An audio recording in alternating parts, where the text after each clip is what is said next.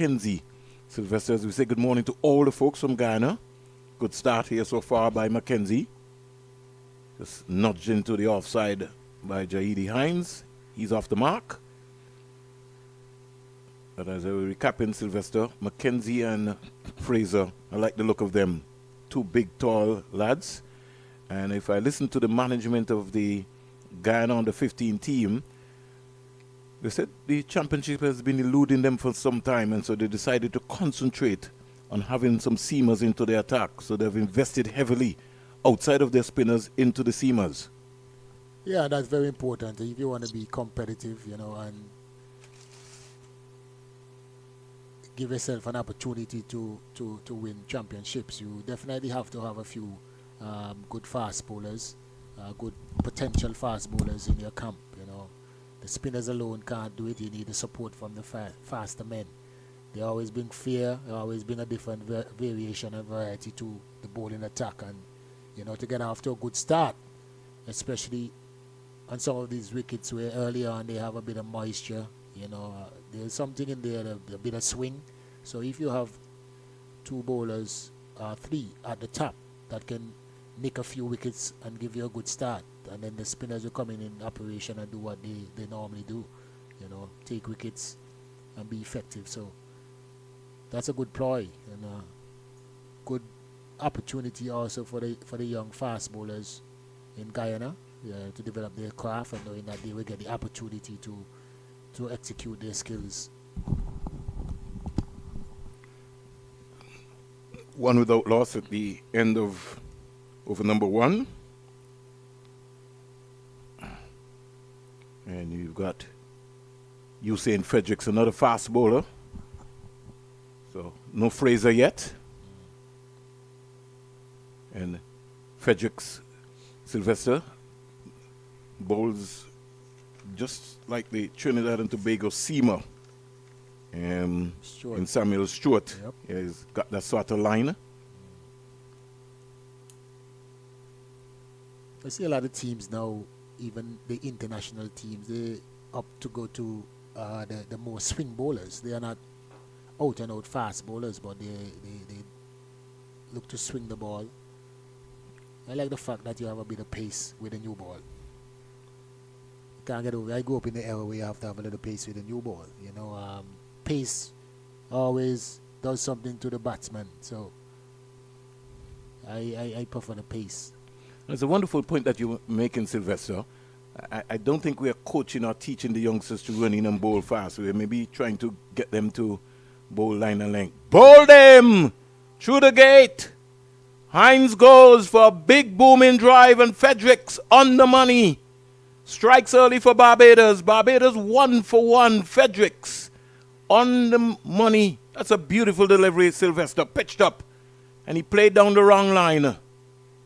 Yeah, and even from the last game, you see with the pitched up deliveries at the half volley or driving length. Most of these batters, they found wanting. Look at his feet. I think he tried to whip that to mid wicket. His head was way out of the line of the delivery, and he thought that ball was basically middle and leg. So his head was leaning over on the offside, losing his balance. And you know him batting, Sylvester. You got to go from heel to toe.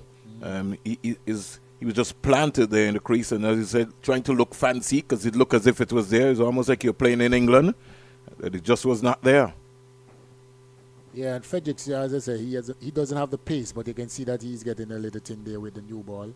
And you have to be mindful and be watchful at first. You got to set yourself, pick up the conditions, get your technique solid so that you can be productive.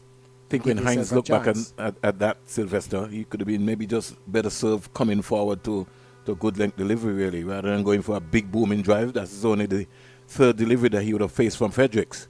No, I don't think the booming drive is the issue. I think it's the way that he tried to play. He tried to play through mid-wicket. If he tried to hit it down like mid-off, mid-on, I think he will stand a better chance. Because the ball struck the off stump. So obviously he needed to play a bit straighter. The length was there, that he could have done that. But he opted to play across. which been his demise. The captain for the Barbados team comes out, Justin Paris. Cumbermere boy. Wide delivery. Wow. He's pretty lucky to get away with that. Is that umpire Bernard Joseph? That's him. That one. Bernie Mac. I think we just finished the local 2-day competition. So I don't know if he's still in that 2-day mood. I'd like to see that again. If my technician can just pull that up. Just want to make sure that we did call it right. It was not called wide. Oh, that ball is darting back, Sylvester. Yeah, the previous one where we thought was wide, that one went away, but this one now he came back. So he's a little dangerous here, Sylvester. So not only that he can get it to go away, he's also showing his capability here, Hussein Fredericks, that he can bring it back as well. Yep. Justin Paris. Last we saw him against Trinidad and Tobago, he didn't get off. Ooh, that's a good line. Beautiful over. Maiden wicket over here by Hussein Fredericks. And at the end of 2, Barbados in a spot of trouble here. They're 1 for 1. Yeah, good start. Good start there by Fredericks. His length, these batters, as you can see early on in their innings, they're very susceptible, with that good length, good area. And it's interesting because as a batter, you're supposed to be early on in the innings, you're supposed to be, getting in the right position, trying to pick up the line, the length. But these guys are starting slowly, and I have watched the warm up. They seem like they have been pretty warm. Sargent is whipping this one across the line. Fraser comes across, fumbles for a moment, but he recovers very quickly, and he just lobs it back to the keeper, Doylan. Now Sylvester, pretty interesting. I saw Doylan with a new keeping style. Don't know if you picked that up. As coaches, these are things that we look at. It doesn't go right down.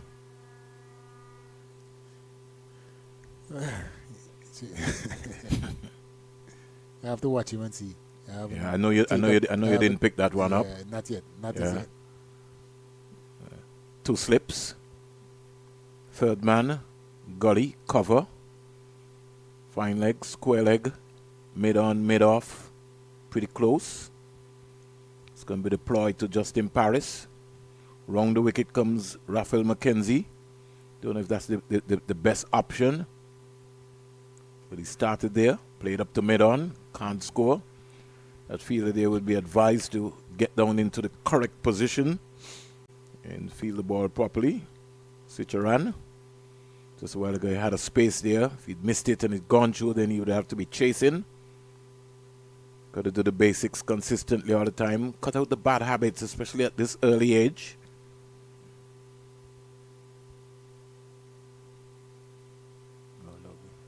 Driven again sweetly out the backward point, Paris.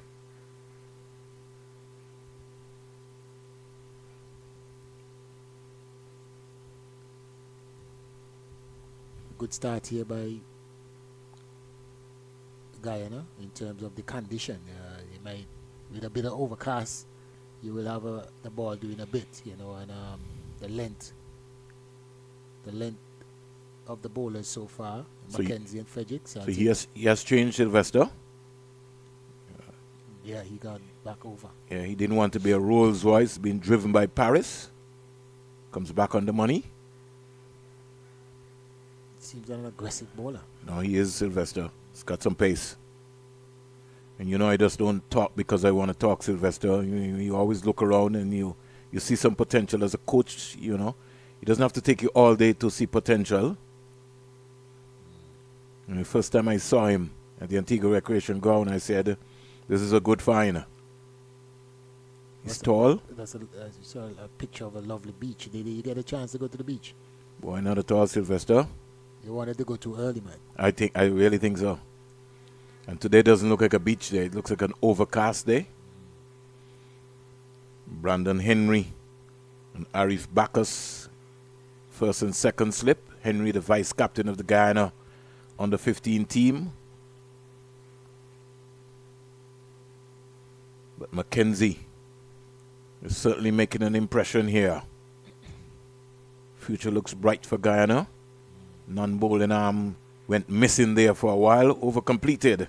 And at the end of 3, Barbados, the defending champions, they are 2 for 1. Yeah, I think they need to give a platform, give a good foundation, these two batters. You know, the Barbados team would definitely want them to get in, you know, give themselves a chance, lay a good foundation, because this game is very, very important. Looking at the point standing, I think that, you know, Guyana winning this game can overhaul, you know, Barbados from the top. And then you have Trinidad. When you look at Trinidad, if Trinidad win their game, they might have an opportunity to come second. So it's very, very important. All to play for. All to play for. Fredericks. Guyana captain Rami still persisting with the 2 slips. 2 slips. This captain seems like the best I've seen so far from in terms of the field placing. Remember last week, the last game, the guys were so close when Trinidad was and Jamaica, they were feeling. But you can see that, I don't know.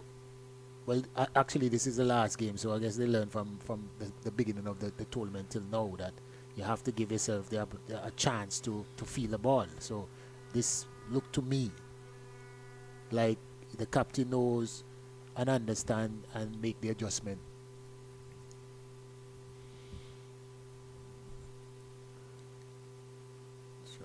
Whipped away, 2 square leg. Will it be Barbados' first boundary? It does now. Hits the rope. And Sargent is often in a hurry. He goes to 5. The captain, Justin Paris, is a naught. And Barbados are 6 for 1 in over number 4. Yeah, half volley and leg stump. Sargent was equal to the task. Playing a lovely kind of whip through square leg. All around the ground. All along the ground. A beautiful shot. Yeah. Fredericks working, looking for more wickets. He feels that he can go to the defense of Sargent. Pitched up again, driven, cover. Feel a backward point, needed to make a bigger effort at that. He dived over the ball and into the boundary for 4. The second boundary, back-to-back boundaries here for Sargent. We're in the number 10. He goes up to 9. Fredericks with a big number, 118. And most of the Guyanese, Sylvester, they win some big numbers. Fraser 121, Ramsamy 120, Bacchus 119. Yeah, I think Luke Amsterdam 115, the Channel Nurse 107.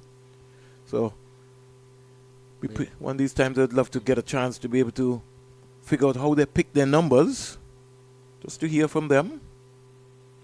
10 for 1. Sargent on the go. It's on the march here. That sort of died on him, Sylvester. He was looking to go square again. Yeah, that one seems like it was a slow delivery. Real slow. Yeah. It took a year and a million to get to him, and he never got up. Yeah.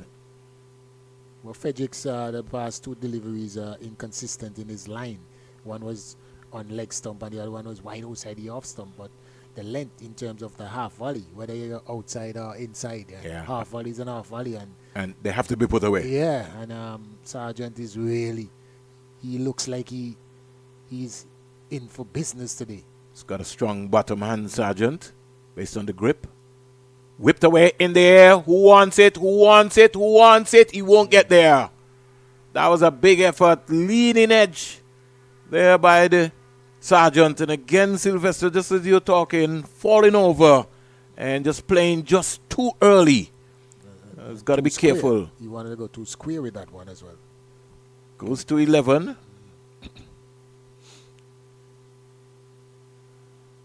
There we go. Too square, yeah.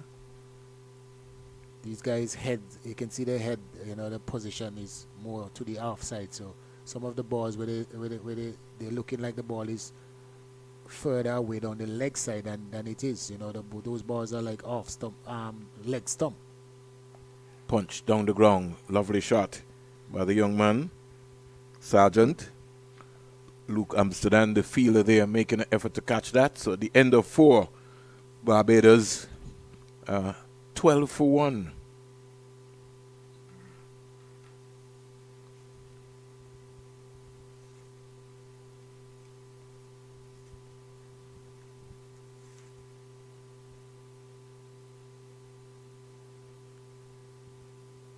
Fredericks created another opportunity. Very good effort there by that field man, that square leg. You know, he was just in front of square. You know, he made a desperate effort to get that one, because I thought maybe he thought that he can see that Sergeant is a dangerous player. You know, so he was trying desperately to take that catch. Yeah, they want to get early wickets, so it's going to be important.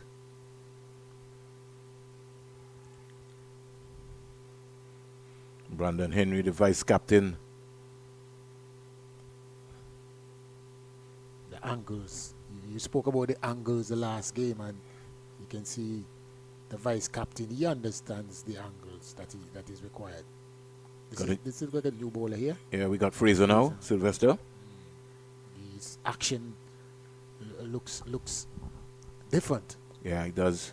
Sort of kind of a quick arm action. This also reminds me of I was trying to figure it out, Sylvester. It looks like I'll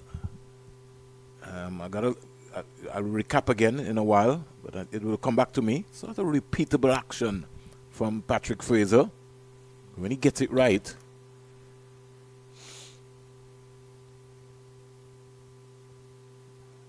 Sort of like he bowls from the wrong foot. Yeah. Yeah. He looks. He's tall. He seems like he's the tallest of the bowlers. Yeah, he is, Sylvester. He's in the tallest. They maybe given another over. Let's see how he handles himself.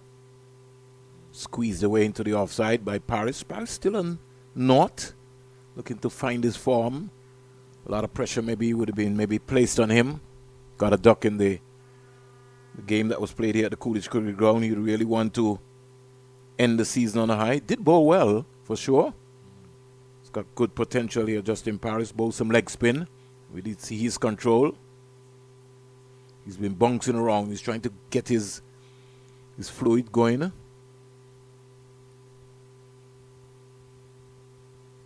Squeezed away. Still can't score.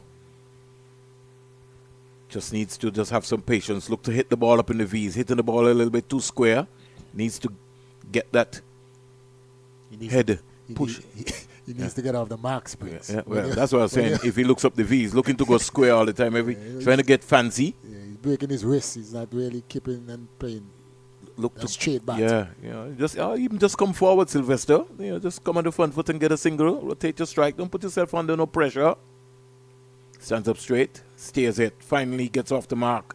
The Barbados captain, Fredericks, comes around and he gets 2 runs quite easily in the end. Keeper Doylan dropping a regulation ball that came right back to him. But Justin Paris look like he has something. He looks easy. Even though he hasn't gotten any runs, he's stroking the ball. He doesn't look in any trouble so far. He's stroking the ball nicely. He's just not penetrating the gaps, but the ball is coming off of his bat nicely. Here goes. Stroke it. That's a lot better. And even when he just has to pose for a while, he's still coming back up. You just need to lean into it, get accustomed of it, stay into that correct position all the time. Go from heel to toe. And they always tell you, and you would have heard that so many times, Sylvester, keep looking up the V. There are only 2 fielders there. A lot of these youngsters they don't want to see any V. They want to see square. Drive in again, beautifully to cover. Don't think it will have the legs to go for 4. They'll get 2 runs quite easily. So Paris picking up 2 more in the process. So no ball signal by the umpire. Yeah, Akeem O'Geese. Think he was mashing the return crease there, Sylvester. He went outside. You have to take a look at that again. Maybe he's thinking about it, maybe even not running on the danger area. That could be something that could be playing with his mind. Paris is 4. Barbados are 18 for 1. The final round of the Cricket West Indies Under 15 Championship. Down the onside. Missed out on a free hit. Signal wide now. Dowling came across and looked sort of disappointed. Think he should be glad that he missed it. Yet in the process, he gave away a wide. And the free hit still stands. Yeah, it does. Lamar Cicheran just having a word with Patrick Fraser.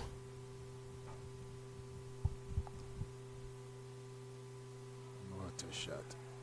Hoisted over cover for 4. It's got long levers, Justin Paris. And he hit that with some authority. And down to the boundary for 4. At the end of 5, Barbados are 23 for 1. So good morning to Hartley Aline. 23 for 1. Half volley, Sylvester. Yeah, that is a delivery that you want in if you're in Paris' shoes, you know, with shorter runs, shorter tournament, and you get a freebie. Those are the ones that you want. But Paris looks like a good player. The first time I'm seeing him. I wonder if he related to Shaq Paris. Shaq Paris that plays for the CCC. Yeah. Easy player. You know, I had the pleasure of working with them for a few games. Shaq Paris reminds me of Marlon Samuel, just his demeanor. They have so much time and ease, like there's nothing on their shoulder. The world is at ease, you know. They just go about their job, doing what they do. But he has good potential, and this Justin Paris, it seems like he has a lot of time. Fredericks to Sargent. Sargent driving square again out to the backward point fielder. And Sylvester, this is more or less a balanced field here. Yep. Don't know if I sent you a video, Sylvester. Yeah, sorry. Yeah, the Barbados Windwards game. That's something that we were talking about, Sylvester. The youngsters, you know, feeling and just too close. In fact, he was very nonchalant, Sylvester. He reacted late.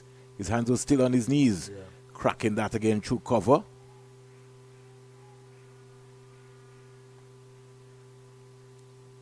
I like Richard. I like Richard as a captain. I like it. He made a adjustment. He had 2 slips, and he realizes that Sargent likes to drive, and he strengthened the offside to give his bowler, you know, the support. Again, captain, just as Sylvester said, just collecting the ball right now. So they've done their homework. Sargent getting a little impatient, Sylvester. He's a power player simply because the bottom man is coming into play there. So he's frustrated now. He's got to reach out to the balls. And he can't break down the Bridgetown wall. Not the Bridgetown, the Georgetown wall. And so he's got to go and rephrase and rethink. And maybe just keep batting. The seawall, the seawall. Well, I wish if he had sea here right now. I'd be in the beach right now. The only thing is that this wall here for Guyana is at the Coolidge Cricket Ground. Guyana looking for more wickets. This is over number 6. They've only been able to pick up 1 so far. Fredericks will bowl a beautiful over to date. Pitched up. Can't bowl him there. That's his strong area. Missed out there, Sargent. He loves that. He's just rehearsing. He's going to clip that away. Yeah, with as you said, with his strong bottom hand grip, when you bowl middle and leg, that's his meat and drinks. He looks really, really comfortable hitting those balls on the middle and leg stump. So Barbados promoting Sargent. He's bowled him. That's what we were talking about, Sylvester. He got frustrated. He was sent to give Barbados some impetus at the power play. And we were talking about his bottom hand. Played around a delivery there. Lost his shape, lost his balance. He also lost his stumps, and Usain Fredericks strikes for Guyana in his third over. And as you said earlier, even before we started, you said that the Guyana team has a few fast bowlers in their ranks that always picks up early wickets, and they are showing and continuing that good trend here today. And it's a good start. Barbados, maybe for the first time in the competition so far, is under a bit of pressure early on. Well, in fairness, Sylvester, when they played against Trinidad and Tobago, they did lose some early wickets in the power play as well. So they've been juggling. They have not been able to get off. Yes, they've scored quickly, but they've lost also early wickets as well.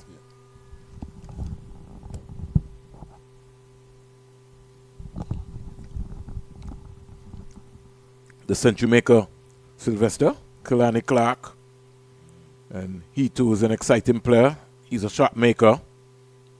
Scored 100 in the last game.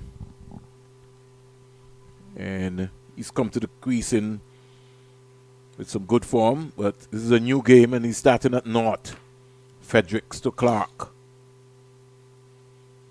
What's that? On the money here. Yeah. Usain Fredericks. Over number 6 comes to an end, and at the end of it, Barbados are 23 for 2. Yeah, and even notice the length and the line that the most effective bowler so far is bowling even from the previous game. These guys, the line is more like off stump. They bowl more wicket to wicket, getting the ball to do a bit in and out, and when they bowl straight as possible, they are very effective and getting results. So very penetrative, good areas, always, testing the batters, at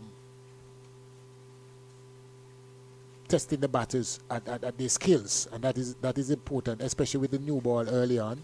You want to take their technique, and as I said, some of these techniques are found wanting.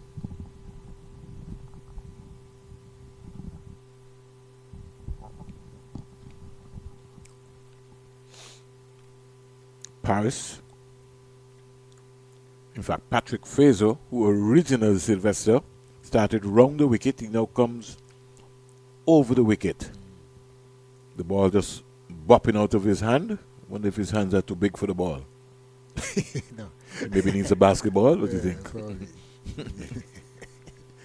He's not settled. He doesn't look settled in his run-up, even in his delivery style.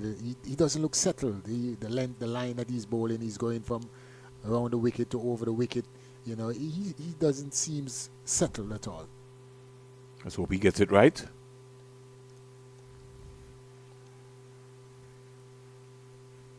Wondered why they made a change so early. Yeah, I was wondering that too. Yeah. I think maybe what happened, Sylvester, the original plan looked like it was to bring the young man, McKenzie, from this end. Yeah, because remember, Fredericks did go for some quick boundaries. But Fredericks has put his hand up and said, listen, that's okay. He came back well. Right? Yeah. He came back well. Good positive shot there from Paris. Up to the mid-off fielder. It's got to look up the V. Look up the V. Keep looking up the V for a long period of time. The art of batsmanship is to spend some time at the crease, soak up some pressure. This is a 50-over game. It's not a T10 game. It's not a T20 game. You're talking about 300 balls. This is only over number 7, which means that you have another 43 overs to go.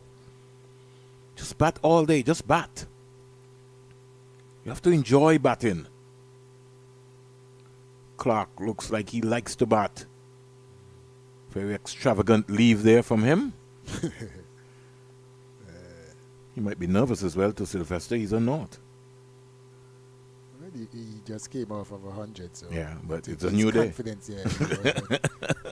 His confidence will be still, no matter what. Why is he coming off 100? The leading run scorer, isn't it? So, yes, he is. Yeah, so his confidence is I think is there, but he's... Look shot there, Sylvester. That comes sometime when you're overconfident. But at this stage, you have to make the adjustment and understand that, you need a good partnership now. You need a little partnership. You two guys, a captain.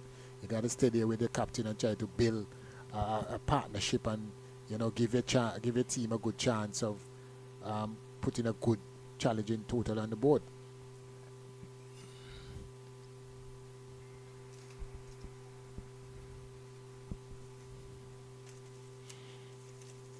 $24 for 2. Clark is naught. Paris is 9. The Barbados captain. What a exciting weekend of Carifta action in the swimming pool in Trinidad and Tobago and on the track. Some very outstanding performances. Steered down to backward point, can't score. Paris was a 9. Kalani Clark remains a naught at the end of over number 7. Barbados are 24 for 2. Yeah, he has to be more watchful. I think some of those deliveries that he's playing, they're pretty wide outside the off stump, and he's playing on the move, so he has to be very, very careful.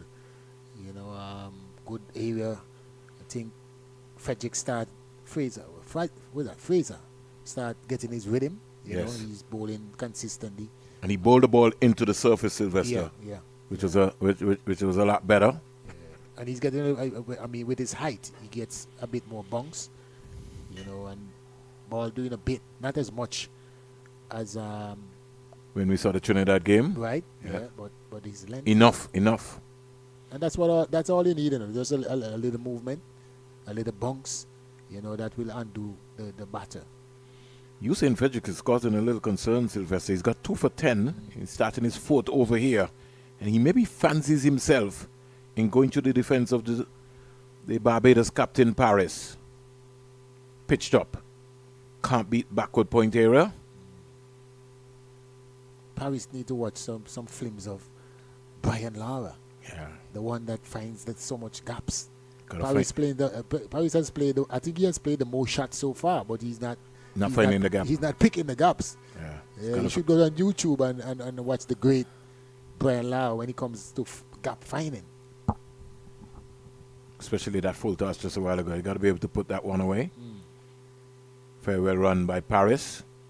Nice soft hands. Once again, Dowling. The ball bubbling out of his gloves. Don't know if it's a new pair of gloves.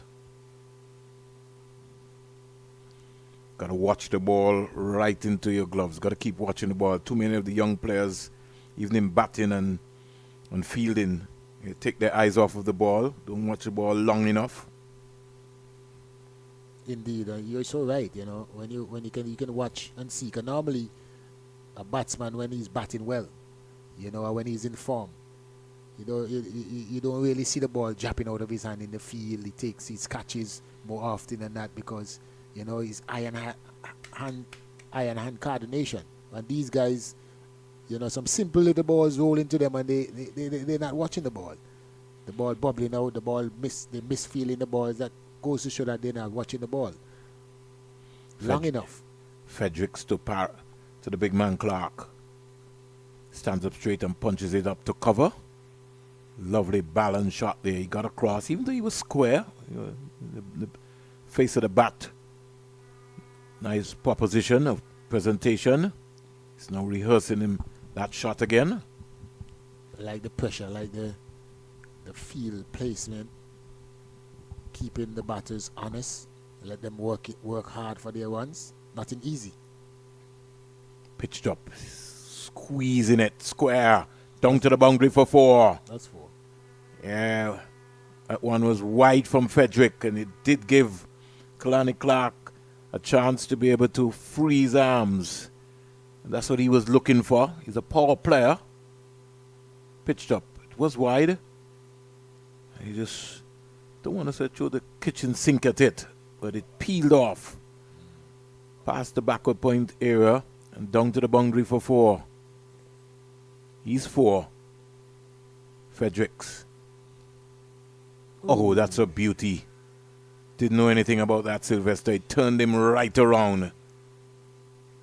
That's the area that Fredericks was trying to work on. Yeah. He has a tendency of pitching the ball too wide, even down the leg side. But when he hit those areas, That's a Samuel Stewart delivery there. Yeah, when he hit those areas, he's unplayable. Yeah, definitely. 29 for 2. The fans from Barbados, they're cheering. They want to look to be celebrating sometime later.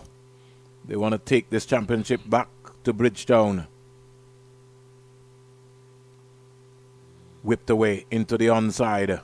Gets an easy single. And the good thing about that Kalani shot is that he just waited. Didn't go too early. Yeah, that's why I said he looked to play more like mid-wicket, mid-on.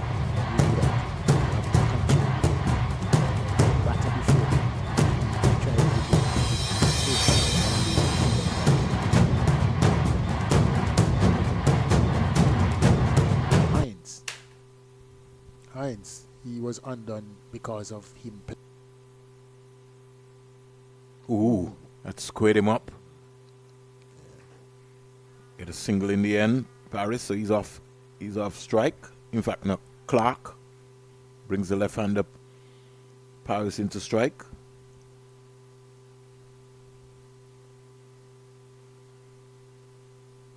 Like he wasn't sure about that one, Sylvester, on the replay. Clark has a little bit of Kevin Stout in him. His movements, I mean, he's short in stature as Kevin Stout, but he looked similarly in some of his movements. I can see a little Kevin Stout in him. Tucked away into the onside. Well played by Paris. He's thinking about 2, but I don't think Clark is interested. So Justin Paris going in some confidence. He goes to 11. Now brings Kalani Clark, the tournament's leading run scorer and only century maker so far. He's up to 6. And Patrick Fraser is bowling a very good line here. Overcast conditions here, slightly. Yeah. Not heavy. He's got a little brighter since we started. Stands up straight and punches that out to cover. Kalani Clark. Patrice Fraser getting into his groove. I think he's better with him, hitting some good areas. Yeah. I think when the Guyana Cricket Board ordered the uniform, Sylvester, they didn't expect that they would have to find a Patrick Fraser. Is it? Windward Island's in some trouble here, Sylvester. No ball here, just overstepping. Leeward Islands are 34 for 2 against Trinidad and Tobago off 9 overs. Windward Islands under 15, they're 24 for 4. Wow. Today looks like it to be an early day, or as Jackson would say, a beach day. Well, you have 365 of them here, so that's not a problem. I think tonight is also the closing ceremony, if I'm not mistaken, at the Sir Vivian Richards Stadium. 34 for 2, free hit coming up. After that, no ball. See what the approach will be from Justin Paris.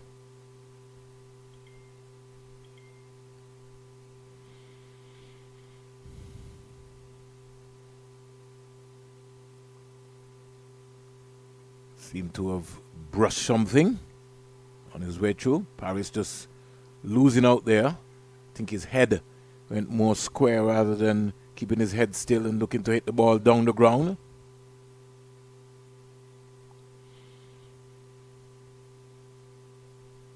Two local umpires from Antigua and Barbuda onshore, Bernard Joseph and Akeem O'Geese.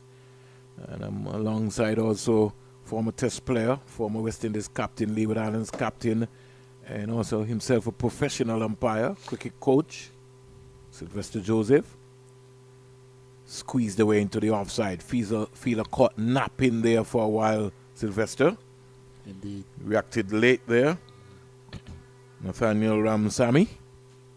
Look as if he didn't feel the feelers were going to be running. 9 overs bowled, 35 for 2.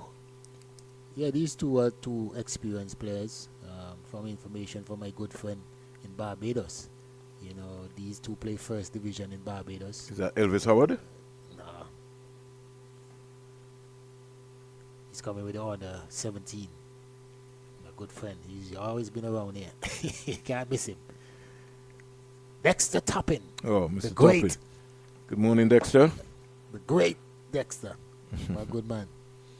Yeah. It's amazing how many good friends we have in Barbados. Ryan Hines, Coach Drakes. It's good to see. Good to see that they are involved so heavily. That's what we were talking about, Sylvester. Milton Small, you're glued to your television. Good morning, Milton. Very active in the National Sports Council coaching program.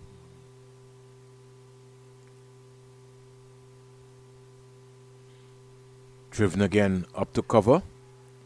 And that's what I was thinking, I made the point with you, Sylvester. We got this Garfield Sobers competition which is going to be coming up. And I really hope that Cricket West Indies will send some scouts at that tournament, Sylvester. There's been a ploy not to pay attention to this Garfield Sobers competition, but it's not every youngster is going to make their Leewards or Guyana or Trinidad and Tobago team, but there's some talent somewhere in a school spanked away. Lucky to get away with that. And Paris just getting a little frustrated, Sylvester. I think he is because, he's hitting the ball nicely, but he's just not finding the gap. He strokes the ball, he plays with such ease, and that pitch is not really reflecting on the way that he's playing. The other guys, you can see a bit of trouble, but he's not in any sort of trouble. The only problem is he's not picking the gaps. He's on 12, Paris. Barbados captain goes back and cracks that. Does he find a gap? He does now. Well, he'll only get 2 as Fraser comes around. 4. Oh, they've given away 4 runs. Got to stay on your feet. This is something I just don't like to see, Sylvester. This is not a dive-in. You're a natural big, tall guy. Get around, stop the ball. That's your first objective. He's thinking about, did he get there, Sylvester? He missed everything completely. Maybe get the boot out. If you can't get your hand down, just stop it. That's the first objective. The boot is the farm away, Springs. You got to dive these days. 39 for 2. These guys are athletic. Are more athletic.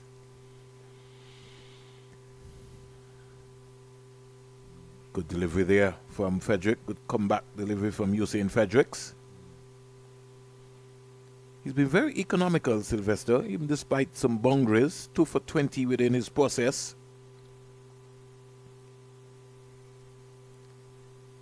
But I'm interested and I like the setup in Barbados. You have, if not all of the farmer players, they're involved in the coaching system. Shot. Hit down the ground for 4. Didn't try to overhit it, but hit it straight. And Fredericks leaking runs here. 8 runs already out of the over. We're going to maybe have to think about getting him out of the attack, Sylvester. Should be. He's going to be soon because he's been going for a while now. And he bowls some very good deliveries. He bowls in certain areas, but he has that knack of giving you that full toss every now and again. Or half volley. It's a pity that Paris is not really finding the gaps because I think he would have been off already. Yeah, this is the final ball of the power play, proposed final ball. Barbados are 43 for 2. Make it 47 for 2. Paris spanks that. Behind square for 4. Power play comes to an end. And pretty expensive there in the end. 12 runs out of the over. That was full and wide. And that was put away nicely. Score goes up to 47 for 2 at the end of 10. Barbados batting here at the Coolidge Cricket Ground. Paris is 24 from 28. And Kalani Clark is 7 from 13. Yeah, definitely a good going here by these 2 batters. Paris going in confidence. You can look at him and see that he's a naturally good player. He doesn't really have the runs behind his name, but I guess he has a good chance here today. Good start. After a few low scores, no scores, and you get after a good start, you as a young man, you should cash in. You should look and to go big. And he has an opportunity here because he doesn't really look like one that is not in form. I don't know why he's not scoring, but he seems like someone that is batting well. And hopefully that for the Barbados' sake, especially that he can continue along with Clark, and both of them continue this partnership. Well, just for a moment, we look like we were in a bit of quandary, but finally, Sylvester, the man who we thought would have been bowling for a very long time, he comes back into the attack, Raphael McKenzie, and he replaces Patrick Fraser. But I don't know if he was in the right frame of mind in preparing himself to come back and bowl. There was just some uncertainty. Whipped away in the air past the mid-on fielder. It's racing down to the boundary. And he did the basic thing. First thing was to stop the ball. And they get 2 runs quite easily in the end. Good effort.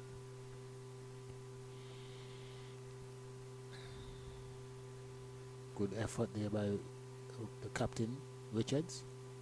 That's him? Yes. Mid on? Yeah. Great effort. Ram the hull.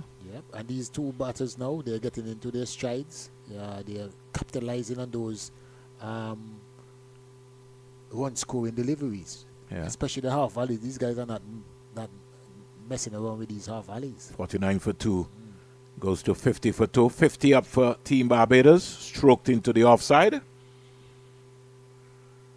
And the supporters, they're shouting.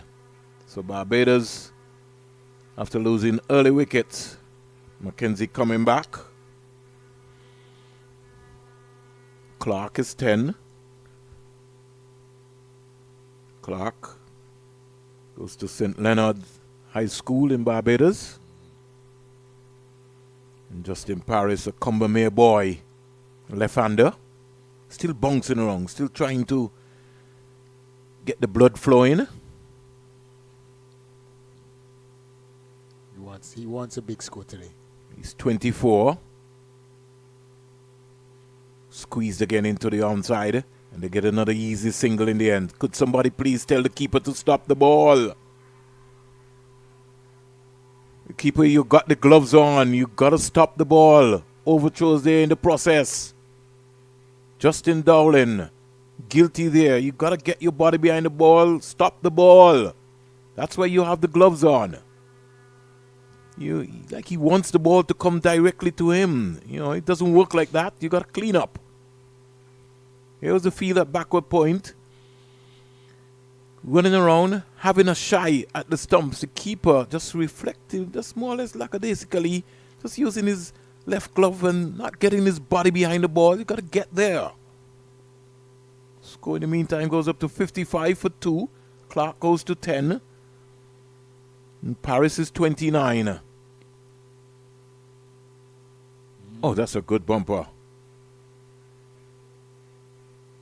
Came back aggressive there, McKenzie. I think McKenzie's upset. Yeah, but it's not the batter's fault, is it? Well, he had to take it out on somebody. Yeah. Want to say good morning to Sean Devers on the regional top cricket commentators. Coming up to the break first here. Here goes McKenzie. He bungs away. Loose shot. There's a appeal for caught behind. Dowling misses everything. He did the most important thing though this time. He catch the ball. Oh, he caught the ball. Yeah. 55 for 2. McKenzie working up some pace here. Wonder if is he family to Travis Dowling? Do you have any idea? I don't think so. Yeah, when I did ask the last time, they weren't at the Antigua Recreation Ground. I did ask that. Here goes McKenzie. I like his rhythm. Steered into the offside. Backward point fielder running in. And his position in Sylvester, you see, the ball is played to point and you see where he's running. Is rather than getting to the stump there. So at the end of 11 overs, Sylvester, we have what we consider to be a small water break. The players maybe can't wait for that. 55 for 2 Barbados. Their captain, Justin Paris, is on 29 from 29 deliveries. And Kalani Clark, the leading run scorer so far, is on 10. So we'll take a break and we'll be back in a couple of minutes' time.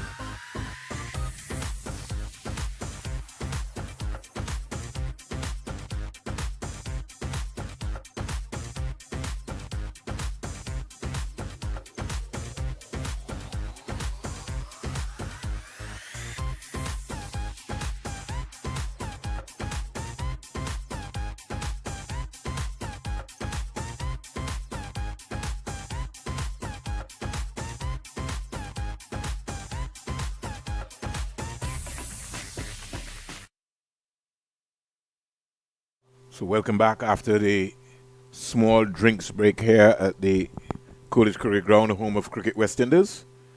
New bowler coming into the attack, Latif. So we see spin for the first time for the day. Just been informed by Sean Devers that Justin Dowling is from Essequibo. So over to the bank more or less. Thank you very much, Sean, for that update. So spin in the go here. We have Latif, who did bowl with some control. You also understand here that Isaiah Thorne has a brother here in Luke Amsterdam. So pretty interesting. We'll wait and see what he does. Short ball down to the backward point area. Looks like McKenzie putting his body on the line there. So Paris, he goes to 30, now brings Kalani Clark, the leading run scorer in this competition so far for 2025. The only century maker from the defending champions Barbados. 56 for 2. Some slow turn here, Sylvester, as compared to what we saw in the Trinidad game. I guess maybe it's pretty early. You got a little square on that one. You got to be careful. Yeah, he has to.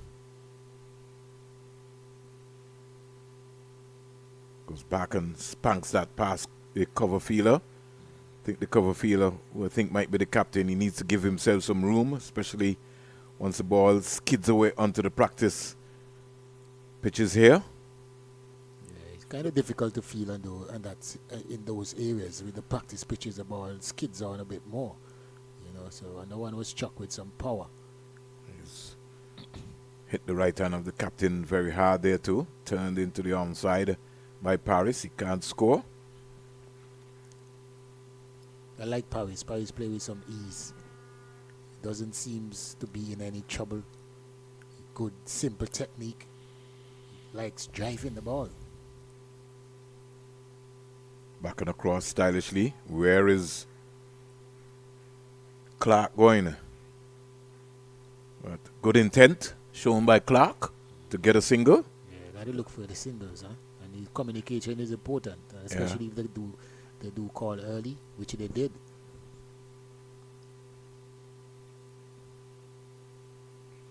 Back and cracking that square. Now he needs to think about 2 here, Clark. Yeah, that's 2 easily. Finally, Dowling catches the ball on the return in. I think you gotta have a word with Dowling after. Over comes to an end. After the game, you gotta have a quick word with Dowling. 59 for 2. But and I know, Sylvester, you're a coach, but I maybe need to see him to the spinners, but just look at him, his stance to the keeper, to the fast bowlers. For some particular reason, I see it's a new norm now. I see the Leeward Islands wicketkeeper Clayton Powell, and I was trying to convince him that, on these tracks you have to stay down a lot more longer. But he was like, and so I said, okay, this looks like it's a habit. Somebody trained him that way. Well, one thing you can say now, you have more qualified coaches that working with these guys, so he probably something they see it more. They see it more easier that way, because it's not these youngsters alone. You see the experienced players as well doing something similar. So I don't know where he's coming from. I'm not in that coaching circle to understand the logics behind of it, so I can't comment too much on that. But it just shown, Sylvester, that even some of those keepers, and I covered the regional for the competition. I'll get back to that, Sylvester. Good soft hands there by Clark. You know, Sylvester, that if you're up and the ball is going down, it's going to be very difficult for you really to, if you're ready to rise in, to be able to try to react to get back down. What I can say is that if it's not being effective, as we can see now that he's dropping a lot of balls and he's not in the good position, it's not working for him. If it's working for him and he look clean and doing what he's supposed to be doing, then you can comment in. But when you look at it, squeezed the way out into the offside. Sylvester was just sharing his input and it's just our observation, and we want folks to understand. We've been around this cricket for a very, very, very long time. I just find that some bad habits are creeping in to the fundamentals of the game. Whether it is modern day or old day or whatever, the fundamentals of the game remain the same at all times.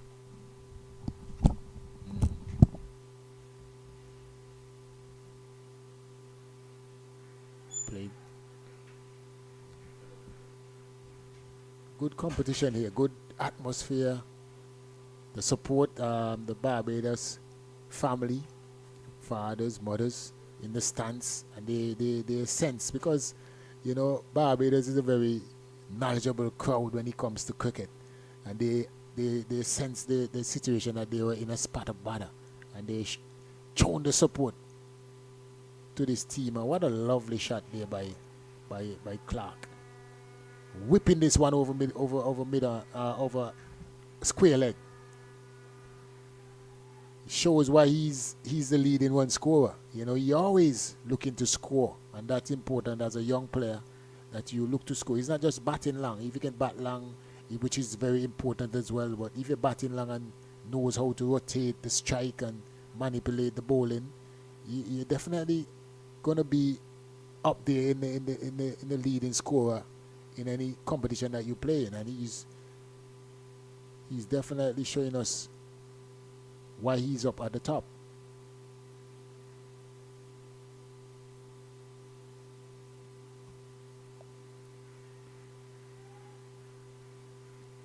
A big partnership here brewing.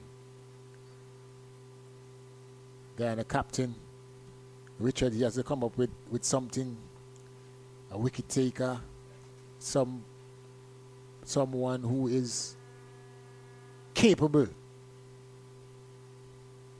of breaking this partnership, because this partnership is getting dangerous. And the Barbados team has proven through the competition now that they enjoy batting. No matter what the situation is, they will fight. A well-prepared team. Must give the Barbados Cricket Association a lot of credit, the coaches, because they're producing some very good cricketers overall, team building, working together. And he's bold. This is what I'm talking about. Latif, a chief wicket taker, especially in the last game, and he came on. And that one wasn't too short. That one, skidded on a bit as well, kept a bit low. And I think that Clark misread the length. He went back and pulled in. Probably if you're going back, he should have, played with a straighter bat. Just come and punch it. Yeah, he kept a bit low.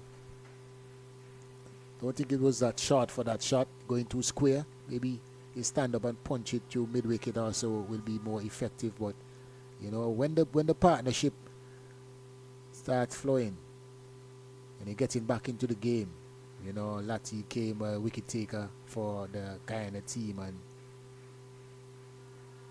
doing the biddings for the Guyana team.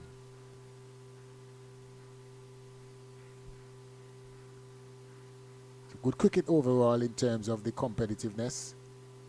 You show the fight, the importance of this game. Both teams understand the assignment, and they're not giving up, even though the battle is going back and forth. It's a good contest so far.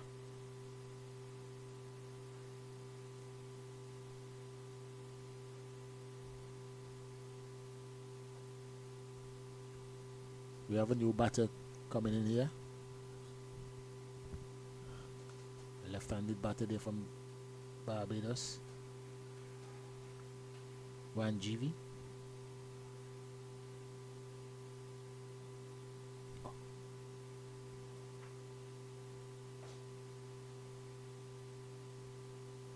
See what Latif has been a chief wicket taker for the Guyana team so far. 6 for 34 against the Windward Islands, and also got 48 not out. So he can bat as well. 4 for 7 against my Leeward Islands team. Oh my God. And 2 for 31 against the Trinidad team. So he's a wicket taker, and when they needed a wicket, especially breaking that partnership, you definitely have to go back to your chief wicket taker. And he came on and he did just that.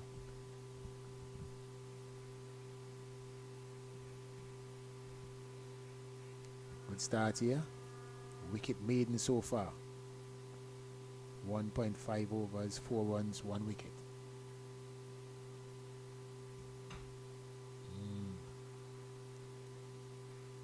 Very, very good over here there by Latif. You know, bowling the right areas, getting the reward, breaking that dangerous looking partnership, and bringing back the Guyana team right in the mix of it. 66 for 3 after 14 overs. Tense battle, going back and forth, intriguing battle. This is what we want to see at this level, especially at the magnitude of this game, that, you know, both teams have a good chance of winning the competition still, because if the Barbados team slips, they will slide. See Coach Raji there having a bit of talk, a bit nervous. You can see him, because he knows the importance of this game.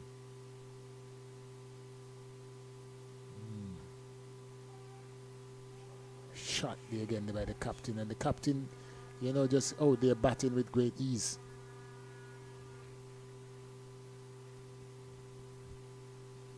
Sorry, that wasn't that was the captain here. He was, yeah, batting nicely. Another beautiful cover drive. I mean, a full toss. In the previous game, we had a lot of full toss that the batters were failing to put them away. But this time around, the captain, you know, standing up. Justin Paris. He needs some runs. And he has an opportunity here. I think it's a good time now for him to come to shore. As the captain, teaming a spotter batter, and he's batting nicely, very easy on the eye, stroking the ball nicely. I like the look of him.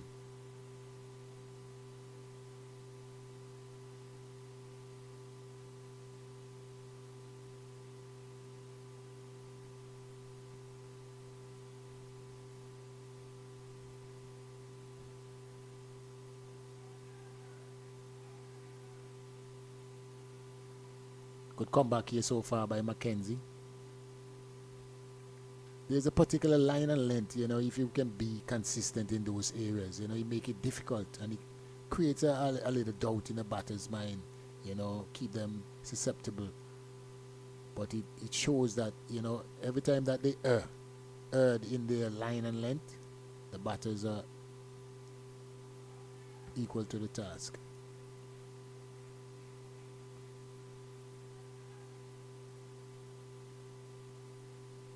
Lovely day for cricket here at CCG. The sun coming out slowly but surely. It's 71 for 3.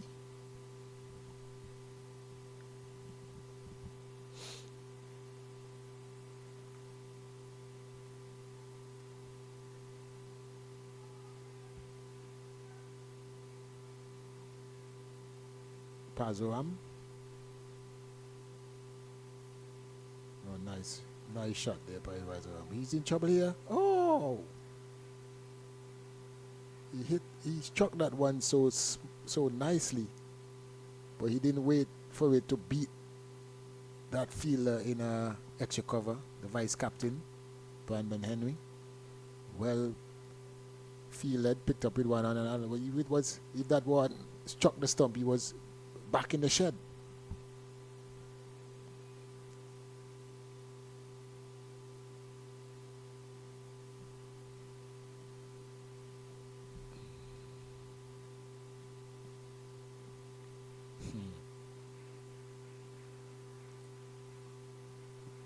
Naughty shot there by Pazaram.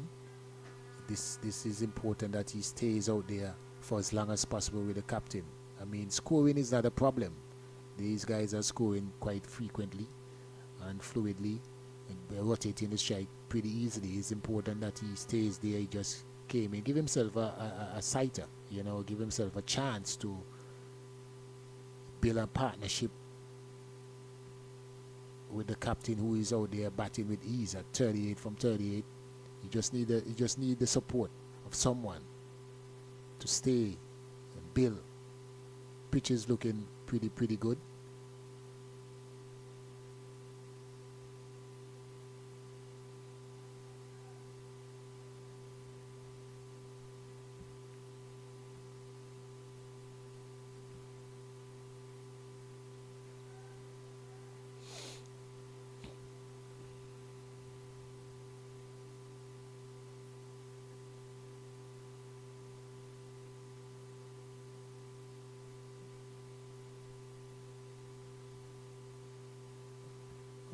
Back and pull in another short ball.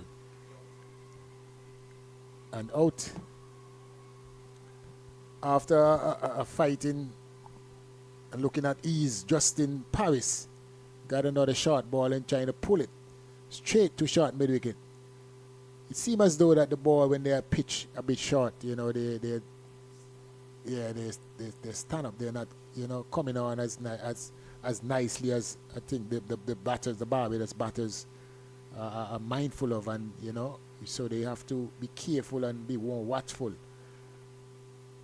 But nevertheless, this is what the Guyana team is all about. Latif is a wicket taker. I think they have to look at him a little more in depth, being a bit more patient with him, and play him out, because he is a chief destroyer for the Guyana team so far, and he is doing a magnificent job here by taking some well-needed wickets. So Captain Paris goes back in the dressing room, and the Barbados team now is in a spot of batter.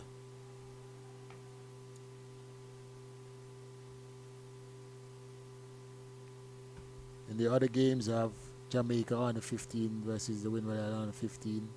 Windward Islands is 51 for 5, 15.5 overs. The Leeward Islands also 55 for 5, 15.4 overs. Both games are going similarly. Here at the CCG, Barbados 71 for 4. Will we have a shot there today? Because it goes to show the tournament that Barbados has a fighting team. So will they? This is the day that I think they need to be up for the fight, because if they lose this one, it's over for them.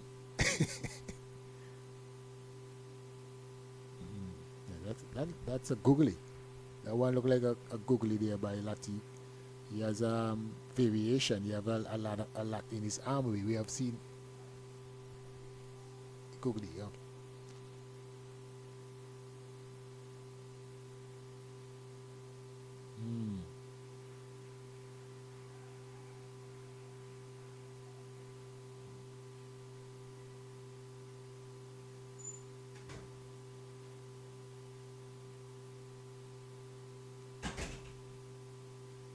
Ooh, another googly. That's one that looks like a slider. I think in a situation like this, I mean, the batters of the Barbados team, they have to be more watchful with Latif. He's a dangerous customer.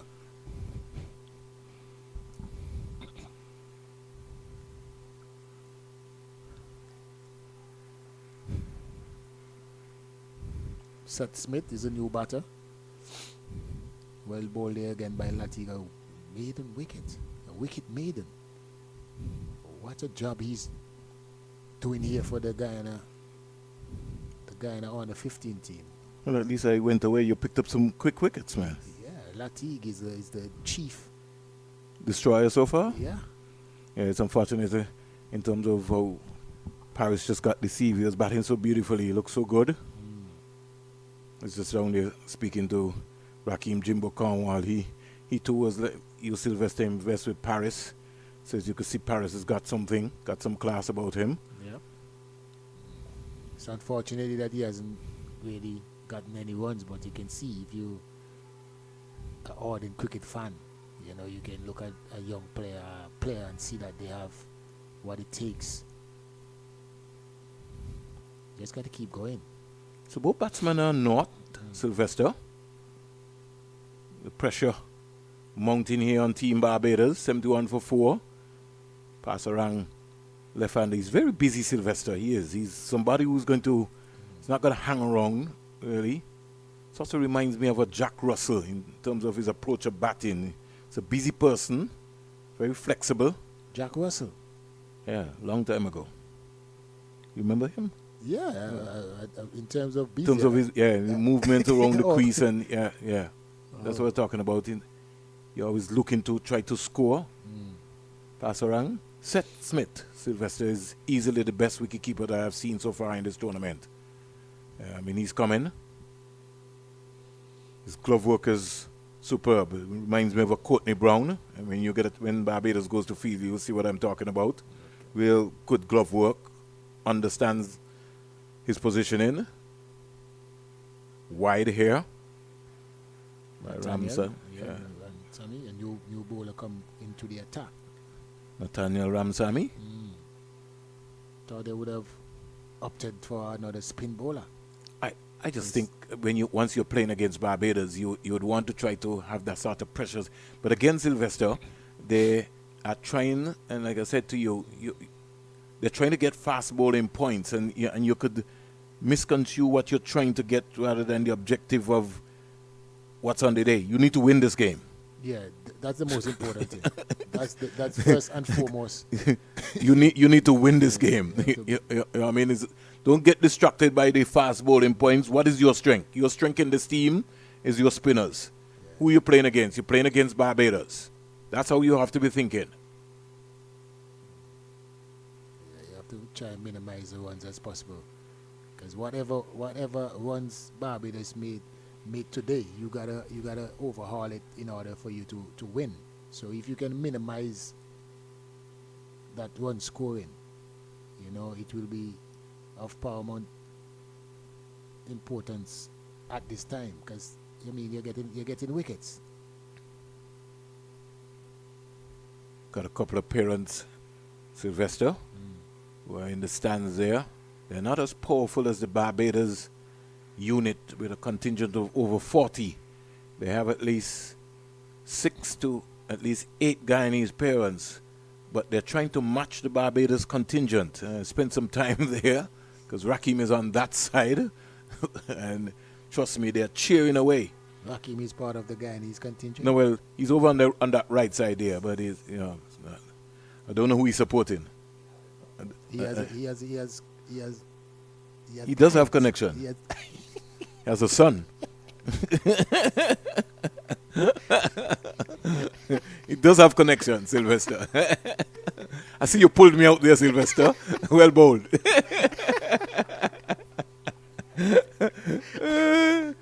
Yeah, he's got a little boy.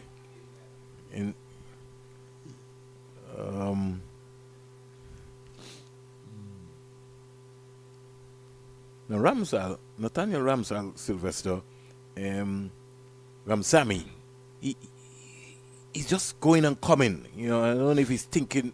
He's just up and about. He's already given away some 2 wides in this over already, and this is only his first over. Already 5 runs out of this over so far. Nathaniel Ramsamy.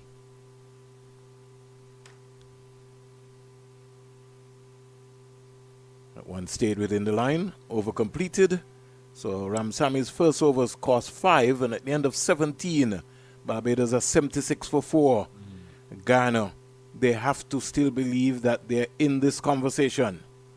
And it's something which I think that a lot of teams seem to have let up on the Barbados team. This team still bats deep, still have some good cricketers because of their experience, because of how long they've been around, and how much cricket that they've played. They played school cricket, some of them play first division cricket. They've got touring teams that go to Barbados, so they get an opportunity to play some cricket. But Latif, the leading wicket taker so far in this under-15 championship, number 34. Where's Latif? He's also got a hat-trick in this under-15 championship as well, too. Latif is letting the Barbados know that they have to put some respect on his name. You know, he's a wicket taker, and not only is he a wicket taker, but you can see he's very frugal. He bowls consistently, you know, and he has different variation. So he's definitely one to watch and respect.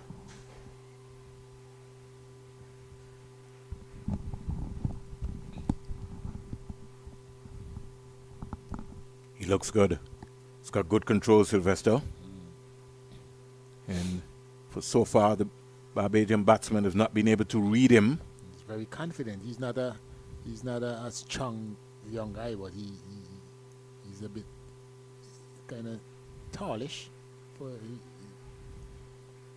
terms of his structure. He's not that muscular, you know, but he's confident in the way that he runs and bowls. Very balanced at the crease.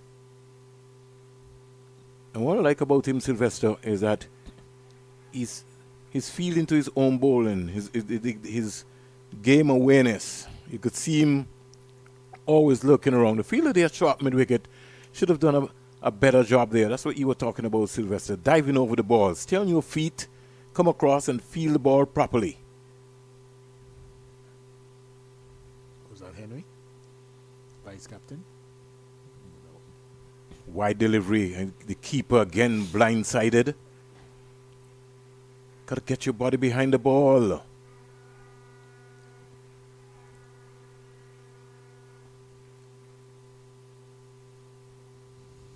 Signal wides, right, Sylvester? Yeah, that's 5 wides. Gotta look to stop the ball. Your objective is you got the gloves on. That's why they pick you as the wicket keeper. Gotta stay down, and you gotta get your body behind the ball.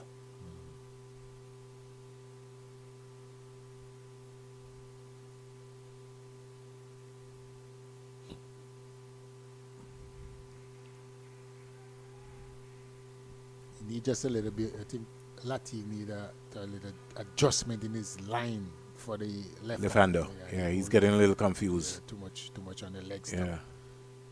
Maybe he needs to just get a little wider on the crease. See an express handler. I hope he knows that he'll have to pay some commission to the 360 team. Getting some free advertisement there.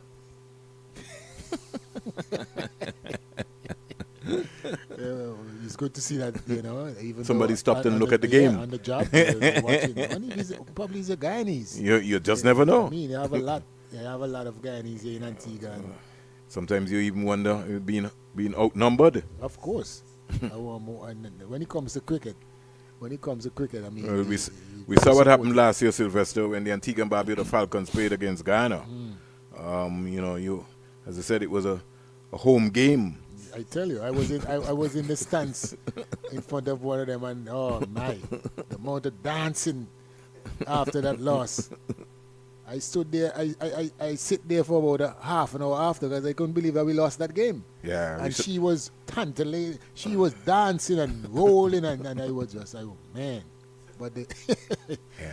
The Guyanese support always up to a different level. Even when you played in the Stanford T20 tournament, Sylvester, they always came out in their numbers. That game, Antigua Guyana, was just easily one of the biggest games. What a shot! True cover for 4. That's what we were talking about, Sylvester. He's that close. You got to give yourself some room there. Looking at the deep, they have a deep cover. I think that guy is supposed to be more to his right. And the jive, more on the jive.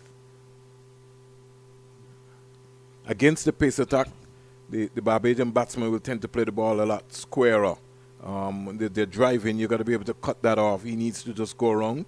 They've got an exchange here, Sylvester, of feelers. Is that Latif who was in that position? 116. On your list, who you have as 116? Was it Ramzan? Yeah. Captain Henry, he was at the third man boundary. Yeah. He's a more bigger guy. He's suited to maybe go into that position there. Guyana just wandering away here. They have to stay within this game. I don't think, to me, Sami is not that penetrative. I don't know if he's a regular, but he doesn't seems to me the way that he bowls, like, he's very penetrative. He seems like he's one that gonna try and come and put the ball there. Doesn't have the pace. Squeezed away, pass backward point, down to the boundary. Fredericks gone for 4. Have to stop that, Fredericks. Poor feeling. That is an easy stop. Stay on your feet and feel the ball. Guyana just falling away here now. It's 92 for 4.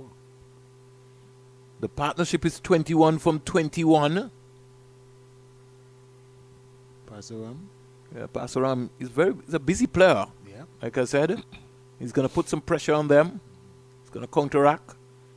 Against Trinidad and Tobago, he scored, I think, 40 odd in that game. Batted in the lower order, but kept the Barbados lower order going. Yeah, he seems like one that will go after the bowling. He's not going to be showing a lot of intent, and he seems also as a boundary hitter. He goes after the ball very hard. Ramsami's over there, Sylvester, cost 9. I think they have to visit this ploy. I know they're talking about fast bowling points, but you need to stick to the fundamentals of the game. Try and bowl out the Barbados team. Just don't give away runs. His 2 overs, he's come on, he's cost 14 runs. 5 in the first, 9 in the second. And he doesn't look like he's going to get anybody out anytime soon, anyhow. Yeah, he doesn't have that penetration, so I don't know if there's another spinner, but at this stage, at 93 for 4, 94 for 4, you need some support for Latif. Latif is bowling really, really well. At the other end, they are scoring freely. And to show you how well Latif is bowling, he's into his 5th over, 2 for 12 so far. And that includes 5 wides. that 5 wide the last over. The keeper should have really done a lot better with that. Shot. Spank down the ground to Fredericks. Seth Smith. I don't know, Sylvester, but you mentioned the name this morning, Kevin Stout. And I was looking at Smith himself too. He also has something about him too. So maybe they copy Kevin Stout as well too. Maybe they might be from the same club. Yeah. He wasn't sure about it, Sylvester, so he just decided to just defend. yeah. That one was right. He made it into a Yorker. Just above his eye line, Latif. Just above his eye line. Again, the keeper not taking the ball. You got to rise with the ball. Ball bubbling out. Dowling's gloves. What the one that slipped? He needs to give himself a bit of room. I think he's a little too wide as well. Hands on the knees. He just basically, hands just came off. You got to be in a ready catching position. Not an ornament. 20 overs bowled. Barbados, the defending champions, under 15. They're 95 for 4. Their captain earlier scored 38. Kalani Clark 17. Sargent 11. And Sylvester, the coach, has come out with a message. And he's saying it's time for Mr. Ramsarang to get out of the attack. And they're bringing back Fredericks. Look like Fredericks is coming back. So they seem to be still continuing with their ploy, Sylvester, of getting fast bowling points. That has to be the objective. That's They're banking on that. I hope they don't miss the real trick here. The trick is to bowl out Barbados. Barbados has got the best bowling attack. So you don't want to have to be chasing anything close to 175, 180 on the final day against this Barbados. Barbados got a good bowling attack as well, unless they feel that they have the batsman that can chase it down.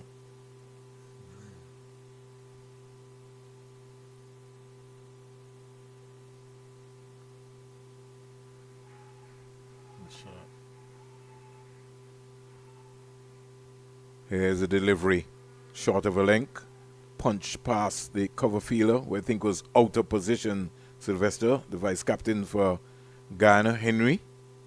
I think the Guyana team, the game should be in a balanced position, but it seems the Guyana team looking a bit raggedy. Even though they're training in the ball passing the keeper, the ball passing the fielder, a bit of misfeeling. It seems like they're a bit rattled. For what reason, I don't know. If you have a few indifferent balls in terms of the bowlers, they're not being patient and keeping on the pressure and creating, that wicket taking deliveries. They're all over the shop. And I think the Barbadian batsmen are more comfortable to the pace attack, really, or the medium pacers as I would consider it. 98 for 4. Make it 90.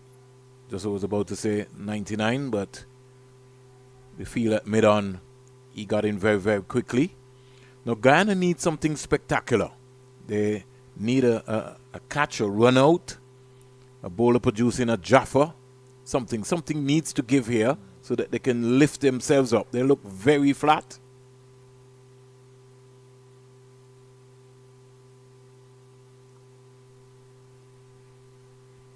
You would think that Barbados would be more comfortable with the pace, the medium pace attack, and you can see Latif came in and he got a few wickets with his spinner. We haven't seen any introduction of any other spinner so far. And I'm sure in this team they do have some other spinners.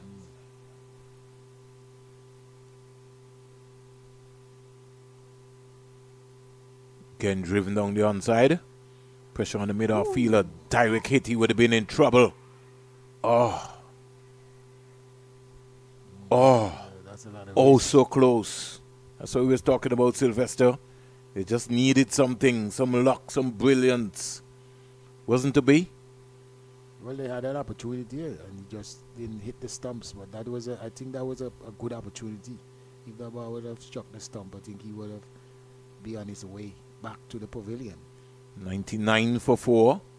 Barbados also, this player has to be very careful as well and don't get too complacent. And it's important that they get 100 up for Barbados. good running again. Misses again, Fredericks, and they come back. The keeper again. Look at his positioning, Sylvester. You got to look to stop the ball. Yeah, it's raggedy. He's looking too raggedy. And Fredericks is trying to say to him, listen, you got to stop that. You got to cut that off. That went past the keeper onto the onside for a single. And you could tell he's not even concentrating here.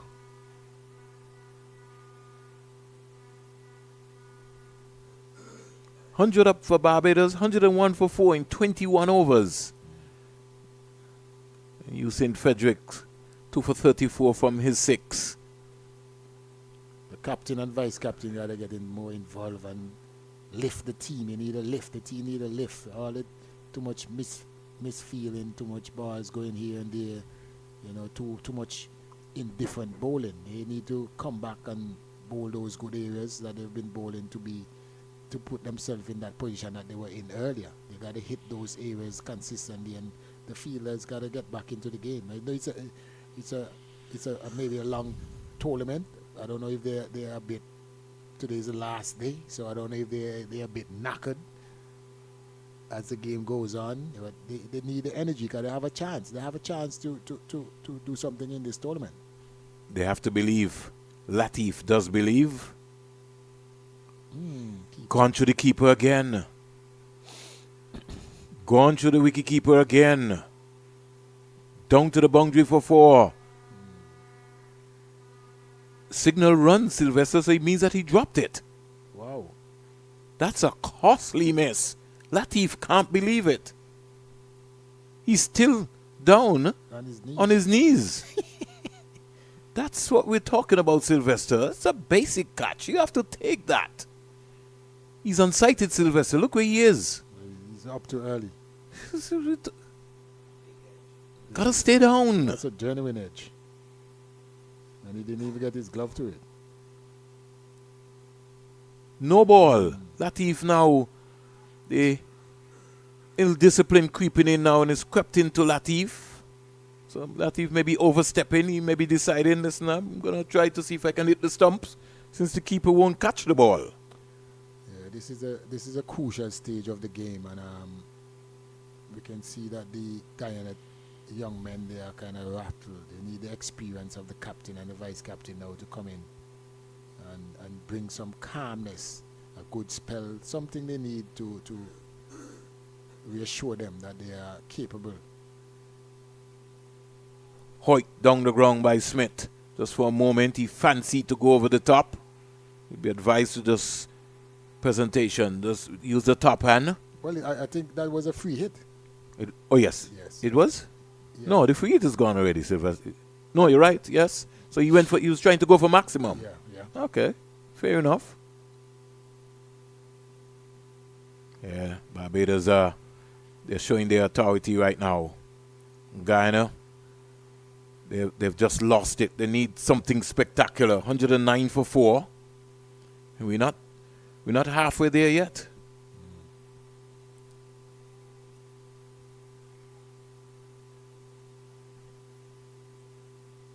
Worked into the onside. Can't score. Henry, the vice captain of the Guyana team, comes around at the short mid-wicket area. I like Latif. I like his spirit. Yeah, the partnership there, 38 from 40. Almost a runner ball. Yeah, they're showing good intent. They're rattling the Guyana players. Well done there by the captain. So, over comes to an end. Latif, 2 for 21 from his 6 so far.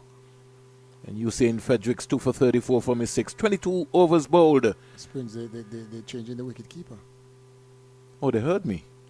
I don't know, but it seems like the coaches are annoyed with this. And they said they're changing the wicket keeper. I don't know, but he was keeping, not that we're putting any pressure on him, he was keeping like something was wrong because he's not catching the ball, he's not getting himself in a good position. So I don't know what's his situation, and he's costing the team, even just the mannerism, when you have a keeper and the ball is going through and ball is going here and there, his keeper is the one supposed to be cleaning up and make the team look good, but he wasn't doing that, so he's coming off, so maybe he has some sort of injury.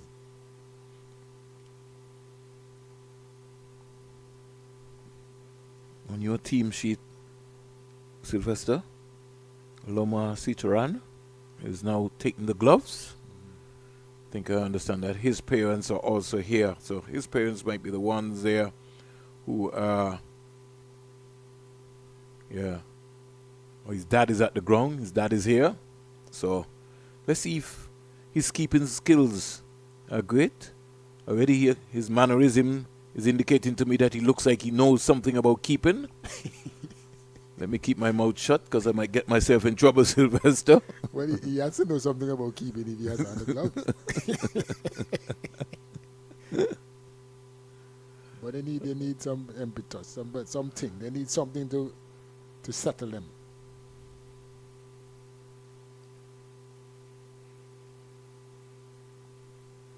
You're saying fidgets. So you had any look at the Carifta games, Springs? You had a chance to? I have a niece down there.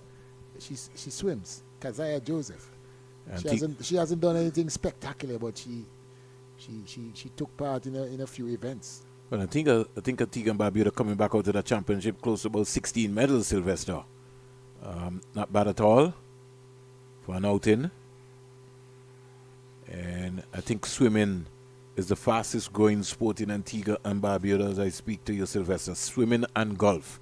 That junior golf program at the Cedar Valley, Striving for Excellence, is a magnificent program. And if only some of the other associations in Antigua and Barbuda would get a glimpse. And, you know, when I look at what is happening at Cedar Valley Golf Course. You have other, the Ministry of Sports also have coaches like Vincent James, Otis Thomas. These guys also have a group that they work with. You know, so some of the guys that, some of the young players that went to Barbados as well, they are part of, you know, along with those for Striving for Excellence. So they are doing a great job with the youths, and the collaboration has been excellent. Yeah, and it goes to show that, you know, if you give the support, you have the talent, you just need the support. Well, his glove work certainly looks excellent so far, Sylvester. His foot movements as well. He's moving.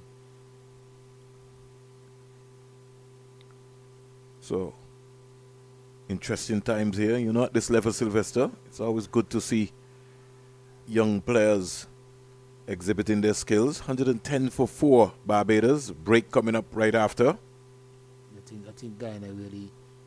They missed a trick. They want a well-deserved break. Yeah, they certainly... They want a strategic timeout. Yeah. They probably need to have that in the under 50. But the coaches, they can't go on the field. Yeah, but we have. This is Cricket West Indies Championship. You have to change that up. This is a development tournament, and the players need help. You know, you got to get teachers who got to come out and teach them the game. Look at the keeper. Beautiful take. Brushed the pad, and he came across. Just brought some athletic ability straight away to the Guyana under 15 team. That's some tidiness. You know, oh, yes. It looks better. It looks better. When your keeper is keeping, sometimes it's a bit raggedy. But if the keeper is cleaning up certain bad shows and, you know, certain wide deliveries, it gives the team something to look forward to. Partnership 39 from 46. Make it 40 from 47. In fact, make it 41. He stopped it? Yes, he did, but they get 3 runs quite easily. So 42 runs from 47 deliveries. And at the end of it, coming up to the water break, 23 overs bowled. Barbados are 113 for 4 at the end of 23, Sylvester.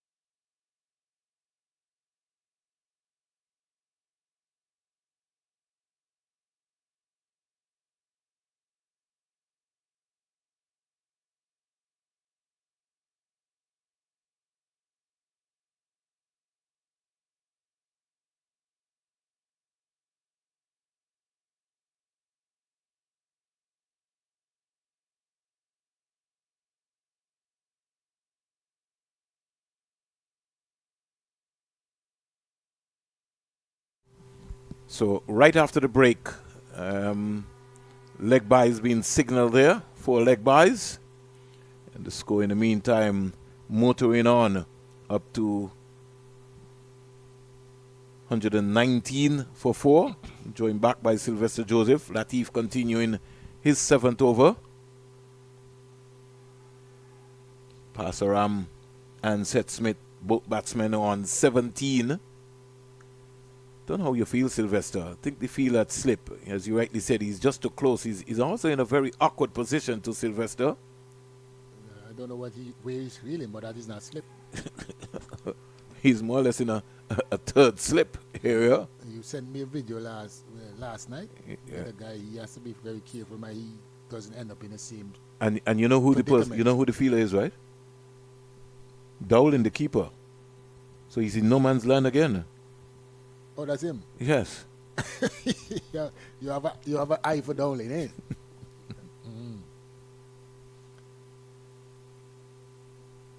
Back Smith.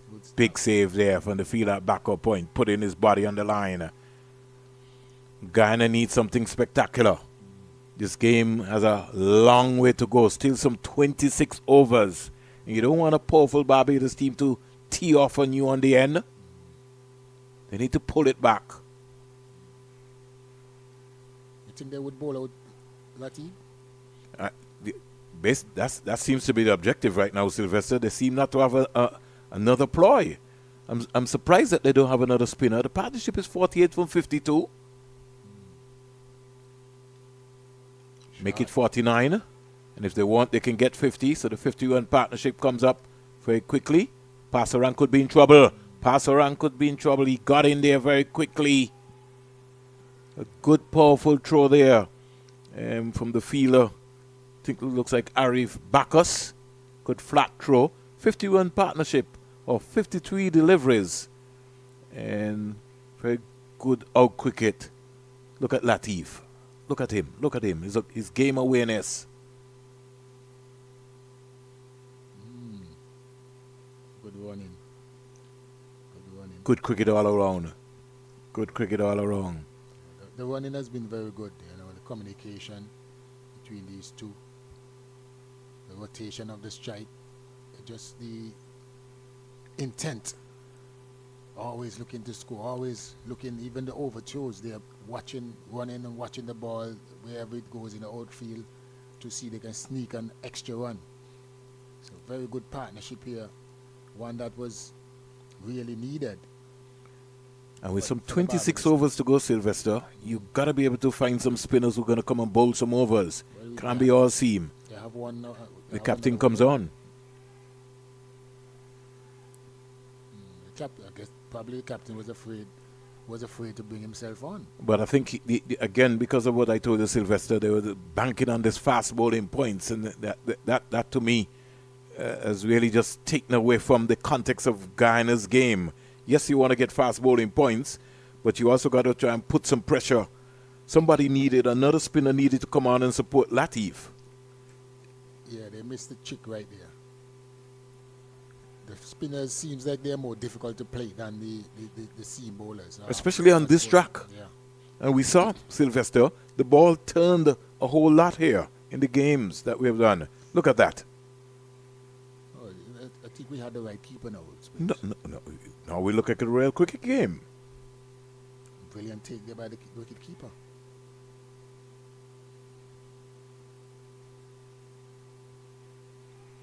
Driven into the offside. Fielder struggling to get around there. It looks like. Fredericks? Looks like Fredericks. He's had a lot of work to do in the outfield today. He looks like one of the stronger lads. He's going to have a good sleep tonight. I don't think he will. You don't think so? They got closing ceremony. And then tomorrow they fly back out to Guyana. And that's the tightness of the tournament, Sylvester. It doesn't really, these young players. 25 overs bowled, halfway there, 123 for 4. And right now, Sylvester, Guyana could be, if they don't remove these two, they could be chasing 200 and up. Well, Barbados has shown that they have a very good team overall. Projected score is 246, Sylvester. Don't know if they'll get 246. But if they battle 50 overs here with the power of the defending champions team, they could get some runs. Also, good morning to Erskine King, Adrian Donovan, all of the coaches in the Barbados National Sports Council. Haven't heard from Courtney Brown in a very long time. Morning, Courtney. Hope that everything, you and your family, are quite well. Sherwin Campbell, Henderson Springer, Kurt Wilkinson, my brother. Winston Reed, Hartley Reed as well too. Marshall. Want to appeal to Conde Riley. Caught. No, just didn't get there. McKenzie coming around. And we have another new spinner in the attack. Brandon Henry, left arm spinner.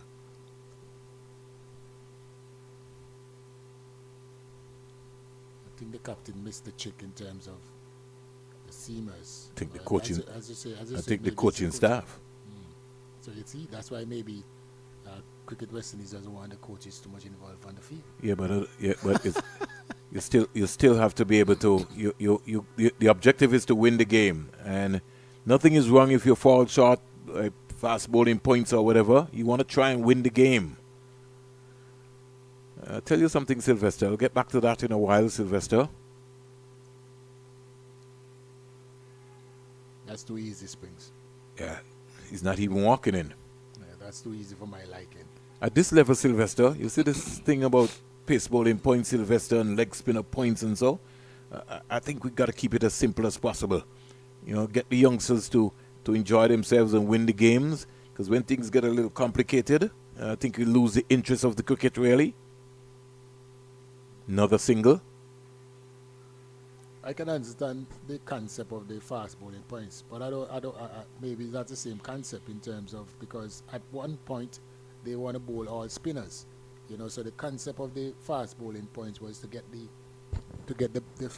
fast bowlers to be involved, to be more, get more overs.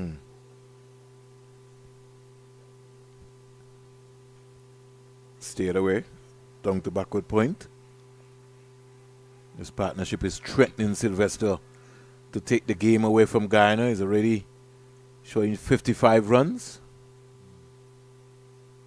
Don't want to say it's quite gone yet, but anything is possible. Remember that the Guyana team has to bat. And they only lost one game, so they're in it to win it. Yeah, so that's the case. So they're not out of it. They just need to recoup and come again, because I think that they can do better. The mistakes that they're making, they just need to get back, you know, focus on the task at hand. The spread in the field, Sylvester. What do you think about this? Long on, long off. That had some turn, Sylvester. I know you would love that. Yeah. The long off is a bit wide to me. I really thought so, Sylvester. Especially the way how a lot of the Barbadian batsmen, they have a strong bottom hand, really.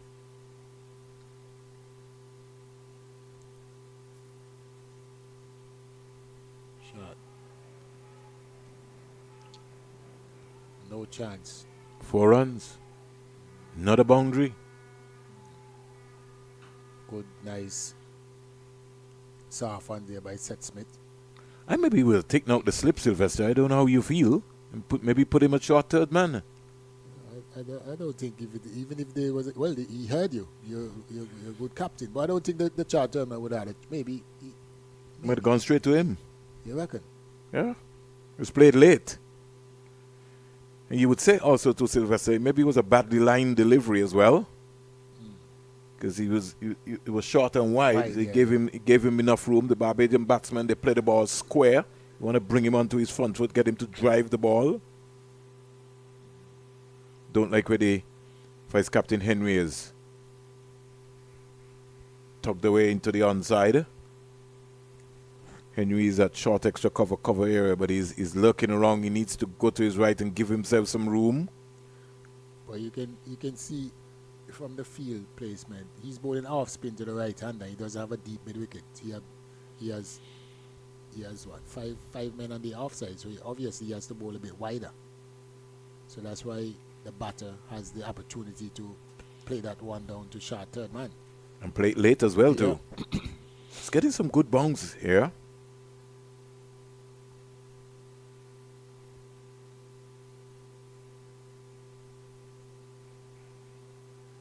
It's got to bowl the ball into the surface.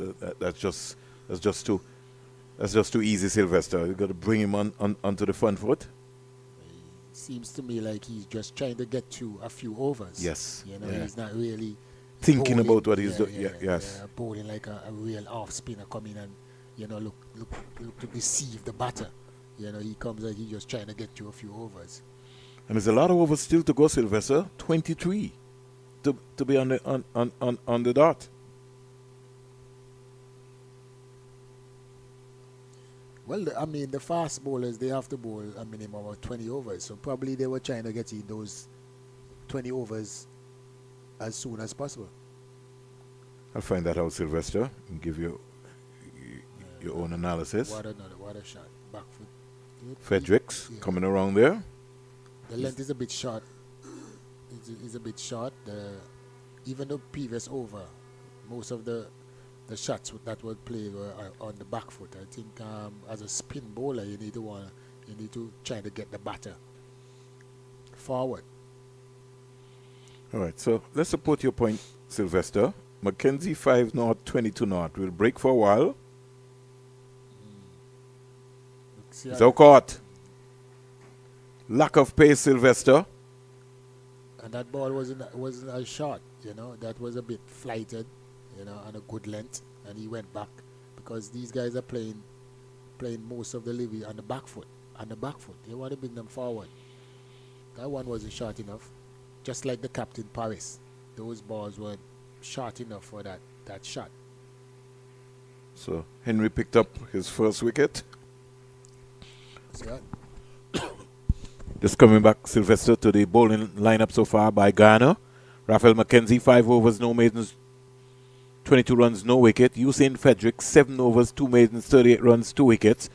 Patrice Fraser, 3 overs, no maidens, 17 runs, no wicket. So if we calculate from that, Sylvester, that's 15 from the seamers. Right. Now, hold on, Sylvester.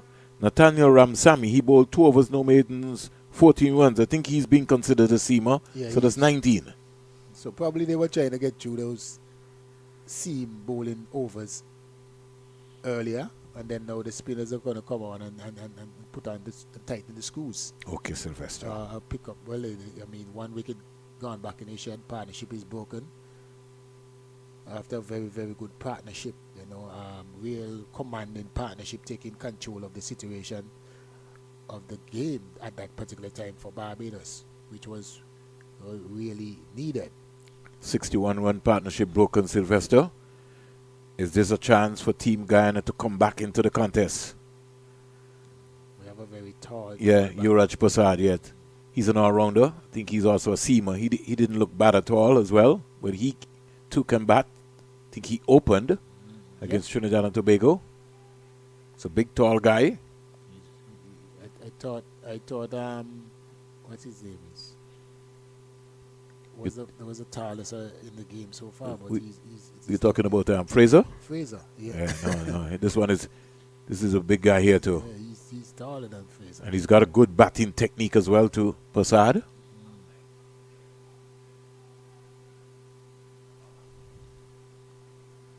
McKnight, yeah. Prasad is also a St. Leonard boy. Well bowled. He too is 15 years old, Prasad, so he might be advancing to the under 17 level. Brandon Henry, the vice captain of the Guyana team here. Where is the under 17 going to be played? in Trinidad and Tobago. Under 19 will be in St. Vincent. Well, it's supposed to be in St. Vincent. Been hearing some rumors. I got to wait until it's official.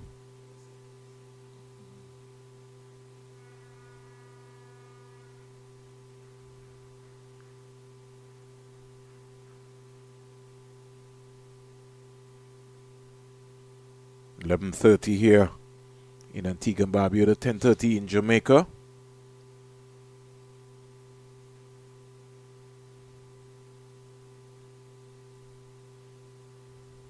Very good over there by Brandon Henry, coming on and breaking that partnership. We begin 2 overs, 4 runs, 1 wicket. The Guyana team really needed that partnership to be broken, and he came on and bowled it. And he also changes his length, bowling a bit fuller and a bit slower, creating a bit of problems. Let's see if Captain Richard can do likewise.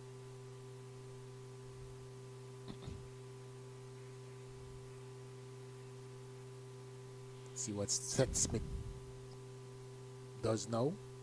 He continues in the flow that he was. Still playing a lot of balls from the back foot. Yeah. Rotation of the strike now brings Prasad into the end.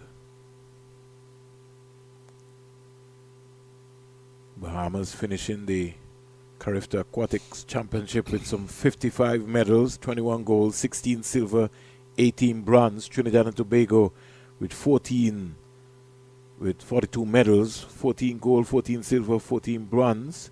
Jamaica with 41 medals, 12 gold, 17 silver, 12 bronze medal, second and third respectively. In the end, Bahamas led the point standing with 739. Jamaica 566, Trinidad and Tobago 532. So, very important championship. I think Antigua and Barbados would have picked up some 16 medals in the process, and some also personal best and national records as well too. Just saw a video came out from Shari Sargent and ABS School. It was almost like a carnival-like atmosphere when the Carifta athletes, track and field athletes, came in just a while ago at the VC Bird International Airport. The only sad thing, Sylvester, is if your mom or none of your parents came to the airport to see you. I think they would be there. Without a doubt. No, those who didn't win medals. That's what I was talking about. Oh, I think it's a team. It's a team, isn't it? Yeah, but the swimming are united, Sylvester. They've got a different. They're different. Swimming and the golf. I happened to be at the airport when the golf team was leaving. Well, it's really, it's interesting. Yeah, when the parents are involved, it's a different thing. I mean, in the Leeward Islands, especially, I think more parents, family need to be involved in. Certainly, that's a big point, Sylvester. I mean, you look at the Leeward. The tournament is taking place in the Antigua and Barbuda, and you could count the amount of parents. I could count the amount of parents that I know supported the Leeward Islands even in their preparation game. You had Orlando Peters, he's got his son playing. Stuart Williams and his wife, they were here.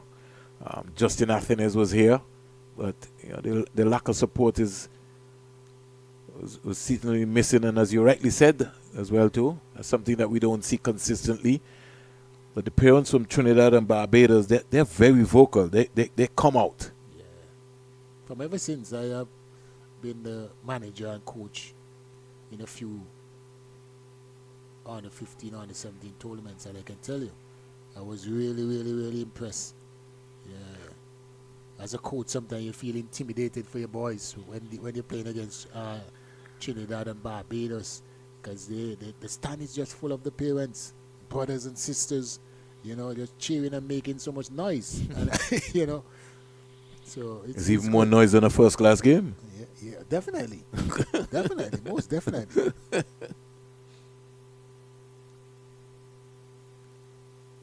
Prasad seems to be on a long north, as they would say, Sylvester. He too, like Paris, can't find a gap. Yeah, he can't find a gap.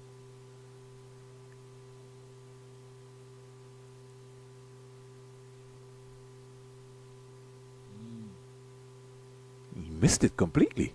I would have my slip for him. Based on how he's batting. Yeah. But Henry's doing a great job. This is the bowler that you want. You need to especially when Latif was bowling. Yeah. You needed a Henry. Yes, definitely. Barbados wouldn't have gone 133 for 5 if Henry had come on from that end. They need to slip. But probably what they do, or the Guyana strategy is that they give them the fast bowling ones early on. Because in the back end now the spinners are gonna come on and tighten the screws. So they instead of using the spinners up front, which is the normal thing to do, to get the wickets and bowl up front and bowl them out as quickly as possible. They opted to use the paces up front, use as much as possible to get through the overs, and then the spinners will come on now. So probably they're still looking at a 175. You might have some merit to it. 30 overs bowled here. Big save there by the big man. Trouble.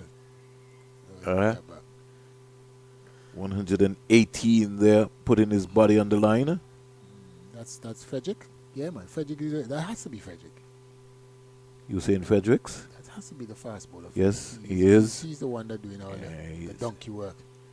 The tough cookie. So that's to remind me of the late Alvin Morris Sylvester in terms of in the field. He puts his body on the line, except he made one blunder today. He was trying to get fancy, but once he keeps the basic, push down the offside Smith down to long off. I had the opportunity to be around a bit with Alvin Morris, but I was young then. After Sparrow. Yeah, Sparrow. I played. I was there with Combine School when he was with Parish League for a season or two. One of the nicest guys you can ever find. Oh. The dangerous thing about him, Sylvester, is his center of gravity. In a whisker, he'd run you out. Both left and right. See, Sylvester, he just gave away a single there. Have to stop the ball. It's captain. That's not good. But Springs, it seems like they're going to have a beach day in the next 2 games.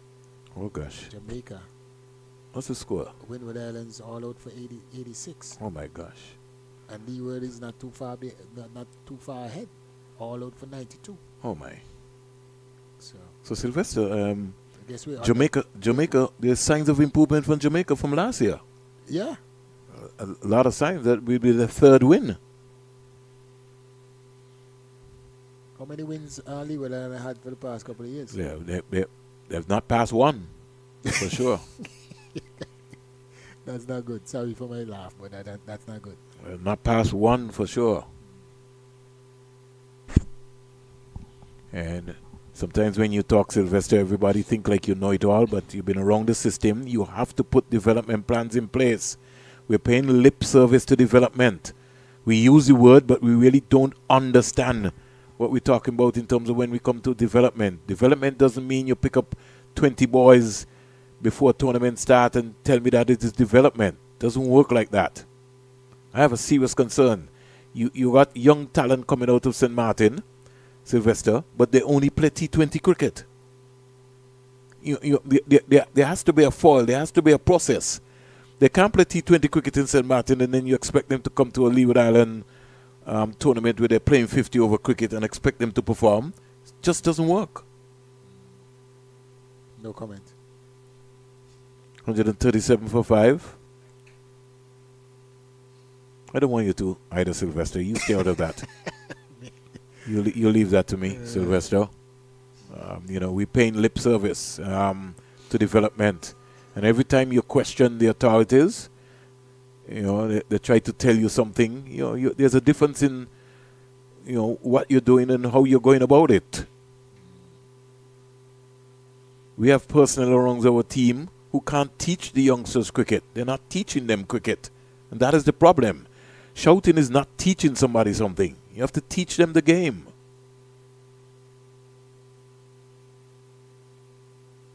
If you yourself don't understand the cricket, how are you going to teach somebody something? Because some folks, the coaches they have around now, how they play the game is how they want to try to impact their knowledge onto the youngsters, and that is the problem.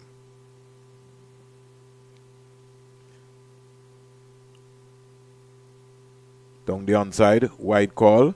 I've told some folks, Sylvester, if Malcolm Marshall came in this time, they would have quashed his dream. You reckon? Yeah. Because the modern day coaches want you to bowl a particular way, Sylvester, and they'll be trying to tell you, that can't work, rather than allowing you to be a human being. Overcompleted. Good over there again there by Brendan Henry. He's really tightening this cruise. This is what Guyana have been looking for. Bowlers bowling in tandem and keeping the runs down and picking up a few wickets on the way. You got to keep, if no wicket, no runs. This is one day cricket. But the objective here of Team Barbados, led by their coach Waddy Eswick, Sylvester, they will be thinking about batting the entire 50 overs. Because they know if they bat the next 18 overs, they can get close to another 75, 80 runs quite easily. I don't think that is the mentality it's supposed to be with the under 15. We have to get teams batting, 50 overs. If we can get 4 or 5 teams batting 50 overs, maybe you have 4 or 5 games, 3, 4 out of those games where our foundation is going into the right place. When you look and see a team is bowled out for 90 yard and 60 yard in 20 overs, 15 overs, that doesn't do any justice to our foundation in terms of building the youths, getting them to understand what is required at the highest level. You have to have guys that batting. I'm very concerned about our batting in the Caribbean. You say that like you're not sure, Sylvester. And that's why I feel that we need more batting camps in the Caribbean. Although I applaud Desmond Haynes for getting onto the ICC Cricket Committee and company, you can't have a talent like that. You can't have a man with so much knowledge. He's also a level 3 coach. So if we're talking about qualification, he's certainly, he went and he upgraded his skill, but you can't have somebody like a Desmond Haynes who is not around teaching our young opening batsmen the art. He's done it. He's been there. If you don't want to use Desmond Haynes, well, have a conversation with Gordon Greenwich. I'm just saying. But we have a lot of camps here in Antigua, the different teams. You have all the emerging players.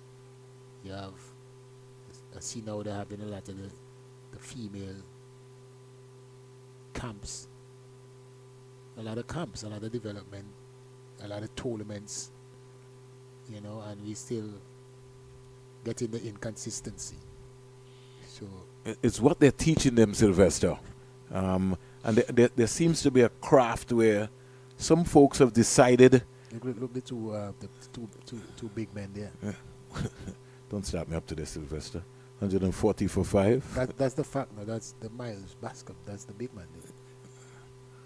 I hear you, Sylvester. And you have Dwayne. I think he's over the Dwayne Gill. The academy. Yeah, those guys are those guys are the engine behind of the development, isn't it? No comments. Full toss. Spank down the ground for 4. 1 bounce. Yeah, and straight away Brandon Henry apologizing very quickly. Yeah. I think we need everybody on board right now, Sylvester.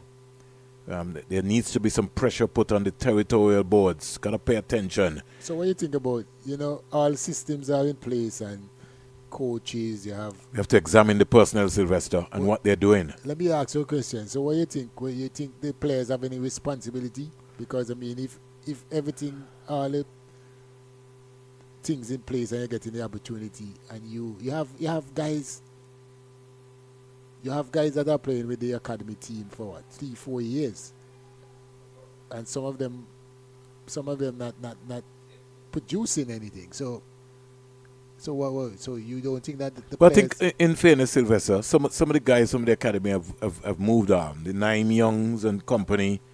Ewan Lane, you could see. Ewan Lane is one of the graduates from the academy who's really come through. You could see him leaving them brown.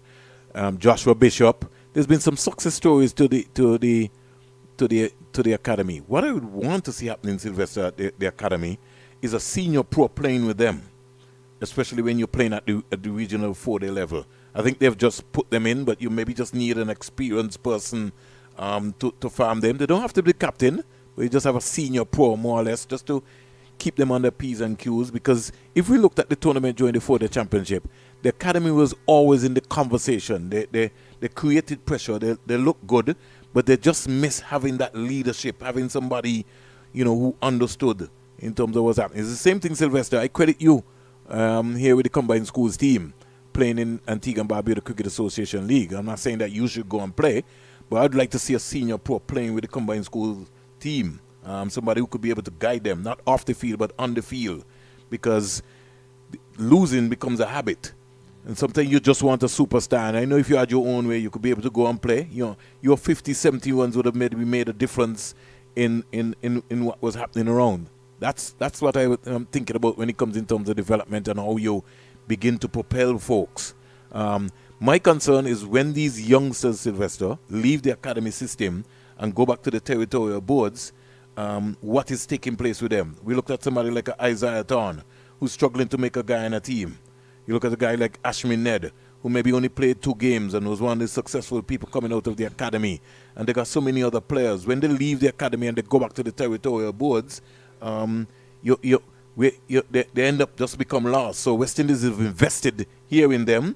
When they go back to the territorial boards go back to the same norm pattern that they have. You were a selector and you went through a whole lot of that. Yeah. 147 for 5. We're still here with 34 overs. 16 to go, Sylvester. A lot of overs. That squared him up completely. I think he was playing for turn there. What do you think? Yeah, he was playing for a bit of turn. You can see now that the Guyana team are closing in a bit. The field have closer. The fielders are getting a bit closer, trying to prevent, these runs from scoring. But this is a good option because Passad is not showing that he is a... The intent. He's not showing the intent. Yeah, so you could try and squeeze him and force him to do something different. Yeah. Which is good. And Seth Smith now, we can see he loses rhythm, that momentum that he had, with 13 the strike and running between the wicket and so on, and even being more fluent in his batting. You can see because of the advent there of Passad not being that aggressive and even looking to run and rotate the strike more frequently. You kind of stagnate the process or the progress of Seth Smith. Oh, they still got to believe. They got to keep looking at the scoreboard, Sylvester. A lot of balls still to go. So it's okay for Smith. He doesn't need to try to give away his hand now. And every time, Sylvester, he's going leg side of the ball rather than standing up straight and looking to punch the ball, really. Seems like he likes that shot, the back foot shot. You have to be very careful. That's 4. A good sweep shot there by Seth Smith. 150 up for Barbados. And he's got some support in the Barbados contingent shouting 152 for 5.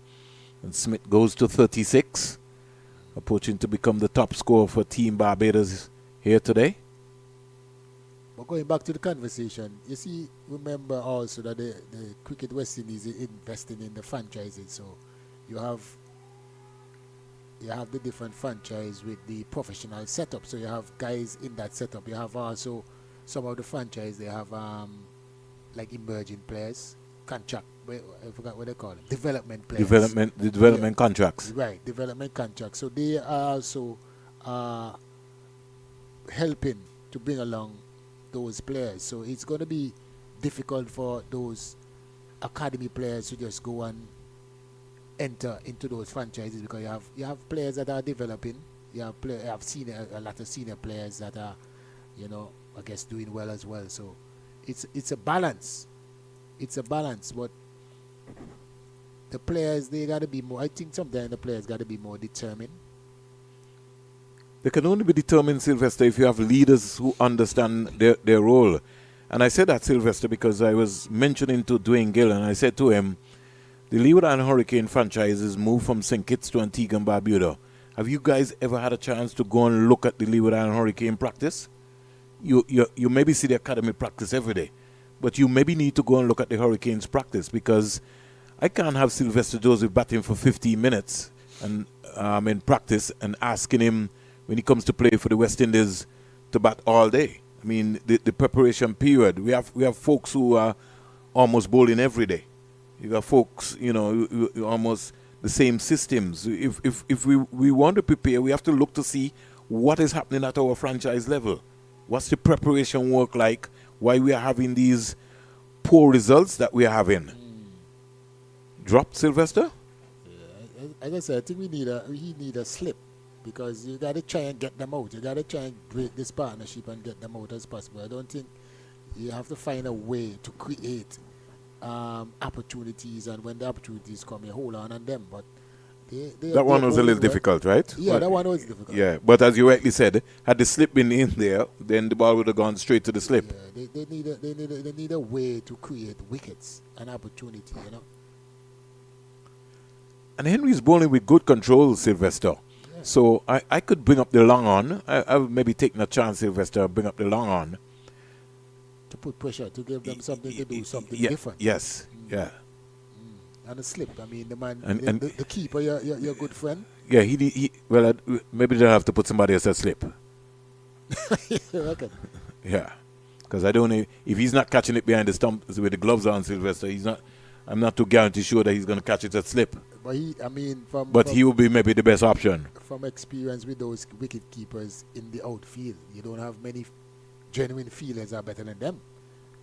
So you don't consider him in that category. We'll wait and see. You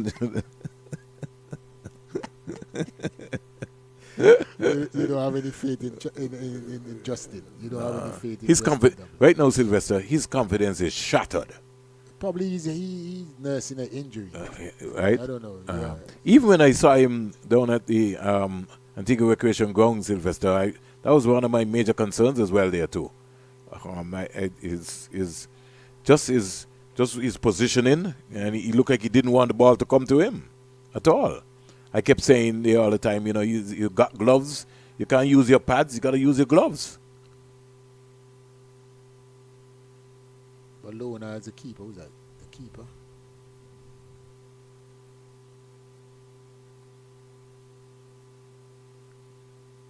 CRM? That's his name? Sitaram. Yeah. He looks decent though. It's more tidy. He looks like he's enjoying it though. Well, he looks like he understands keeping, like somebody who's kept already. This is not his first time. But that's the beauty about the age group cricket, right? Most players can do, more than one discipline. Some of them barely can do all. So you always have another wicket keeper or two, bowler, off spinner. That's the beauty about the age group cricket. They are developing, and then I guess when you reach 17 or under 19, then you start to more specific in what you want to do.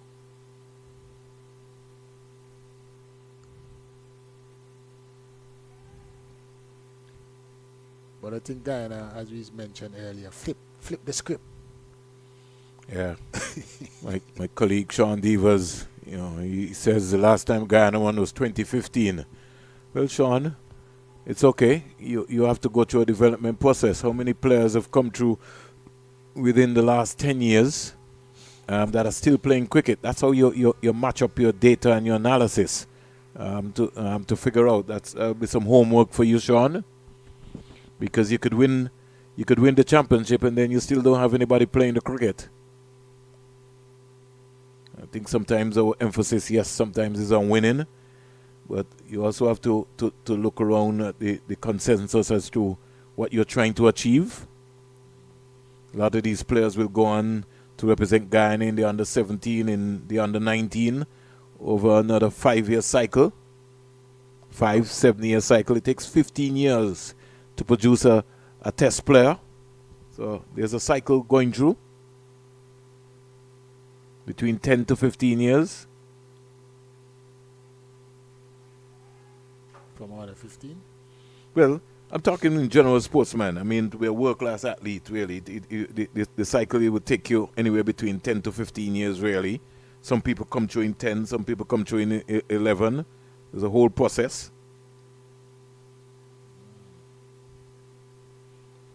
Just overstriding their Passad and looking for power. Guyana have to believe that they can get Passad and put some pressure on Seth Smith. Yeah, the ones where it is really dropping for the past maybe 6-7 overs. Brandon Henry, 6.3, 17 runs, 1 wicket. He's bowled well. He's bowled with consistency. And as you rightly said, Sylvester, somebody missed the trick when Latif came on. Maybe you needed to have a Henry from that end.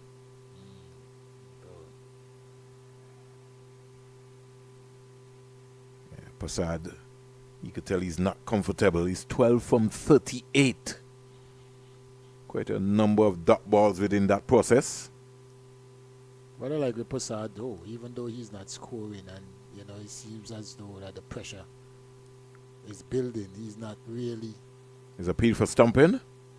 Geese is not interested. He's not really. Some young player would try to go for an explosive shot. Yep, but he's there battling, trying to stay with Smith in his own little way. No, he's playing his role. Yep. Which is important. And I sure the Barbados team, they would have an objective, as you were saying earlier this morning, Sylvester, and that would be to try and bat the 50 overs. No matter the score, just bat out the 50. And more often than not, if any team bats 50 overs, more often they're going to be in it. They're going to have an opportunity to win. More often than not, when you bat 50 overs, you set a target, especially a good target. Maiden over Sylvester from Brandon Henry. And he's getting to his overs very quickly here. I see the Guyana team just walk into their field, and I mean, this is an opportunity for them to get, because they're not really going to helter skelter. Yeah, and they're not going to any far away. Everybody's in the circle basically. So you should get around and try to get in a few overs even quicker. And put some pressure. Put pressure, yeah. They're just walking around lazily around the field. You're getting back into the game. So you try to get 2 overs. 12 overs remaining. Passad wants a bat. That's trouble. That's 4. Yeah, down the hill. That's 4. That was quicker, flatter, faster delivery from Richard Ramdahal. And Latif chasing for all his work there. Can't stop it. That's 4. Already Sylvester. The partnership is 30 from 65 deliveries. Quietly. Barbados looking to build again. And that's the thing about batting. You get different stages where at one point you're flowing nicely, and then for some reason maybe a wicket fall or some bowler comes on and bowl a good spell, so you have to make the adjustment. Otherwise, as long as you're there and understand and go through the different phases, you can. That's how you score. And even as a batter, that's how you score centuries and be consistently scoring big runs. You have to can differentiate the different stages of the game. When you're flowing and when you just have to be susceptible and just be patient and nudge it around and get around. Those are the things that you want to see from players. Basil Morgan sends his greeting, Sylvester. Oh, Basil, it's been a minute. Yeah. Sean Devers also sends his greetings for you too. We're coming up close to a break. It's almost going to be 12 o'clock here in Antigua and Barbuda, 11 o'clock in Jamaica.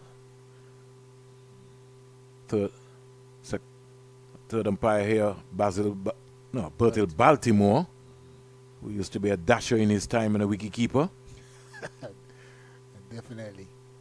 Hit the ball very hard. I first ran into Bertil on the 19 Leeward Islands level, against St. Kitts. By the time I looked up, he had already gone some amount of runs. I had to check myself. 163 for 5, 19 extras, 39 overs bowled. We'll take a small water break on a very overcast day here in Antigua and Barbuda.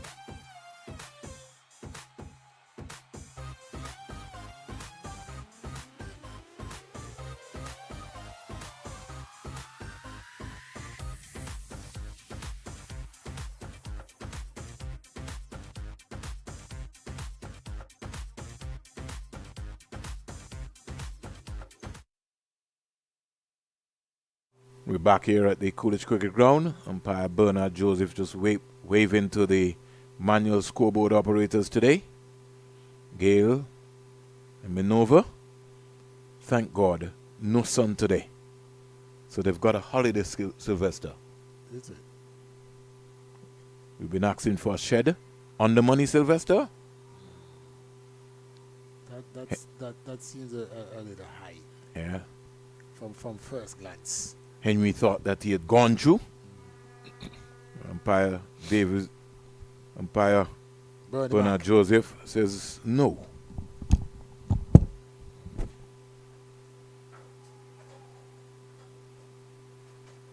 Take a look at that one again. All right, that one looks like it pitches outside leg stump as well. No chance. Too much doubt. Well bowled there by Henry. Henry doing a very good job so far. Very, very good job. Another wicket or two will make him an excellent spell, but he's doing a very, very good job here, keeping the pressure on Barbados.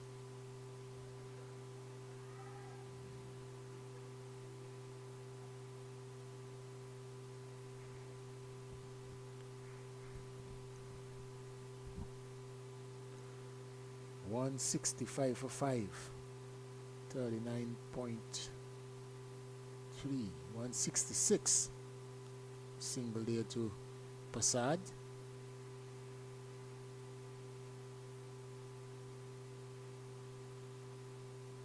Well bowled.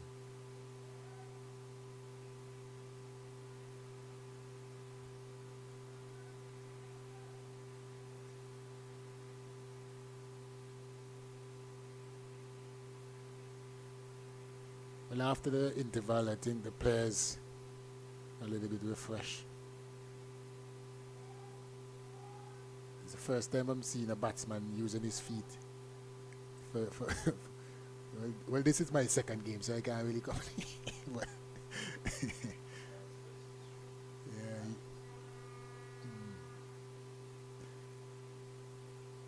yeah. Where you have a lot of spin bowling, at present you have to either use your feet or you have to can sweep.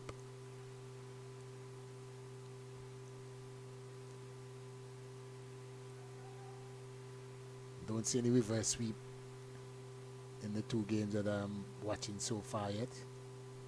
Yeah, no reverse sweeping right now is a big thing. It's a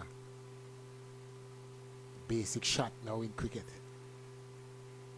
Back then, when someone saw you reverse sweep, they want to drive you out of the nets. Your coaches, what type of shot you play? No, that's a common shot. If you don't have that in the repertoire, some coaches, they don't want it in the team.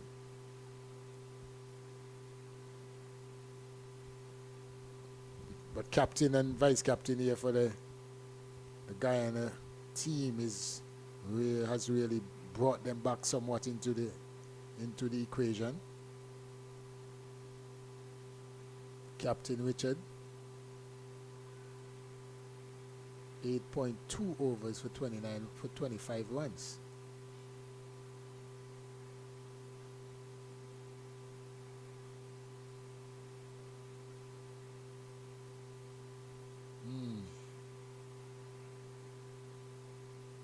Seth Smith, another one, moving up to 46 from 67. One observation I see with Seth Smith, I don't know who is listening or who coaches him, but he plays a lot of ball on his back foot.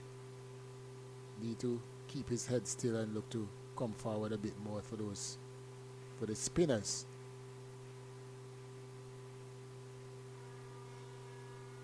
But he has good intent. Always looking to score.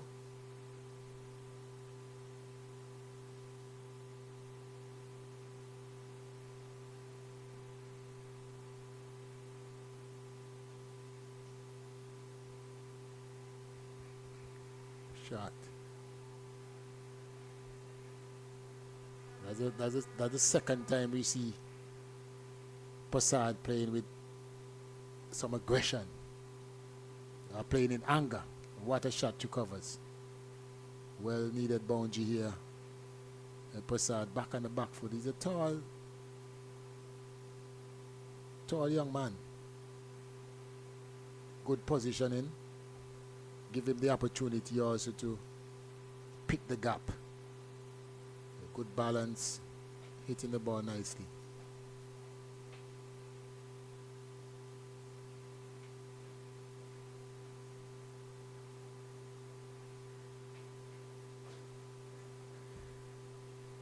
One of the main destroyer now, Latif, is back in the attack after he bowled 7 over 25 runs and 2 wickets. He's back in the attack now and one of the most effective bowlers in this match and also in the tournament. He has a few wickets as well.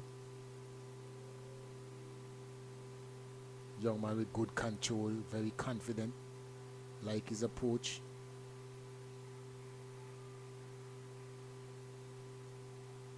Seems like one for the future. I'll bowl again.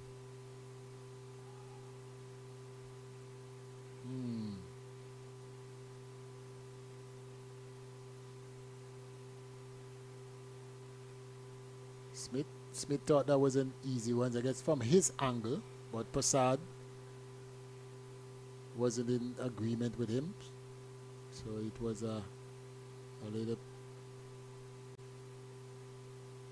Well, ball again there by Latif. He's very, very consistent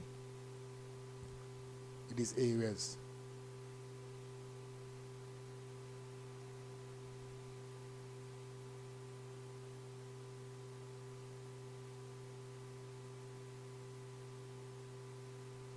There Smith goes again. When he goes on the back foot, he tends to pull away from the stumps more to the leg.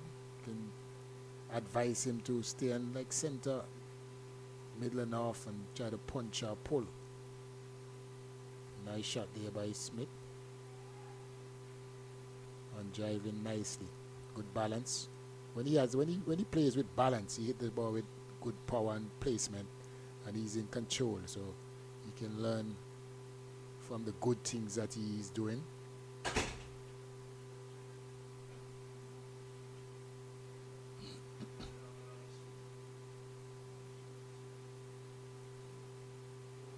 That ball signaled there by umpire Bernard Joseph. We're in the final stage. The last power play, 41.5 overs. Barbados 172 for 5.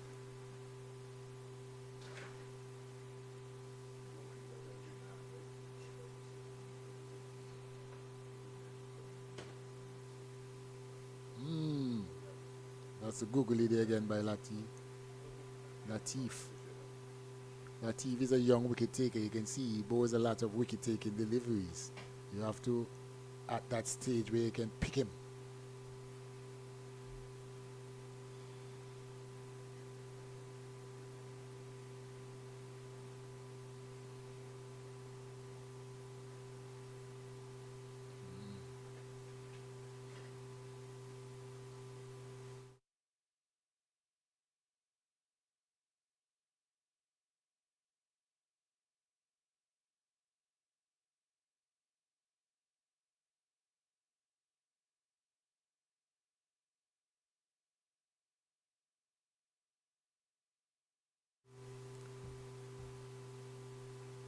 Beginning of another over where we have a switch. Henry going on to the far end. Brandon Henry changing to replacing the captain Richard. So Henry, 8 overs, 19 runs, 1 wicket. Now we see him coming from the northern end with a nice flighted delivery again. And Smith just chose to defend straight on the wicket. I think some of those deliveries that he has shown us in an over or two before that he can chip down the wicket. I think he can just, advance down the pitch for a bit. And stroke those balls down to long off or long on.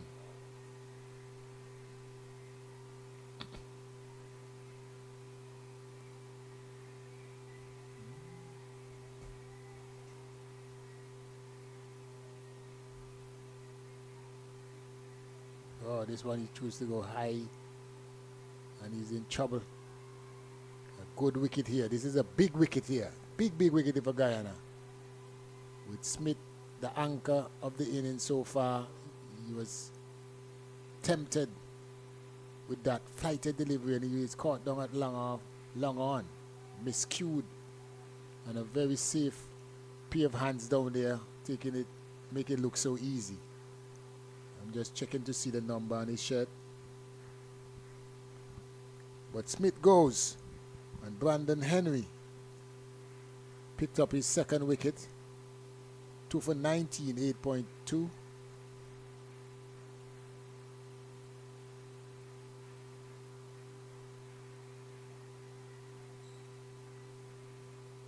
Yeah, those are the deliveries I'm talking about. He missed, not to the pitch. A bit slow in flight and just heave it in the air, and a very well judged catch. And giving it a fist pump, he understands how important that wicket is. And he's happy that Guyana is pegging their way back into this game.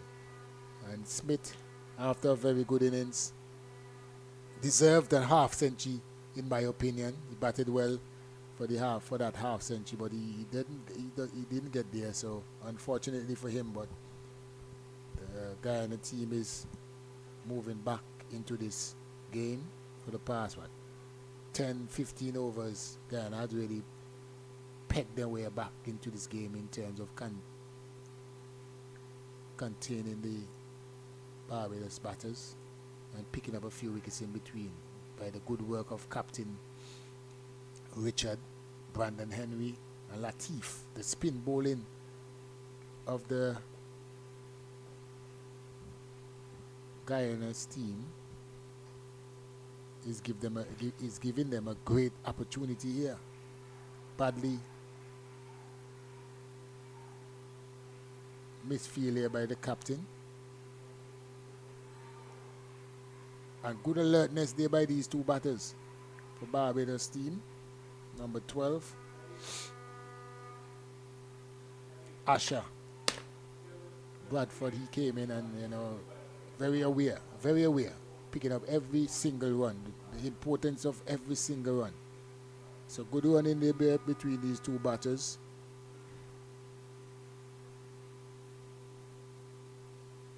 And poor cricket there by the Guyana team. Well bowled there again by Brandon Henry.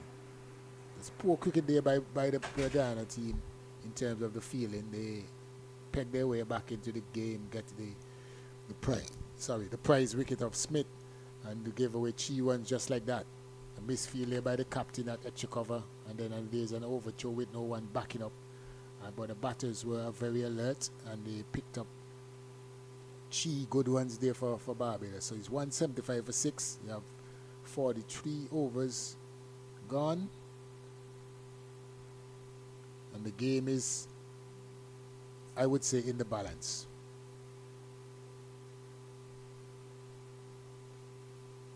What do you think the target would be, Springs, for our Barbados team at this present time? 195. 195, 205. Think Guyana have to believe that they can maybe bowl out Guyana, Barbados. Don't know if they have that strong belief. It's taken them a long time, Sylvester, even when Seth was batting. They continue to be bowling short. He was playing off of the back foot, and nobody never thought about pulling him, bringing him onto the front foot. It took them a long time. He scored a lot of his shots off of the back foot. Yeah, but Brenton Henry, the vice captain. Brandon Henry, the vice captain, he came on and he changed the attack. What a bowl. He changed the attack in terms of bowling a bit more flighted deliveries, slower and flighted deliveries. Latif would want to take another 2 scalp, and the Guyana team would be really happy if he can get a few more wickets.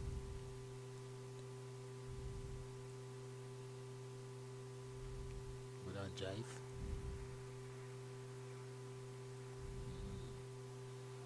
Jamaica, Sylvester, they're off to a belt against the Windward Islands. They are 69 without loss in 9.1 overs. Oh my God. They certainly want to go to the beach early. They definitely is going to the beach early. By will or by force. That's a belter. Not like he's going to finish before lunch. Shoo. Or the interval. They've hit 9 boundaries so far, Sylvester, within that process. Price, the wicketkeeper, 27. McGee, 25. And the Windward Islands have lost some 4 bowlers. Joseph Knott for 32, John Knott for 10, Caleb Charles Knott for 15, and Deroy Tittle Knott for 11. And the Leewards, well, they are also in Trinidad and Tobago. Young Pollard, he seems to be in a hurry as well too. He opened the innings. Jordan Julian, he's gone for 36 of 26 balls, 7 fours, 1 6. And young Caden Powell is not out on 17 with 4 boundaries. They are 59. In fact, they just lost another wicket, 59 for 2. So we'll give you a further update as to the second wicket that was lost there. So they look like they want to finish that game before lunch.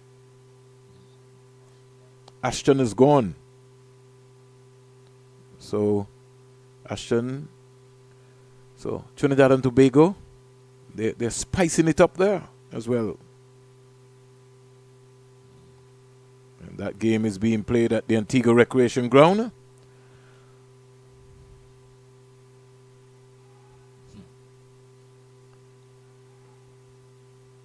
Back with the action here, Sylvester. Prasad got to take the responsibility now. He's been there for a while. 19 from 54. Don't think you can overemphasize Sylvester. Henry's bowling. He's bowled beautifully. This is in his final over here now. 2 for 23 so far. Rafael McKenzie 5 not, 22 not. Usain Fredericks 7 2, 38 2. Patrice Fraser, we have not seen him for a long time. 3 not, 17 not. Reyes Latif is bowled beautifully. I'll come back to his figures in a while. Nice use of the feet there. Yep. By Branford. Branford is a very good cricketer, Sylvester. He's an all-rounder, Branford. Bowls he's a seamer. Christchurch boy as well too. He's got some good pace. It's a very heavy medium pacer.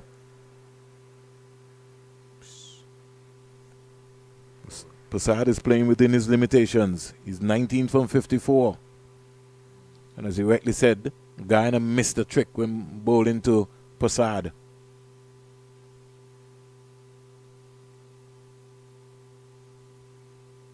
Yeah, he just can't get it going. Can't get his timing going. He's just overbalancing himself. Jaidi Hines bowled Fredericks for 1. Sargent bowled Fredericks for 11. Paris for 38. Clark for 17.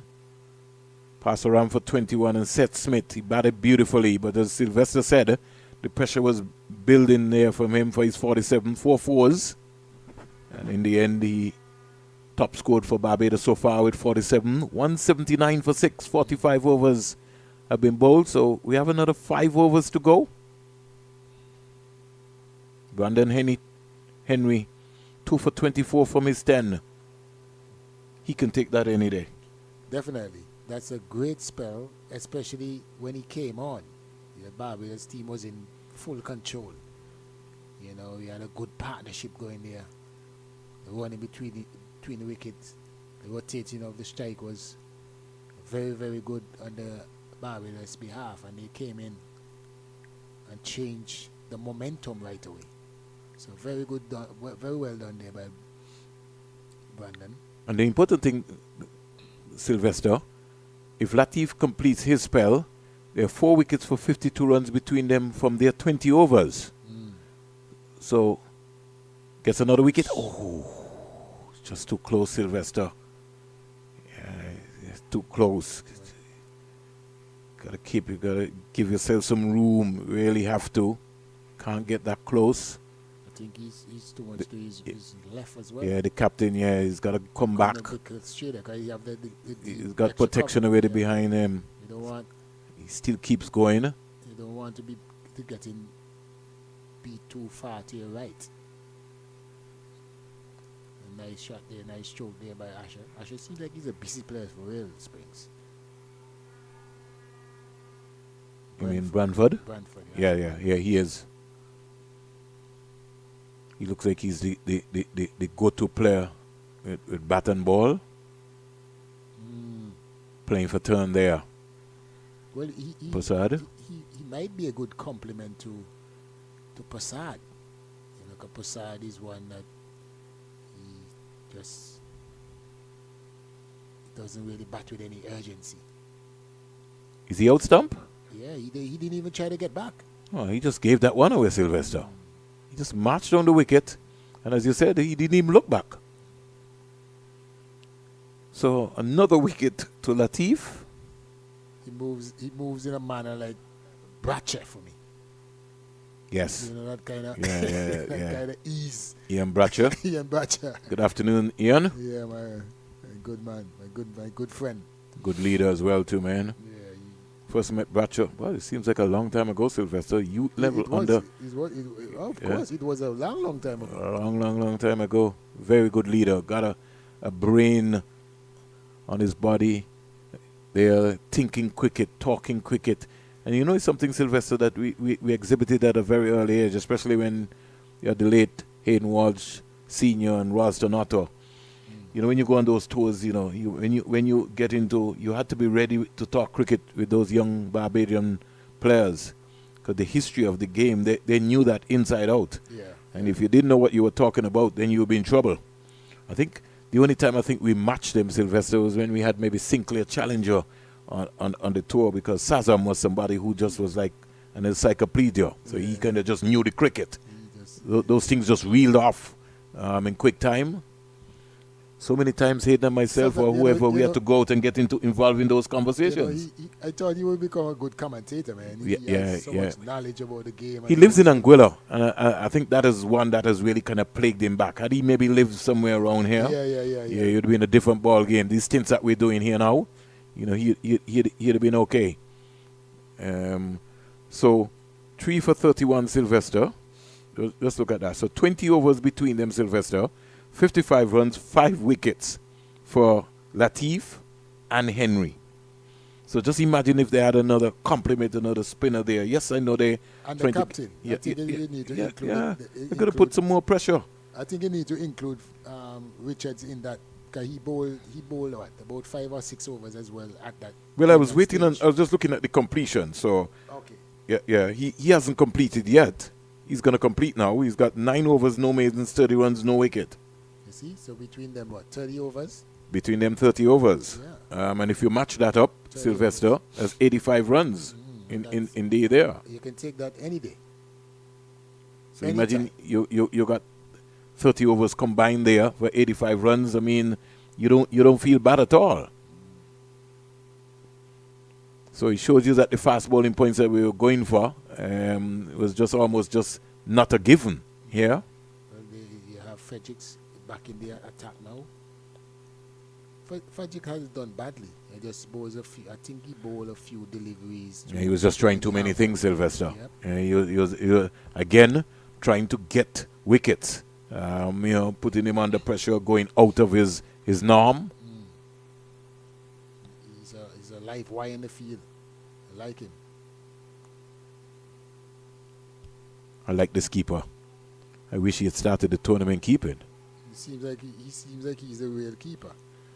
But looking at Fredericks, every time he finished deliver and he followed through, go to extra cover. He basically end up on the other practice pitches on the side. But his strike pattern is not consistent either, Sylvester. He keeps stuttering in his run-up if you check him out. You need to follow through more to the keeper, to the batter. Look at that. You see where he goes. Yeah, he doesn't complete his action. Everything is more or less like shoulder. Another single to Branford. 9 from 14. That scores ticks on to 183 for 7. 46 over. I'm just kind of concerned, Sylvester, in terms of Coach Esprit on the side. Yeah, Roddy Eswick. Yeah, you know Roddy. He's not going to keep quiet. That's what he's done for years. Down the onside again, picking up another single, up and down, up and down. Encouraging the batters to put some pressure on this bowling attack. Well, I'll tell you something, Sylvester. I'd have brought in the long one up to mid-on and mid-off. Just for a while. I don't know how you feel. And the coaches on the other end is coach versus coaches here. They want to get over the line. All to play for here in this game. A lot of things happening here. Barbados trying to get to 200 psychologically. Powerful with... Oh, he missed it. Don't think he would have mattered. But you first have to collect the ball. I think the run in between the wicket now has intensified. You can see the sprinting and coaches urging them to do so. Coming into this final round of matches, Barbados were leading with 21.8 points. Guyana on second place with 17.4 points. So I think it's just a matter of all to play for. Somebody has to win. Somebody could be in trouble. That's a good friend there. Who's that? Is it? He's walking like it. You seem to know him very quickly, Sylvester. Oh no, that's Henry. That looks like Henry. He's behind of Henry at mid-off. 12:29 here. He tried a real slow ball there, Fredericks. That one reminds me of Cornwall back in the day. When he runs in a bowl, that slow ball, you have a weak to wait on it. 3 overs to go. Will and Polo Cornwall.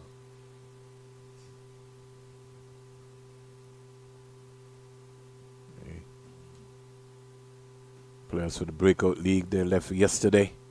Who's coaching? Who's coaching the I think it is Libert and still the franchise coaches. That's one thing I don't agree with. You have so many coaches in the Caribbean. You have a Breakout League. You should give an opportunity to different coaches. But I'll say to you, Sylvester, the names of those franchises, I'm saying you have enough legends in the Caribbean from the territories to have it named after the legends. Each franchise should have had a legend named after him and have them as a mentor once they are available. McKenzie's back, Sylvester.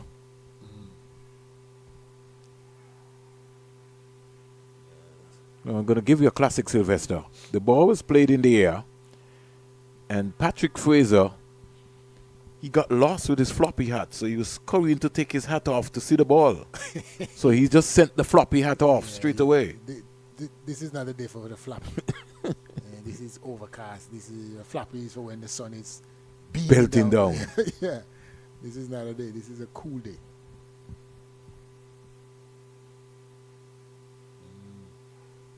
Somebody could be in trouble. Misfeel again.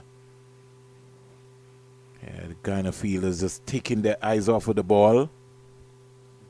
It seems like when the Pacers are on, the field's men, making a lot of mistakes and keeping their eyes on the ball. Listening to just look raggedy when the Pacers come back. Listening to the sound of the bat. Because the ball is coming off of the bat so sweet that maybe that's why they're losing their concentration. Brantford 13 misses a good delivery here. I like Raphael McKenzie. I like his look. When I first saw him, I thought it was the AI of Isaiah Thorne.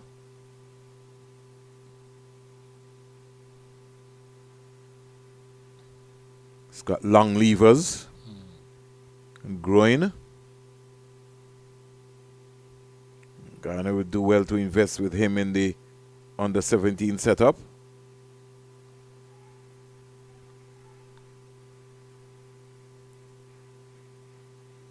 And by his standard, I thought he maybe should have bowled some more over Sylvester. McKenzie. Yeah, remember he bowled. He was taking off. Yeah, he was just taking off. Yeah. And he came back forward. Another 3 overs, and now he's back again. Some of the overs that what's his name? Oh yes, we know. I know who you're talking about. Yeah, he should have never bowled at all. Yeah. I don't think he was required in that time that he was bowled. I don't know if he's bowling at all, but I don't think he was required. You have to call a spade, Sylvester. Don't be too nice. I know you're very diplomatic in your approach. Trinidad and Tobago 66 for 3. Jamaica have won over the Windward Islands. So Leewards and Windwards finishing at the final pile here. Driven sweetly up to cover. They'll get an easy single.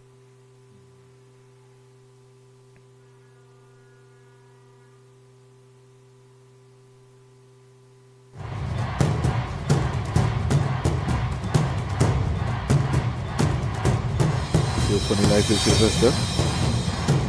Zion Phillip caught Atena's goal. T. Daniel for North. That's the same youngster who scored the runs for Trinidad and Tobago in the last game that they're there. Cool cricket game, but Pollard is still there. He's on 21. Trinidad and Tobago 68 for 3. Pollard, I know for sure he will not make that mistake. He's already got 4 boundaries within that 21. Pollard still batting, sure? Yes, he is. No, he's bowled by Williams. So it's Stewart now. Samuel Stewart. So hold on. So Julian for 26, Pollard 21, Ashton 1, and Phillip has gone for North. So pretty interesting. So he's 68 for 4.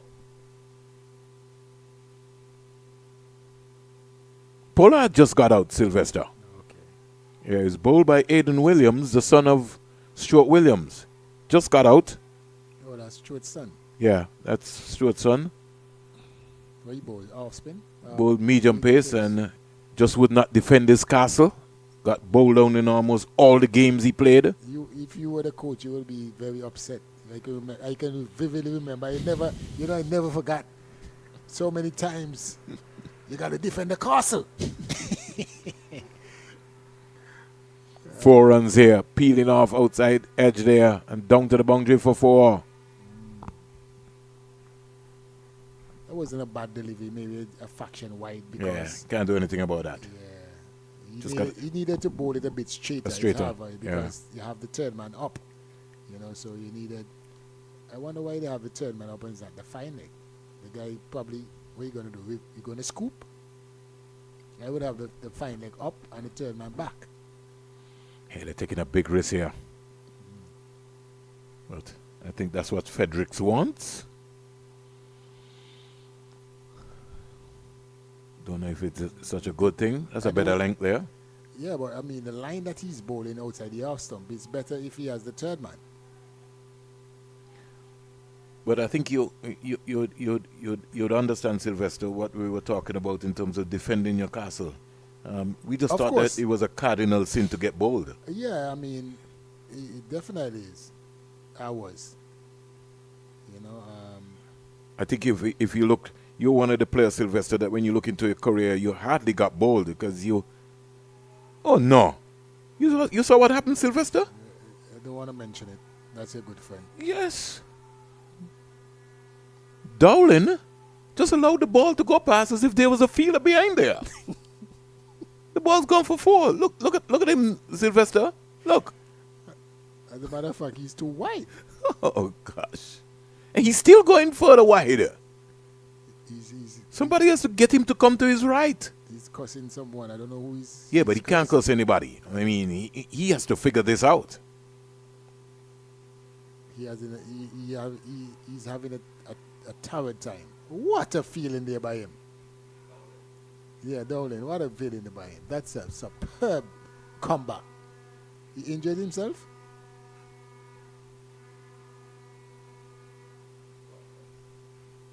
$200 up for Barbados. The partnership is 19 from 18, 201 for 7, and we're into the 49th over. Sylvester's partner.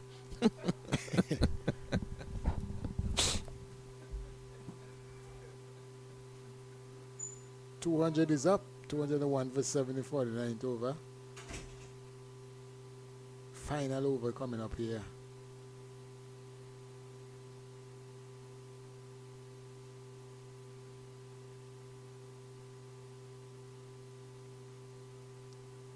What a place to have your head office. Yeah, I tell you, it's all about everything about cricket. You can see what you're investing in. You can see how the coaches are operating. You have a good eye. All the camps, everything that is held here. It's first hand. First hand.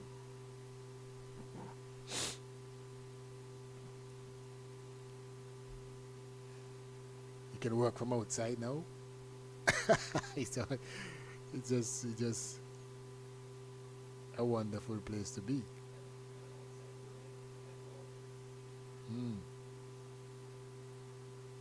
Final over coming up here. Let's see what Brantford will accumulate. Maybe 110, 115 runs. The Barbados team will be doing. What a shot. Poor delivery here by McKenzie. Poor delivery down the leg side, and Brantford, the busy batter that he is, flicks that to deep backward square. And another 4. 205 for 7, 49 overs. So I did tell you, Sylvester, that anywhere between 190 to 205. Yep. I think they will get bonus runs here now. So you think that's the winning target? Yeah, it's gonna be. Can't see Guyana getting this, Sylvester. I think they missed the trick. 200 runs on the final track here, final round. That's a lot of pressure. In the air, who wants it? Henry. Is that Henry taking a very comfortable catch? And the brief innings of Asher Branford comes to an end. And Barbados losing their 8th wicket, 205 for 8 in 49.2 overs. He's done his job. And most importantly, they get A bowling point? Yeah, fast bowling point. Don't know if that would make a difference right now. Well, they have to win the game. It doesn't matter how many. That's what I'm talking about, Sylvester. You got to win the game. You got to get that 12 points. Because there's going to be a winner in this game. They have to be. So, if you're not on the winning side, the winning end, it doesn't make sense to get a fast bowling points at this point. The most important points at this time is points for winning the game. Then you can add any other points to that to get over the line. Samuel Stewart Sylvester, he's the man who is out counteracting Leeward Islands. He's gone 12 from 17 balls with 3 fours. Yeah? Yeah. 76 for 4. I think they have a plane to catch. I guess so. 14 overs. Leeward's made 92.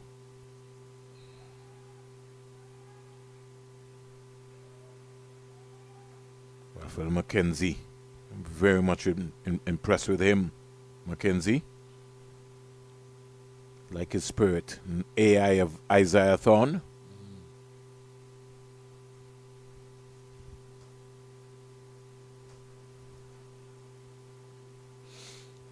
Yeah, we did mention that. Jamaica 87 without loss of 12.2 overs after the Windward Islands were bowled out for 86 in 26 overs.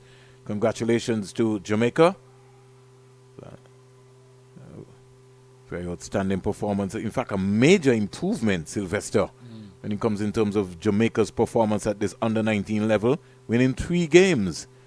If I'm not mistaken, Sylvester, I think the last time they might have maybe even won one. They might have won 1 game or maybe even lost all the games. Got to quickly go back into my stats very quickly, but they had a very poor showing last year. The last couple of seasons, so there seems to be some improvement taking place. 207 for 8, 2 deliveries to go. Full toss, stroked into the onside. This is going to be a big ask, Sylvester. But Guyana is capable.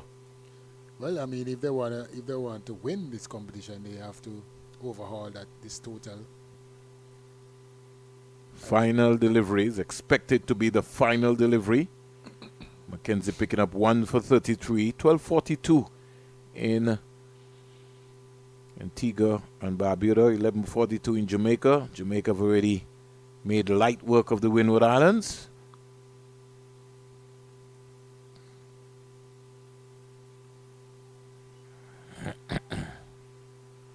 So that's it. At the end of 50, Barbados 209 for 8. Seth Smith, the wicketkeeper, top scoring with 47 from 75. Justin Paris, the captain, 38 from 40. Rajiv Basaran, 21 from 45. Riaz Latif, he bowled beautifully, 3 for 31. Usain Fredericks, 2 for 53, bit expensive for 9. Brandon Henry, he really put in a real lovely spell there, 2 for 24 from his 10. Projected score, they have reached 209. Guyana will have to get 210. The coach trying to gee them up. But I think this is going to be a big ask for them in terms of batting. But they're capable. And we will return in under 25 minutes time here. Final round here at the Coolish Cricket Ground. Defending champions Barbados, large and in control, 209 for 8 from their 50 overs. They will step out to defend in just under 25 minutes time.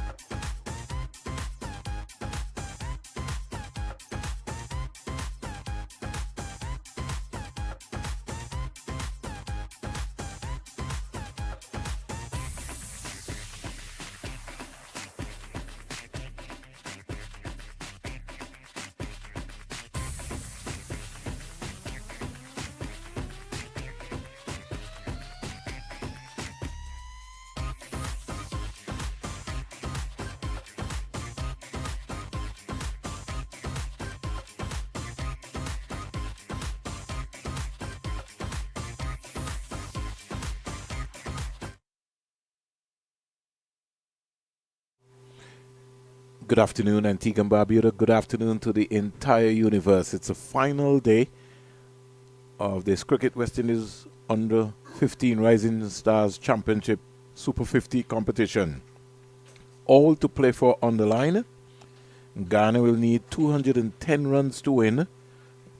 The only undefeated team in this competition so far is the Barbados Under 15. And after this stellar performance in the pool, in Trinidad and Tobago, and also in the Carifta Games, they'll be looking to return to Bridgetown, Barbados with another championship. All on the line, 210 to win. And we have Justin Doylan, who originally started as the wicketkeeper. He'll be facing up. And Jaidi Hines, young fast bowler with 2 slips going down for Barbados. Straight away, Doylan looking for a single. Doylan has a sort of kind of approach like a Clayton Lambert. Not the same stature in terms of his stance, but the build. And he seems to be the guy who goes hard in the power play. Justin Paris, the captain of the Barbados team, just having a word there with senior umpire Bernard Joseph. Jaidi Hines, 210 to win in 299 balls as I welcome back my colleague, Sylvester Bouncing Joseph, former West Indies Test player. What Doylan a shot. slashing this down to the wide third man area. And straight away, the man Zanel Hardin has got some real potential. Sylvester will get a chance to see him in action soon too as well. And Doylan is off the mark with 2. So Guyana has opened their account here very quickly. 2 slips. Short fine leg. Backward point to cover. Mid-on. Wide mid-on. A deep backward square. Doylan back and punching that to cover. Good afternoon, Sylvester. Good afternoon, Springs. Hope you had a enjoyable lunch. Had some soup. And on a day like this, where it's cool, less heat, the sun now seeping back through very quickly. General Mr. Blacks. The #1 score in the world. Oh, yeah. The appeal for caught behind. Now, Doylan's first shape-up, Sylvester, is to look to go square. So he's not fancying to hit anything in front of him. You can see his footworks. Matter of fact, he put his right foot in front of his left foot to start with. But it's going to be a daunting toss. You reckon it's going to be a good chase? The power play could determine what is going to happen, Sylvester. Wide delivery there. Doylan is just looking, it's just the hands going. He's just looking to just get bat onto the ball. Just a while ago, I just hope he performs way better than how he was wicket keeping. They had to change him as a wicket keeper. So maybe he's looking forward for his batting to give the guy and the team a good start. They will really appreciate a good start from him. He maybe needs to score 100. Turned into the onside. 3 without loss, Guyana on the 15.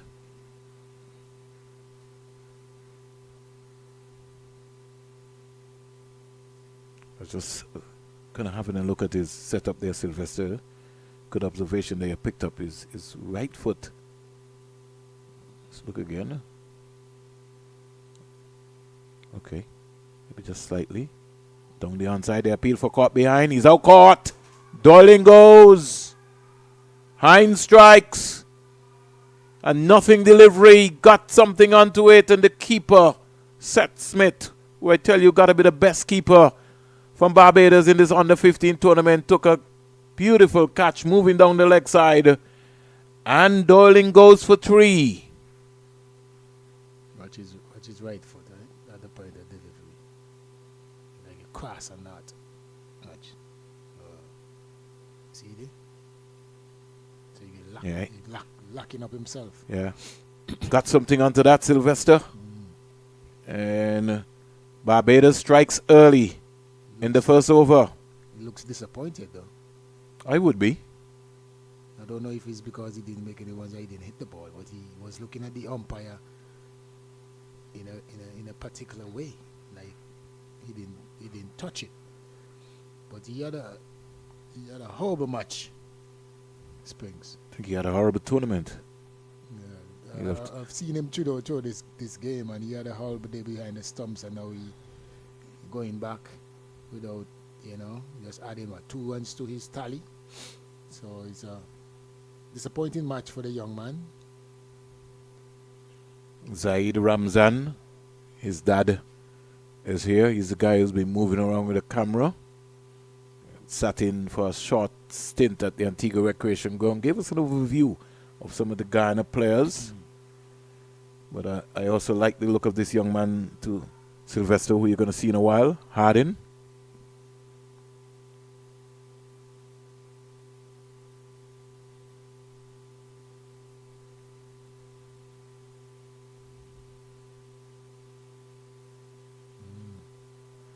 Zarel Hardin. Easy on the eyes, Sylvester. Pushes that one outside the yard stump.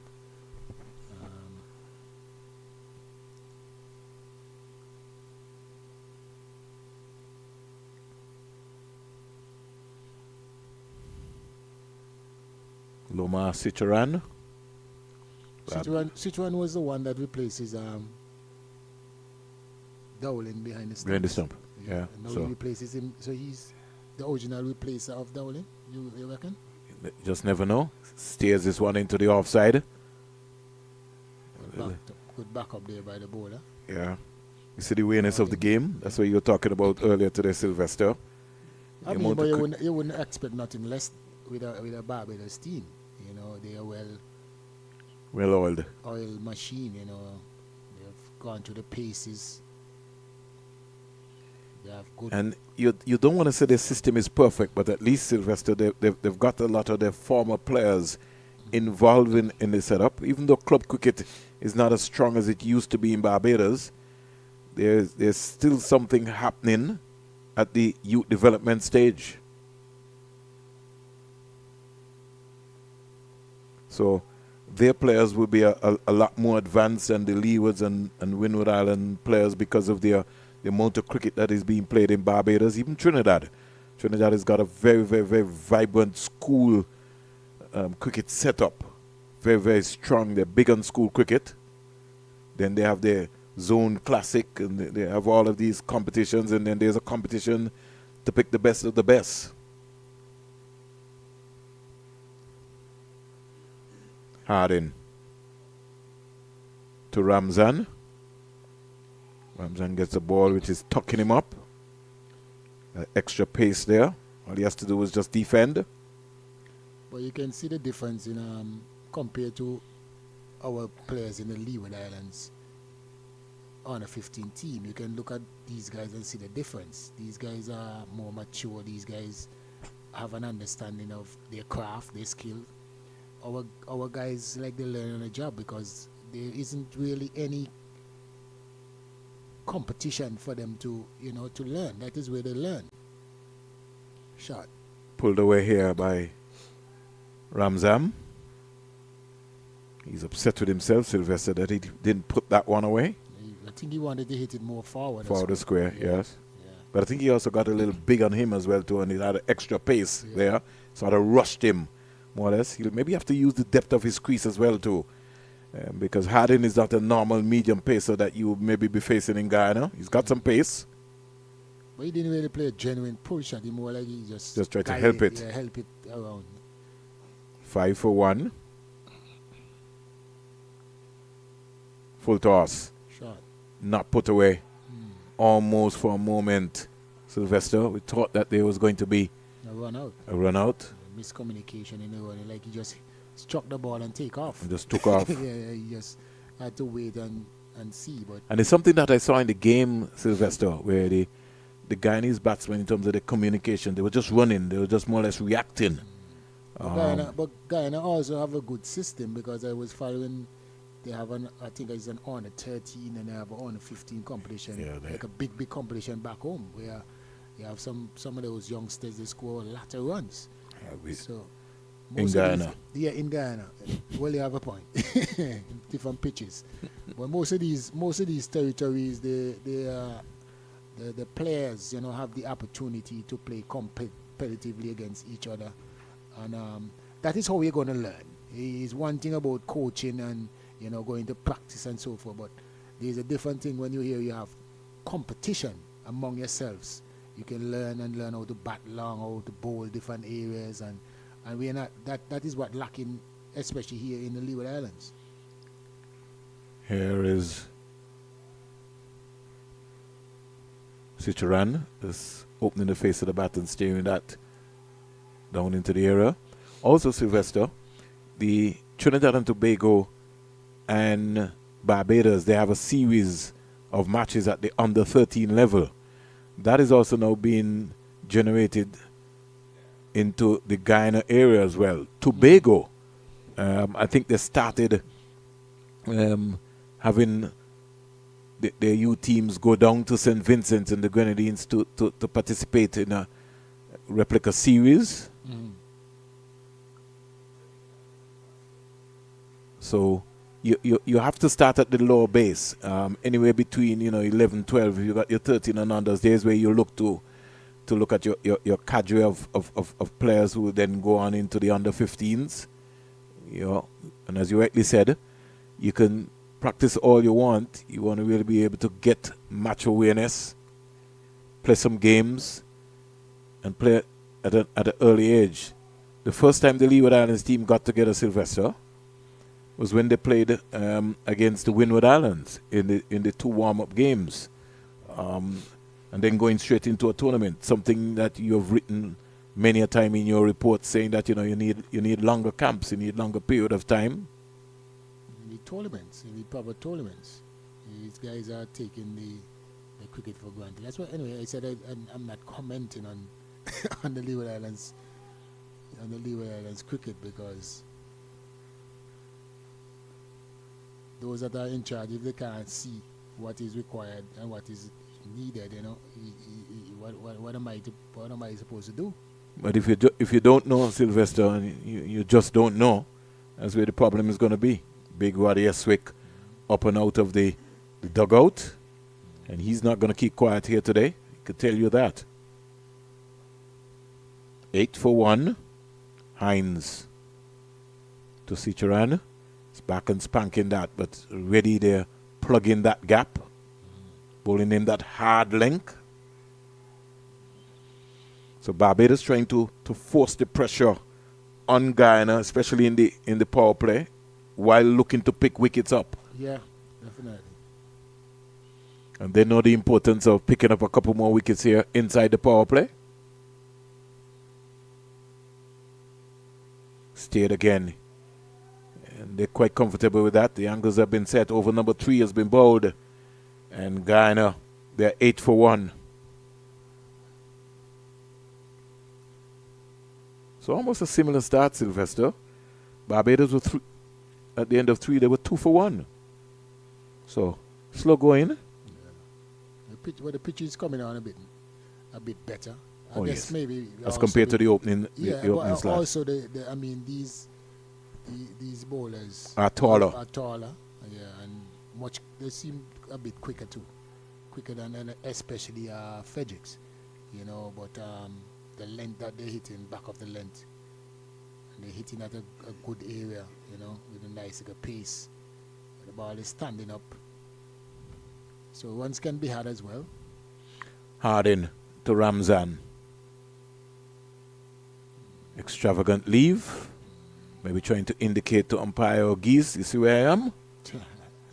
Hardin has a tendency of pushing the ball. Yeah. Like he wanted the ball rather than standing up. And bowling, keep his wrist firm enough behind the line of the ball. Pushing the balls to the offside and the off stump. He started like this, Sylvester, in the game that was played here, and then when he was switched to the CIU road end, he did get into his momentum. Full toss. His wrist, playing with his wrist. Maybe he's not too comfortable from this end, but still have to do the basics. Yeah. You still have to put in the basics. Because on any other given day, you go somewhere with another team, another coach. 8 for 1. Shahid Ramzan looks very relaxed at the crease. Short ball, but again can't score Sylvester. Yeah, I think that length is too easy. Yeah. You know, I think in terms of creating, I make it a bit more difficult. It's got a ball of fuller A length. fuller length, yeah. Ramzan playing it quite comfortably from the back foot. You want to bring them forward. And so far, as you see the tournament, the fuller your ball at a good length. Oh yes, the more wickets you get. Yeah, the more wickets you get, yeah. The patience level of the batsman defense is being tested. Tested, yeah. Stroked up to Posad at mid-off. Can't score. Harding, he seems, every time he bowls a bit fuller, he bowls it into a full toss. You want to hit that good length. Just doesn't look comfortable from this end, Springs. No, he doesn't. He's not striding in either. And we saw him here last against Trinidad and Tobago. He was gliding.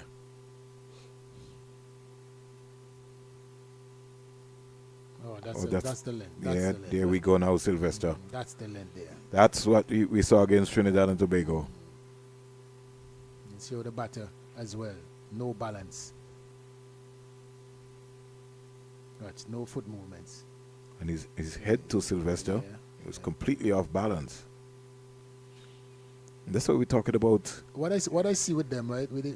They trigger good, but the next movement towards whether the ball is full or short, that turn, I usually call it like 1-2, and then the 3 is whether the ball is full where you go on your front foot or short you go on your back On your back foot. Yeah, but they're not. You see, they're triggering, and they're not making that The movement. advancement. So Simply because their head is not leading with the shoulders as well to Sylvester. You got to lead. So 8 for 1 Sylvester at the end of 4, and we'll talk to you a little later as a maiden over here.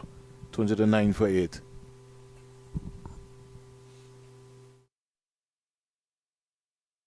Almost like a miracle to get a maiden in a power play these days.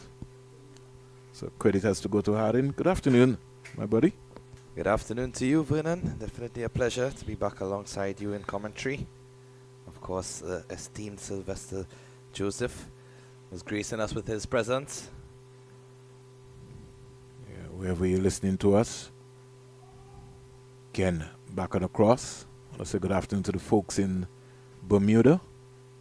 So on appointment this morning, I want to say congratulations to the Douglas family. Peter Douglas is one of the top track and field coaches, has been elevated to the coaching circles in India.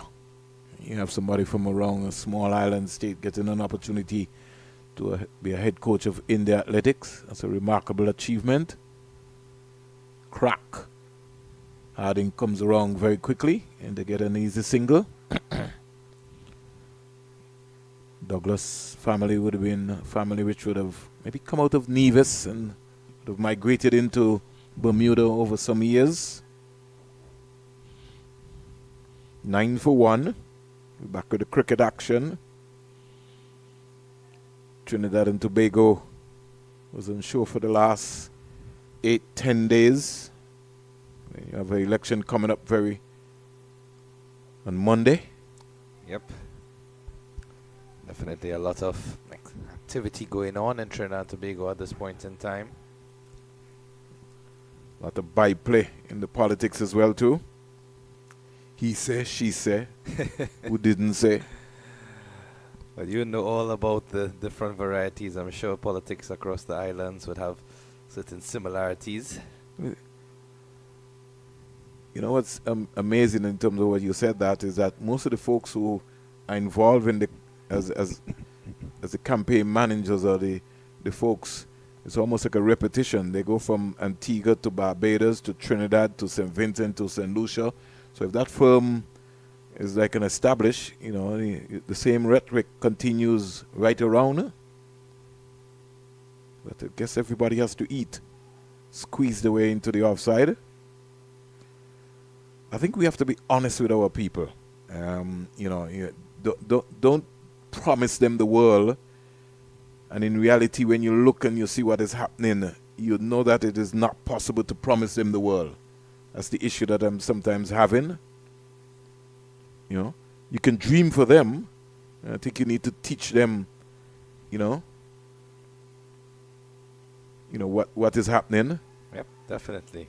Over comes to an end, 5 overs. Very slow start here from Guyana.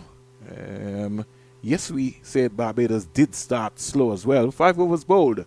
And Guyana 9 for 1.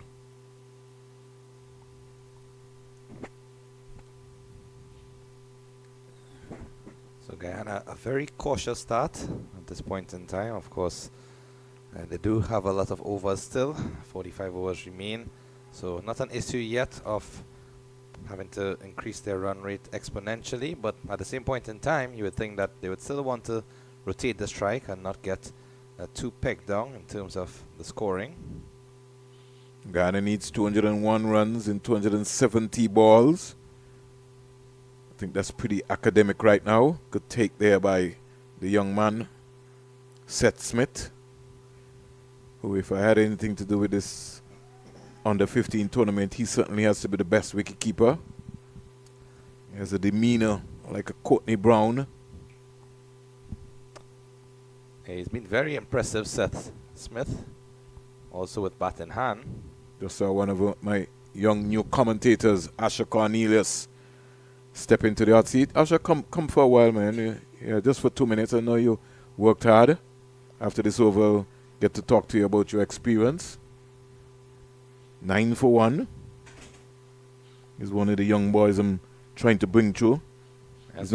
He's not good at cricket, so I need to try to get. He's good at scoring, so I got to get him into the commentary booth. Well, I was not going to tell you. He looked like the West Indian cricketer just walking into the booth. He has the physique of a fast bowler. Well, the good thing about it is that Vivridges always used to tell me, right, if you can't play the game, you got to look like you can play it. So he certainly looks like he can play cricket. 9 for 1. Squeezes this one into the offside. That saying has transcended now to many coaches, Vernon. And in fact, in Trinidad and Tobago, we have a variation of that saying. If you can't play good, at least look good. Gotta look good. So, you know, we make sure that's what coaches try to encourage the youngsters to have their jerseys in their pants. You know, many times these days, they start the game with the jersey outside of the pants. And even in international cricket, we see it. But it's good to have some element of that formality still in place, of course, the discipline of the game. I'll give you a classic in a little while. You just hold for a while. I'm going to give you this one. Stands up straight and punches this. I remember traveling with no, I didn't travel yet, but I think I saw a Leeward Islands team prepare in St. Kitts. Leeward Islands on the 19 team. And everybody, we went to a tournament. I think it was about 1984.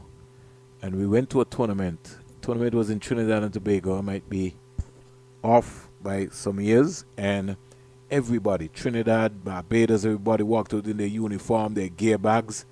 In Leeward Islands, everybody was just in all of the different other colors. We just never matched up. And I promised myself, I said, I will never travel again with a Leeward Island team look this organized. And so I went on my own mission to try and make sure that the next time that I was going with the Leeward Island team, that they were going to look uniform. We lost the game even before we started because we were watching Barbados and watching Guyana, and everybody came out with their bags and their gear bags, and we were behind. I said, no way. All of that goes down to the mental aspect of the game, of course. Yes. Preparation. You heard what I told you. We lost the game even before we bowled the ball. Yeah. An excellent analogy there. I always tell people, when you see a set of uniform bodies, it's almost like an intimidation. Pitched up, beautiful delivery there by Harding. So 6 overs have come to an end. We'll hear some few thoughts from Asher Cornelius, who worked today, and then We'll come back to you in a while. Good afternoon, Asher. How are you? Hi, good afternoon to the spectators and the supporters from around the region and around the world.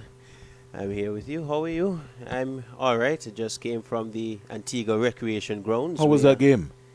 A dominating performance by the Trinidad and Tobago under 15 team, defeating Leeward Islands by 6 wickets. You think the Leeward Islands team, they deserve to be bowled out, or they were just poor again today? I think it was a valiant effort by a few of the players, most memorably Demore Prentice and Jathan Edward putting on a small partnership, scoring 18 and 19 respectively. But I think they showed a lot more fight from the previous game, where I think they were bowled out for 77.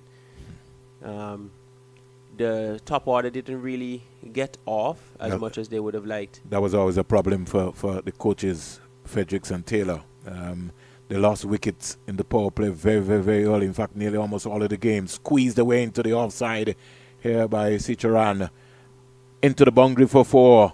A welcome boundary there by the young man. Hines half volley. Squeezed away square.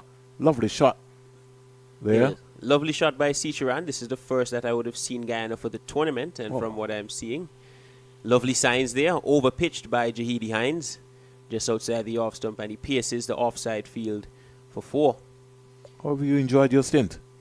It's been eye-opening. It's truly been an honor and a pleasure to be working alongside some people that I would have heard over the radio for so many years as a youngster.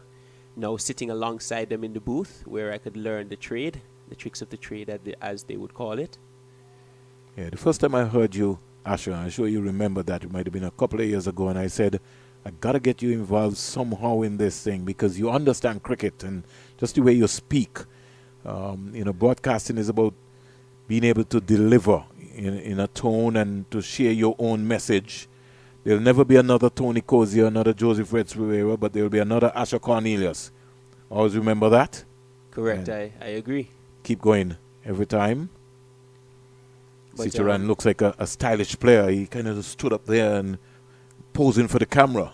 He's got to find the gap. Very languid, very easy on the eye is Sicharan. I'm seeing him for the first time here today. Back of a length by Jahidi Hines, hitting the pitch hard, just on about off stump, and he just gives himself just a little bit of room to try and access the offside here. Talking to Asher Cornelius, one of the young commentators here from Antigua and Barbuda. The 360 is trying to get into the business. A lot of cricket coming to Antigua and Barbuda. But Asher Cornelius is so rounded because he's also one of the top scorers in Antigua and Barbuda, video analyst as well too. But we're trying to make sure we can get him balanced out. Your thoughts on the overall tournament based on the games that you would have covered? Want to get your thoughts? Well, based on what I've seen, you're still a young man. Yeah, based on what I've seen so far, I've been bowled over by a few of the young leg spinners, as being a leg spinner myself, namely Sanjeev Bachu and Siobhan Boyd out of Jamaica. Those two really stood out to me because they were able to flight the ball and being able to control their leg spin in order to drop it in the right lines and lengths in order to trouble the batsman and force them forward. So those two particularly as leg spinners I like to see. Jahidi Hines and Zarel Harding are 2 fast bowlers, along with Ikoni Robinson out of Jamaica. I think going through the ranks of under 15, 17 and 19, that they'll be a prospect for West Indies in the near future with their control and their aggression, namely Ikoni Robinson when it comes to aggression. Not afraid to bowl the short ball and always attacking the stumps when pitching up. Yeah. We also had a look today here in terms of fast bowling. I like Raphael McKenzie. And if you realize I've got some notes myself of some of the players from the under-15 Jamaica team. Andrew Lloyd, I was pretty impressed. I know you didn't see him in that game, but he bowled some off spin and he looked beautifully well. He's like a Nehemiah Perry. I saw of him at Antigua Recreation Ground. He bowled well here too, but the future is bright. But there's a beautiful leg before he came right across there. What did that hit? I mean, height might be the issue for that one, for Zarel Harding. Yeah, I think that's a good call in the end. Up at Coolidge here, seems to have a lot more bounce. Oh, than yeah, over well, at you, the you, you, recreation you grounds. expect that, in terms of the preparation. Yes, correct. And it looked like a cross seam delivery there from Zarel Hardin, so it could be hitting the seam. Landed, I think it would have pitched outside too. Yeah. Just outside the leg stump. So, good decision there by umpire from Antigua and Barbuda on the leewards, Bernard Joseph. Yes, good decision so far. And so you got an opportunity to see some other local umpires get an opportunity as well too. Yeah, most definitely. I mean, Bernard would have been around the circuit for quite some years. He's been more or less The a senior. solid umpire in Antiguan cricket, a senior umpire, as you would have mentioned. Just And has it's- not been able to break into the senior ranks yet, simply because of the system that is being put in place. But I always still tell him, at the youth level, you've got to still keep shining. Yes. Persistence is key. Yeah, it is. Well, one of the things which I try also, Asher, to encourage most of the umpires in Antigua and Barbuda, especially folks like Donald Shekels and company who would have played like you as well too. I said to them, the amount of cricket that is coming to Antigua and Barbuda, Ava Knight and company, soon rather than later, if all of these guys set the bar high enough, then the Cricket West Indies won't have to bring in umpires. They won't have to bring in match referees. I'm glad to see Joari Edwards here getting a fold. We need to get some young match referees as well into it. We got the scoring system seem to be worked out, but we have to get some umpires and some match referees. I think that will tremendously help, especially when you have the headquarters of Cricket West Indies here. You have the franchise, Leeward Islands Hurricane franchise here in Antigua and Barbuda, and you also have a CPL team in the Antigua and Barbuda Falcons here. So you're talking about three major entities. There's always activities taking place in Antigua and Barbuda.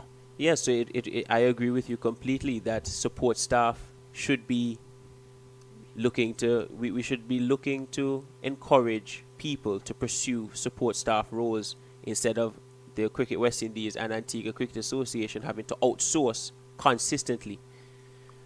But that may be a discussion for another day as we see Shahid Ramzan.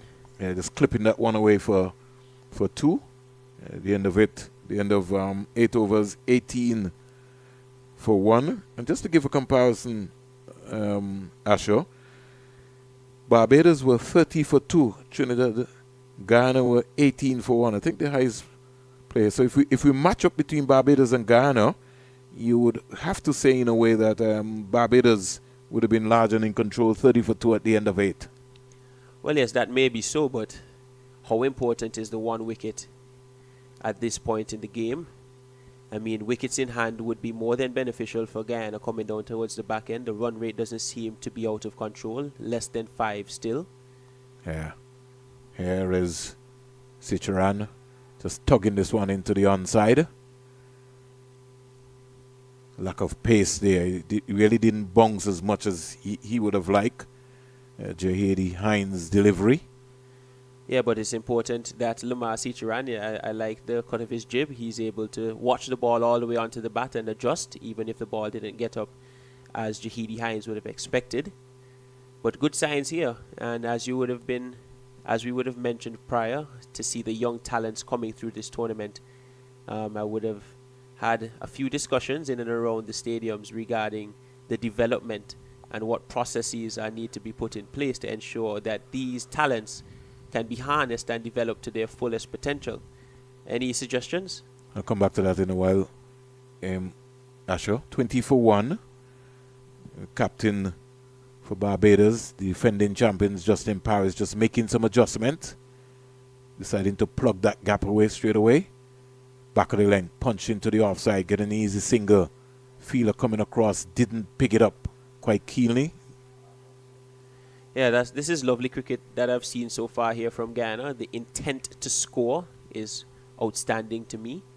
Not just happy with getting a dot ball or facing a dot ball. They're looking for the singles, looking where the gaps are. So lovely cricket so far. Branford would be very disappointed that he didn't pick that one up. Shahid Ramzan, his dad is around looking at here he's tugging this one into the deep backward square leg area. Won't get a boundary because there's a sweeper there. coming around nicely. And Javion Baston, and they get 2 runs quite easily. I said to you, Justin Paris wouldn't mind this at all. Well, I would think that only going just under 3 runs and over is Guyana. He wouldn't mind. I mean, it's important to continue attacking and looking for wickets in the power play, using the new ball to its fullest potential, I would assume, with runs on the board. 200, anything over 200 in this tournament seems to be no easy feat at all. And Barbados. Especially chasing. Correct. We haven't seen 200 too many times in this tournament. Yeah, well, I was coming to ask you about that, Asher, because a lot of teams even got bowled out before the 50 overs, which is almost a major concern. I know you asked me about development, and if we're talking about inside the Leeward Islands here, when you look at the Barbados setup and the Trinidad setup, and you maybe even look at the Guyana setup, Jamaica was a little bit behind, but they're maybe trying to put systems in place, punched into the offside. Can't score here. Ramzan? Well, yes, it's a different caliber between with Barbados and Trinidad and the Leeward Islands, because there was a young batsman I saw today, right-handed batsman Jordan Julian, and he played an on drive this morning. He didn't get any runs for it, but just the balance, his head position, and how he gets his hands through the ball showed me that these guys really are playing a lot of cricket. They're training hard, and their caliber is just a notch above what we see here in the Leeward Islands. But after 9 overs here at the Coolidge Cricket Grounds, Guyana 23 for 1 in pursuit of 210 for victory. Yeah. You see, the word development, Asher, is used loosely. And I just find that a lot of the modern day administrators seem not to understand what we're talking about when it comes in terms of development. You know, you can't just say with competition is not development. Agreed. You have to prepare people properly. You have to teach them the game. You have to get the right personnel. You don't get people who abuse the players. We have to move away from that. We have to get people around the young boys and girls who are going to teach them the game, not abuse them. And that's one of the major problems that I'm having in the Leeward Islands in terms of how we go about our system, wide delivery, and how serious we are when it comes in terms of development. Now, development is not the role of the Leeward Islands Cricket Board.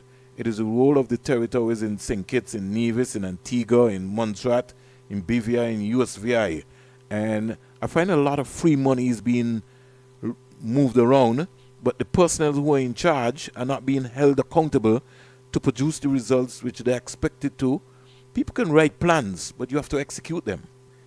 Agreed. And from my own perspective, I can tell you that I do believe to an extent there is some unnecessary spending when it comes to the local boards. But I do have to say in defense of them that at the end of the day, it's an expensive sport, is cricket. Training, gears, food, water, all of these things must be taken into account at the end of the day, especially when you have smaller boards within the regional board of the Leeward Islands Cricket Board, that Antigua or St. Kitts or Nevis may not have the resources nor the capital to be able to develop players as they would have liked.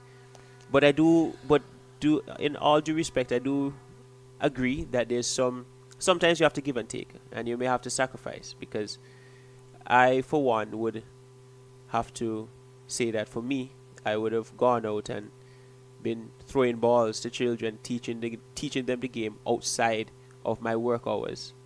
And I'm not going to complain and say that I should be paid more for the work that I'm doing, but maybe not everybody may have the same thought process as me in terms of development over my own personal financial stability. So there's a lot of different factors to take into consideration, but all in all, it's just an unfortunate situation or an unfortunate predicament that we find ourselves in with West Indies cricket. I mean, Barbados and Trinidad may be better off in that regard, but Leeward Islands seem to be struggling a bit. wide delivery down the onside. Harding again pushing that delivery. Well, if we look into the leeward's setup, Asher, there must be a conversation that needs to take place with the Ministry of Sports and the governing body, because everybody has to come on board. In the final analysis, if you represent your school, your next objective is to play for Antigua under Agreed. 15, right? So there needs to be a talking point. There needs to be a collaboration. Agreed. And I would have had a conversation in regards to just how much cricket is played in Barbados at the under 15 level. And it was truly eye-opening to me to find out that they're playing 3 and 4 and 5 tournaments as under 15 children. So they're getting enough competitive cricket as well as to be training maybe 2 to 3 days a week and playing cricket almost every weekend. So, and the performance shows here because they're they're the defending champions And as they're well as going undefeated so far in the tournament. So it has to be said that you need a lot of competitive cricket as well as people overseeing and a lot of coaches to be able to track the progress and be able to navigate whether or not this person might need a specific thing separate to what the team would have needed. But again, it just comes down to a lack of resources or scarce resources here in the Leeward Islands. I don't think it's scarce. I just think it's the egos that are being bruised. People don't want to talk to people. Everybody's showing their authoritative progress in terms of what's happening. That is what is basically hurting the sport. You know, you look in Antigua and Barbuda here. The caliber. Tell me why we don't have a Dave Joseph around our system. I'll come back to that in a while. At the end of 10, Guyana finishing on 26 for 1 as compared to Barbados, who were 47 for 2. Just coming back to the point, Asher, you're looking at Antigua and Barbuda and you have someone like a Dave Joseph. Tell me why a Dave Joseph is not around Antigua and Barbuda under 19 team. That's a good question. You know what I mean? That is the caliber of. He's one of the best captains. He's got a cricket brain, and you need someone like him around. You need someone, Jensen Joseph, if he's available, to be around our bowlers. You got to get those guys who are around before to get into the game. You have somebody like Eldine Baptist who's sitting down here in Antigua and Barbuda, and we don't find it fit enough to be able to have him around our young seamers. Tell me how you explain that to me, right? And I can go on and on. Agreed. Yeah, that's what we're talking about. So I'm saying that there has to be a communication line. How are we using the legends in Antigua and Barbuda? The Leeward Islands trained here, but we never thought it best to be able to bring maybe even Sir Richie Richardson to speak to the Leeward Islands team, even for 10, 15 minutes, or Curtly Ambrose, or Dr. Sir Andy Roberts. We got the resources. It's how you use the resources, what you have. And I keep telling them all the time, everything is not money. Because they like to tell me about money. I go around more or less meeting all of these people, so I know. Wait for a while here. Left arm spinner, Joshua Thompson. He comes into the attack. Flat fast. Ease into the offside here by Cicheran. And they get a quite comfortable single. But you could tell here that just in Paris, Barbados would have had a chance to look at Guyana. And you could look at the field placings and see that there. Guyana will have to do something extravagant and special here to win this game. Yeah, it seems to me like Barbados have really done their research on the Guyanese team. And listening to what you were saying also, they also play a series at the under 13 level between Barbados, Guyana and Trinidad. So some of these players would have maybe matched up already before. Yes, most definitely. I mean, listening to some of the spectators from Barbados, and they were explaining to me the cricketing environment at the youth level in Barbados. They truly are playing a lot more cricket than we are in the Leeward Islands, and they're being taught the game and the history of the game. Correct. I'll tell you something, Asher. When you go on a youth tournament level, you can, if you don't have anybody in your camp who has the knowledge about understanding cricket, the young Barbadian cricketers will destroy you. When it comes in terms of Barbados cricket and West Indies cricket, they're very serious about that. Squeezed away, pass backward point. Passerelle can't stop it, and into the boundary for 4. That was a wide short delivery, and he would have needed to stop that. He didn't, And a boundary to Cicheran, who now moves up to 18 in the process. Yes, good shot by Cicheran. Just pouncing on something slightly wider than what Joshua Thompson would have liked. And he transferred his weight quickly onto the back foot and was able to squeeze it away past backward point for 4. Driving up to the offside and getting a single. Everybody had to be ducking. Good backing up there. The young Barbados fielder seemed to be maybe hitting to the midriff area. Don't know if he's over-exaggerating. Let's see, he gets up. He'll be all right, man. Yeah, he'll be fine. But this is lovely cricket, I must say, from Guyana. He just hit a 4 and he was not content with just playing a dot ball to finish the over. He was intent on rotating the strike and getting the single. And this is really good cricket so far. I mean, this is an interesting position of the game. Guyana 33 for 1. And as you would have mentioned at the end of the power play, Barbados were 44 for 2. 47 for 2. 47 for 2. So, where is it that they may have less runs at the end of the power play? They made up for it with having one less wicket, more batsmen in the shed. So, a bit more firepower to come at the end, I'm assuming. Yeah. Sargent was the wounded soldier in that last contest there. But he's since recovered nicely. Left overs bowled here at the Coolidge Cricket Ground.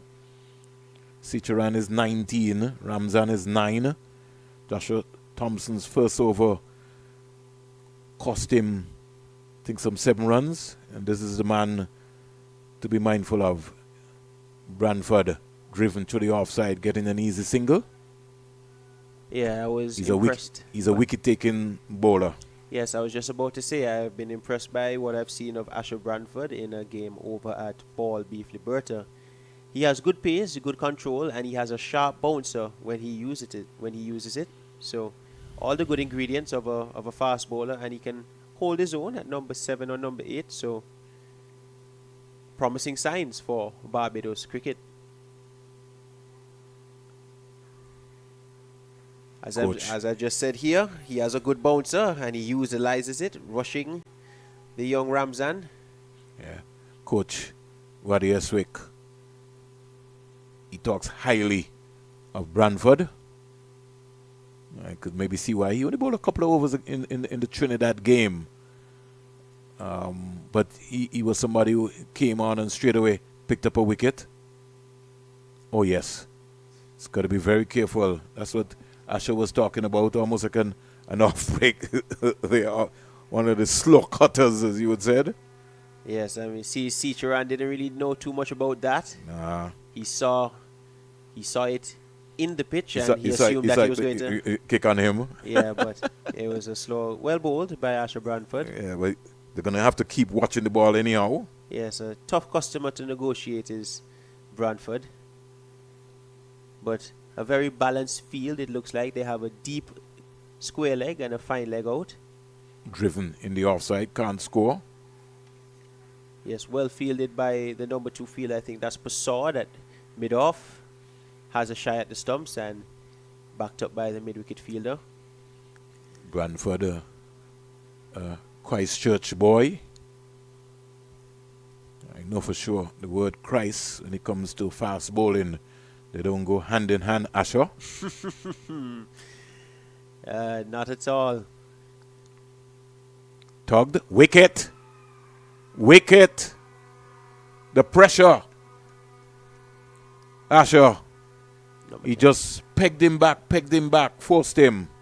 Yes, the pressure told for Cicheran. Asher Branford hitting a back of a length there with his pace. And Cicheran looking to rock back and maybe get that past the mid-wicket fielder, but he could only find mid-wicket straight. He didn't have to move. That's number 10, Sargent. They're taking a smart catch, low to the ground. And Guyana lose their second wicket. That of Cicheran. So Guyana 35 for 2. But that as I would have made mention, and as Roddy Eswick would have backed me up by saying he's really impressed. And Asher Branford has impressed me also by picking up yet another wicket in this Under 15 tournament. So we'll take a break here. 35 for 2, with Guyana needing 175 runs Asher Branford has struck.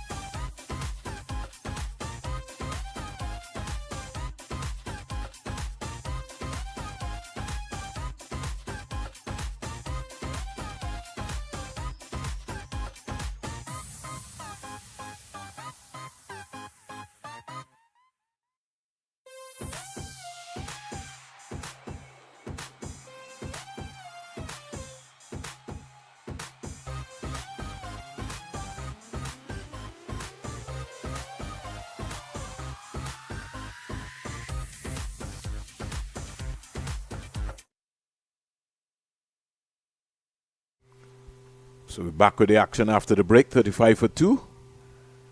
And Nathaniel Sami comes to the crease. It's good hearing from young Asher Cornelius. Feel very spirited that I was able to get him into the fold, and Paul Miller working on getting a couple more. Yeah, definitely. Both Paul and Asher definitely seem like they have a lot of knowledge about the game and being players themselves as well. And good analysis and very good points made about the finer points in terms of the technicalities involved in this lovely game of cricket. And at this stage here, Vernon, you would think that Guyana losing that wicket right before the break, something about a break, either just before or especially just after. Especially at the youth level. It always happens. It always happens. Got to be switched on. Got to be switched on all the time. And when you start again, got to start all over again. That's where the complacency comes in. Joshua Thompson starting from the CIU road end. First over cost 7. Sort of drag that delivery down. Shahid Ramzan trying to just maybe belt that one past him. He hit it with some power. You could see Thompson just limping with a smile on his face. Yeah, it ricocheted from his bowling hand, his opposite hand onto his shin on his right foot. Hope that he's going to be all right. In fact, we're seeing the umpire just signaling. Yeah, Hakeem Ogis just deciding just to be on the safe side. Doesn't want to take any chances with these young bones. Is there any relation of this Ogis to the Hakeem Ogis that plays for the academy? No, they're pretty far from the same island, but in terms of family, they're pretty far. And you know, we used to play. You know, the suicide things that we took the chance of doing. You know, we wouldn't worry about that. We just get up and just rub that and go back and play now. But when you hear some of the stories from the former players, the kind of injuries and damages that they had to play with, I recall many instances of hearing about burst toes and players just deciding to put a piece of cotton, patch it up and run up and bowl again. Yeah. And then even fingers for batsmen, the amount of times that they would have been struck on the gloves from the menacing fast bowlers back in the day. In fact, just looking at some clips, Vernon, from cricket being played then where helmets didn't have grills and where you didn't have any chest guard, any arm guard, just the bat, the helmet and the pads. Ramzan leaves alone. And that's what you're talking about, the heart of a lion.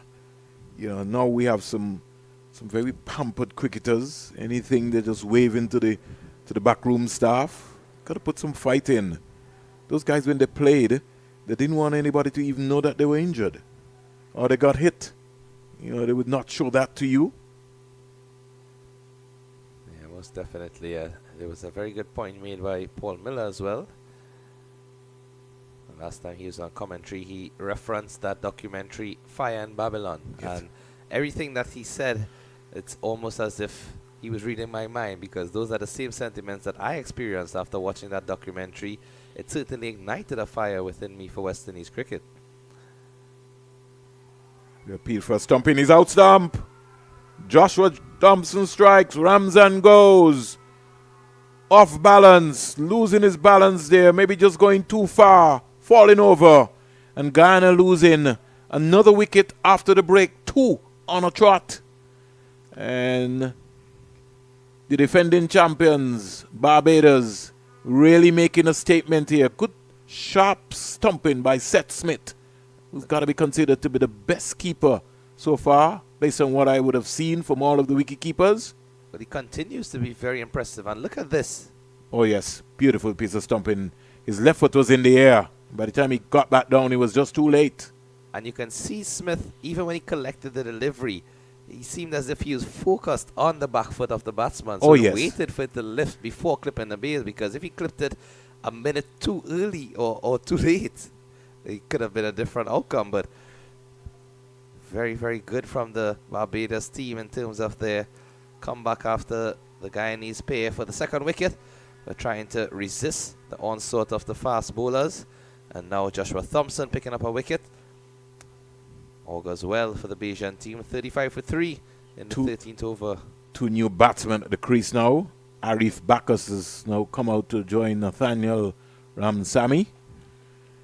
And Guyana under some pressure here. This Barbados under 15 team is a formidable team with a lot of talent and experience.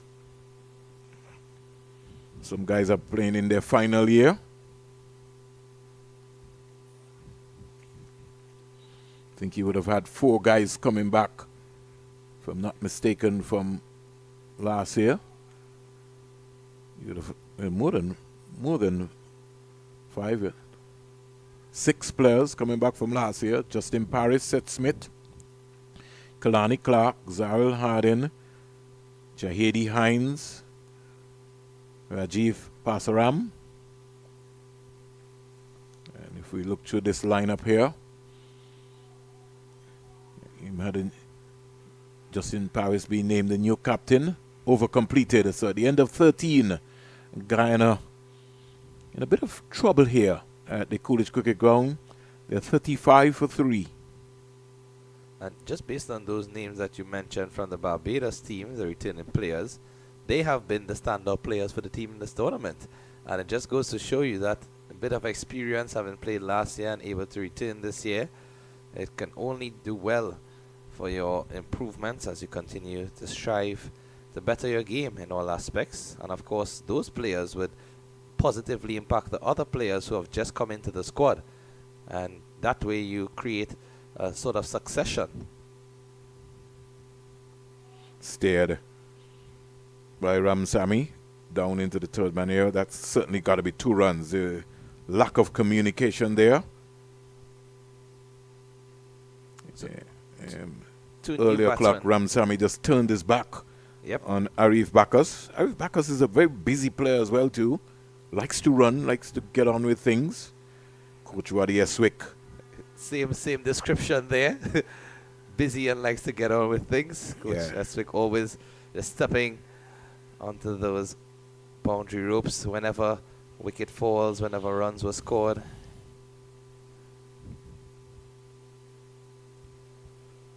Squeezed away down to backward point. If it's one thing that has also been impressive about the Barbados pace lineup is the raw pace itself. Apart from the ability to bowl the cutters and vary their lengths and so on, it just seemed to be quicker than all of the other bowlers that have featured in this under-15 tournament. You see, at the end of this, I'd be looking, scouting to be able to spot all of the young fast bowlers from these various countries, Pitman Company, and get them into a mentorship camp early o'clock with the video analysts, everything, working out their technicalities, and share that information with their respective coaches in the respective territories to make sure that they're going through their drills. One of the things which I see a lot happening is that our young fast bowlers are not running enough these days. We have everybody going to the gym, but you really need to put some miles on your legs. You got to run. Fast bowling is hard work. It's easily one of the hardest aspects of the sport. Yeah, and many times, as you mentioned, that it's not only about the strength in terms of going to the gym and having those strong shoulders and a muscular physique. Those things would obviously be an aid and assistance, but fast bowling has so many more aspects to it in terms of the mechanisms. It's about that rhythm, that point of delivery, technique. I once asked Courtney Walsh, who lives in Antigua and Barbuda, and Curtly Ambrose, one night we went out, and I was asking Courtney, in the days of Sabina Park and your club ground, how many laps you ran? He said, Springs, I never counted. I just ran. I was just running. That's why he could have bowled such lengthy spells without dropping a sweat. He was just running. You know? Squeezed away, pass backward point, sweeper coming around, can't stop that. Lovely shot by the young man, Nathaniel Ramsamy. Just a bit too full from Brantford. That's going to be put away. I think he tried a variation because you saw the seam, definitely not identical to the previous deliveries. A wobble seam on this occasion, so Maybe trying a cross seam. Yep.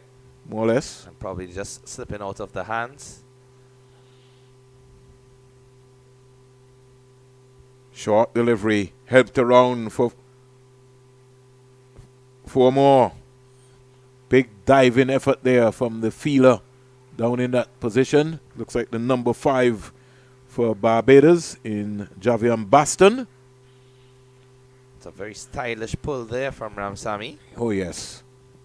Shows that he is not fearful of the pace attack. He's willing to embrace it. And almost thought for a moment I was looking at Rami Sawan. very reminiscent. Yeah. We were speaking about those short deliveries, and of course none other than Ramnir Sarwan comes to mind. Very infamously known for those square cuts and those hook and pull shots. Many times to his benefit and even sometimes to his downfall. Well, you know, when they used to set the field specifically for Sarwan as he came out to bat, fielder deep backward square, deep mid wicket, and then they would just pummel him with short bowling. try talking to Sir Richie Richardson.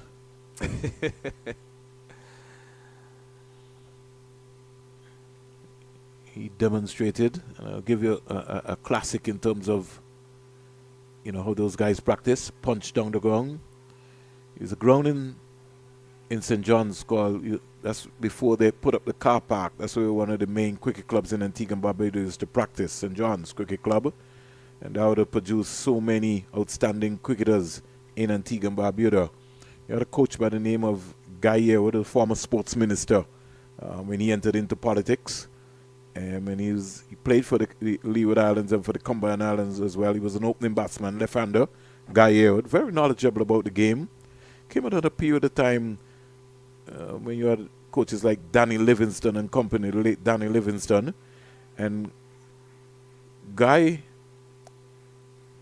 sort of put some pressure on Richie Richardson and maybe forced Richie and told the bowlers, you know, they're not pitching up anything today.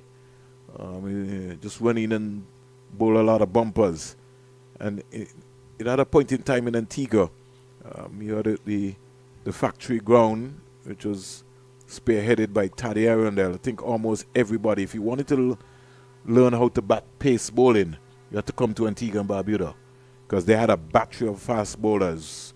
Vaughan Hungry Walsh, Ambrose, the Benjamins, Cleve Joseph, Whitmore Quinn, you name it. Almost any and anybody. Hamish Anthony punched into the offside, not a single. And when you went there to bat, nobody was pitching up anything to you. So, and remember in those days you didn't have helmets. Right? So you had to learn trial by fire. Oh yes, you certainly had to. And literal fire at that based on the Literally fire that fire. you're describing. You'll understand that concept. Clipped away into the onside. So one thing for sure that you weren't going to be short of was fast bowling. Any quality, be it left arm, right arm, you name it. There was no room for spinners. And if you were a medium pacer, you became a fast bowler because you had to learn to bowl quick. 50 for 3, 50 coming up for Guyana. Over number 15. Just help this one around into the onside. Getting an easy single. So what this pair has done since they have come to the crease, the partnership 16 of 13 deliveries, they're just rotating a strike and making it look very easy at that. Playing the ball with soft hands on some occasions and just playing it into the gap. So they have rotated the strike nicely, allowed the current run rate to climb from its previous state of under 3 to now over 3 and closer to the required rate of 4. Some other initiatives I feel that could be introduced at this level, with the cricket being the expensive game it is, where you almost have to import cricket gear, be it ball, equipment, you name it. One wants to thank Ravi Atwara from the E4 brand. He's really worked with a lot of small clubs and parents around in terms of getting equipment, but everything, as rightly said, the cost is high. Well, I don't see Cricket West Indies introduced where, even at this level, a youngster who scores 100, get a sponsor, get a cricket bat, gloves. I think you got a lot of Pakistani companies and Indian companies who want to be able to get their products out. This is a way for them to get into the market.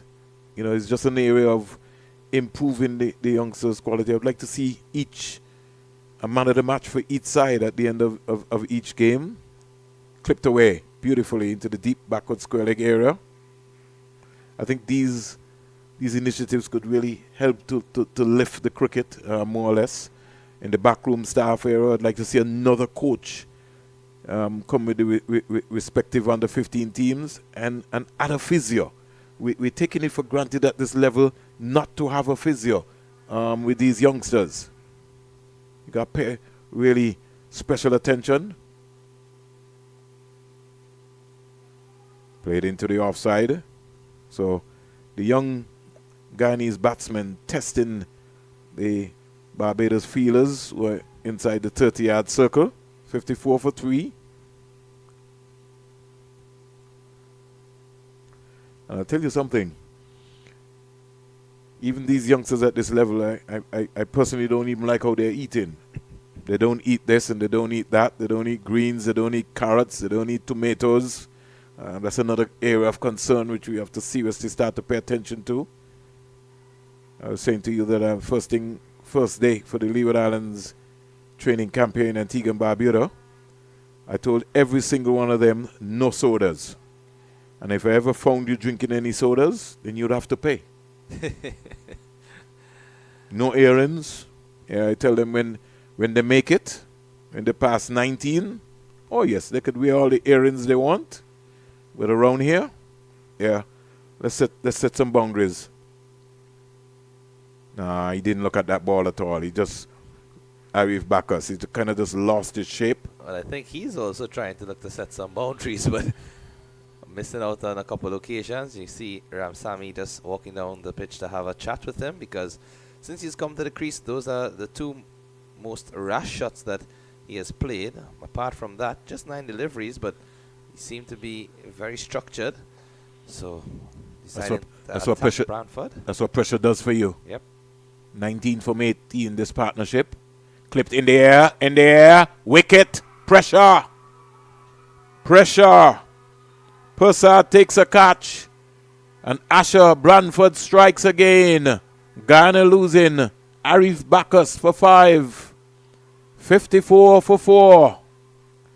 But just as you mentioned pressure, you saw the young man seem a bit unsettled by the 2 short deliveries, and also kudos to Brantford for smart and intelligent bowling, deciding to pitch that one up fuller and encourage Bacchus to play that drive. Mistimed, miscued, lofted in the air, and a comfortable catch taken at the long on region. Yeah, so another wicket going down here.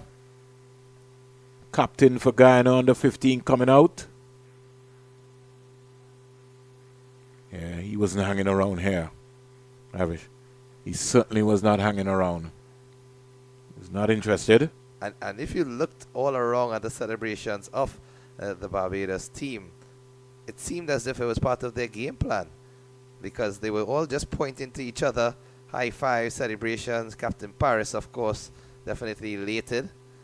But it just goes to show you that they have a game plan and they're sticking to it. And the fielders, of course, backing up their bowlers, most importantly. In fact, this Bayesian team has been one of the best fielding units that we have seen in this tournament. Very good cricket all round. New batsman coming to the crease. Captain himself of Guyana, Richard Ramdehal, has been one of their more reliable batsmen throughout this tournament, both he and the vice captain Henry.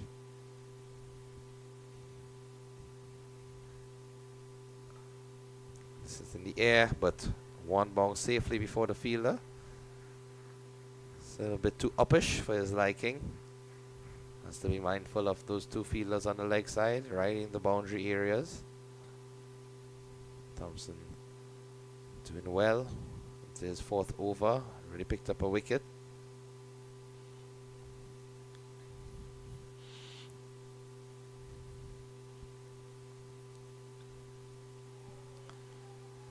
Sammy's on 14. 54 for 4.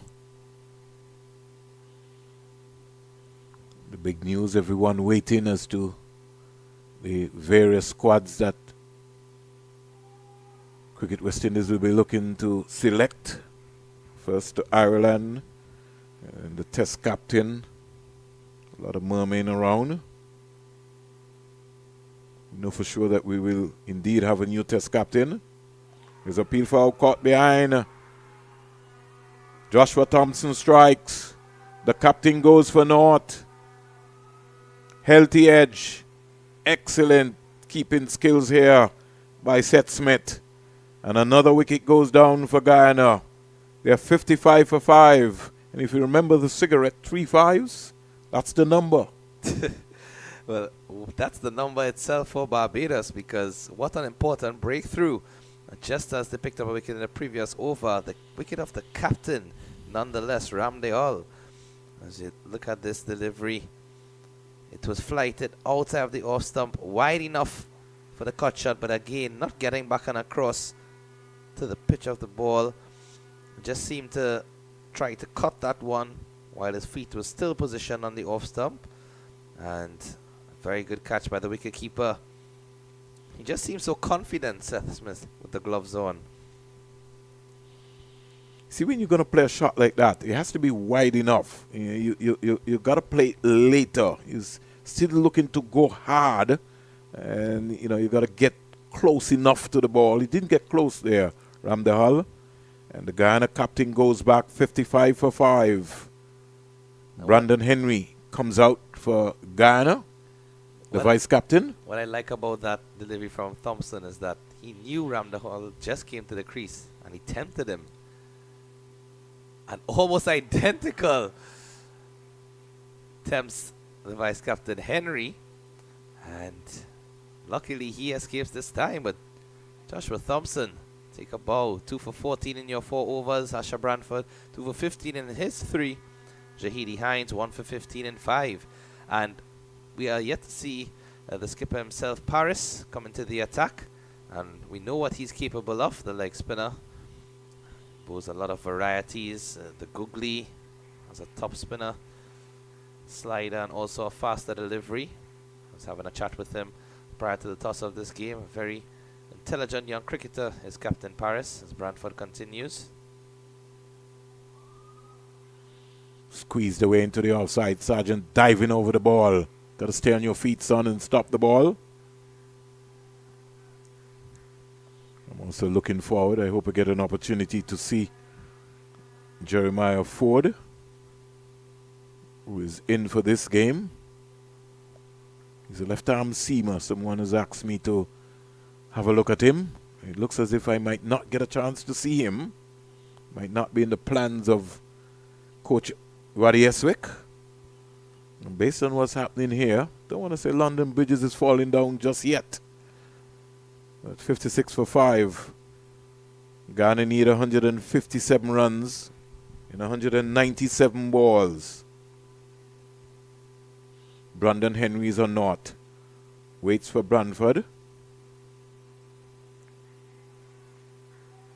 Squeezes this one out into the offside area. Has to get back into his crease.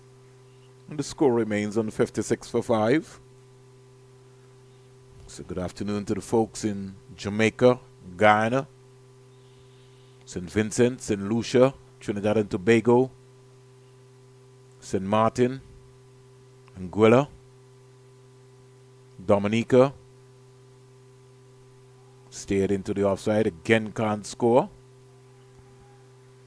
With all the completion of the other 2 games. Jamaica winning, so too Trinidad and Tobago. We'll wait to see what the final standings will be at the end. Whether Trinidad did enough to maybe earn a second place position. I think they just might have. We could maybe look at that point system and see what's happening. Henry is second. Third delivery, in fact his 4th delivery that he's facing. Umpires, local umpires from Antigua and Barbuda and the Leeward Islands. Hakeem Ogis and Bernard Joseph, who's been on the scene now for some time. Yet to break through into the bigger era. Just like Carl Tuckett, who can't seem to break down the door. Just losing his run up there, young Branford. Yeah. Only into his 4th over. 2 for 16 so far. 56 for 5. Henry North is the vice captain of this Guyana under 15 team. Can he deliver for Guyana? Short ball. Just outside his body, just helped it around to the deep backward square fielder. Javion Batston.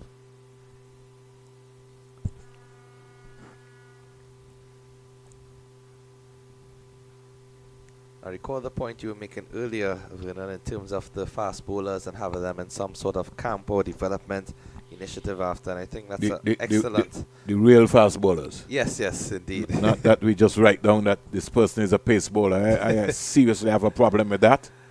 No, I think from this tournament we have seen some tremendous young talent and potential, and also application, because we all know talent and potential, those factors in theory are well and good, but you need that application on the field, and you need to see it being enforced. And from the Barbados team alone, at least 2 to 3 of their pacers, Pittman as well, you mentioned, from Leeward Islands, Trinidad and Tobago, a couple of seamers who swinging the ball around nicely, Sadafal, Stewart, and even the tall McKnight bangs the ball into the pitch. I like McKnight. The first time I've seen him, he's impressive.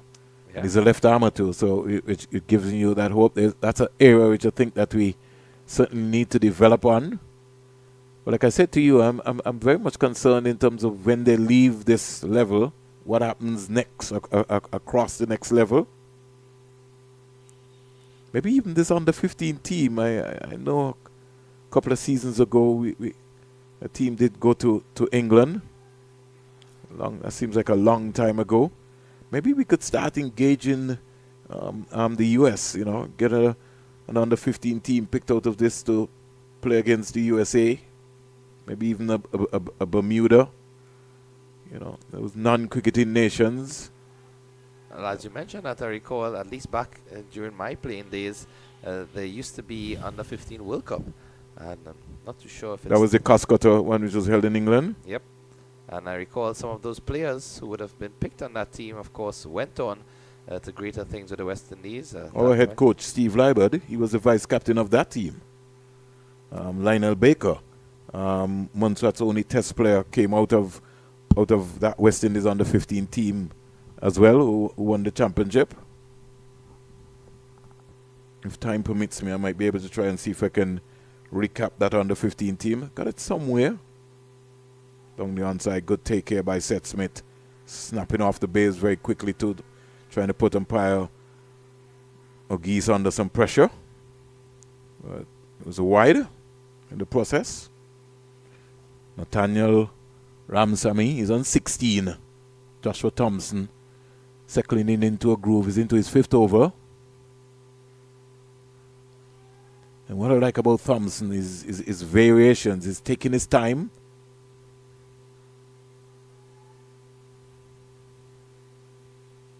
He's really using a lot of nice varieties. Even bowling some drifters into there. Short again. You see, they're looking to try and hammer the ball, more or less.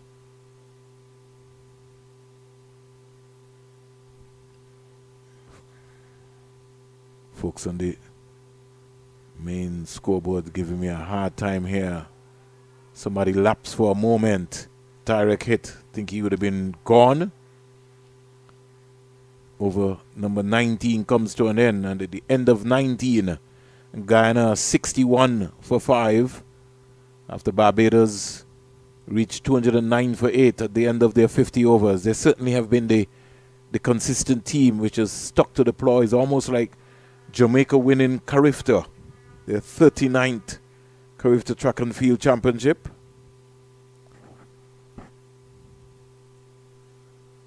And just as we were mentioning those under 15 teams from years gone past, reference made to Clico and International under 15 Cricket Championships, which would have been held in Trinidad. 2007, 2008, and this would have been in Bridgetown, Barbados. And just looking at one of the scorecards, a game that Trinidad and Tobago played against Malaysia, some of the names here: Craig Brathwaite scored a century in that game, John Campbell, Kavem Hodge, Kyle Myers, Darren Davis, Stephen Katwaru, all players who featured in cricket presently.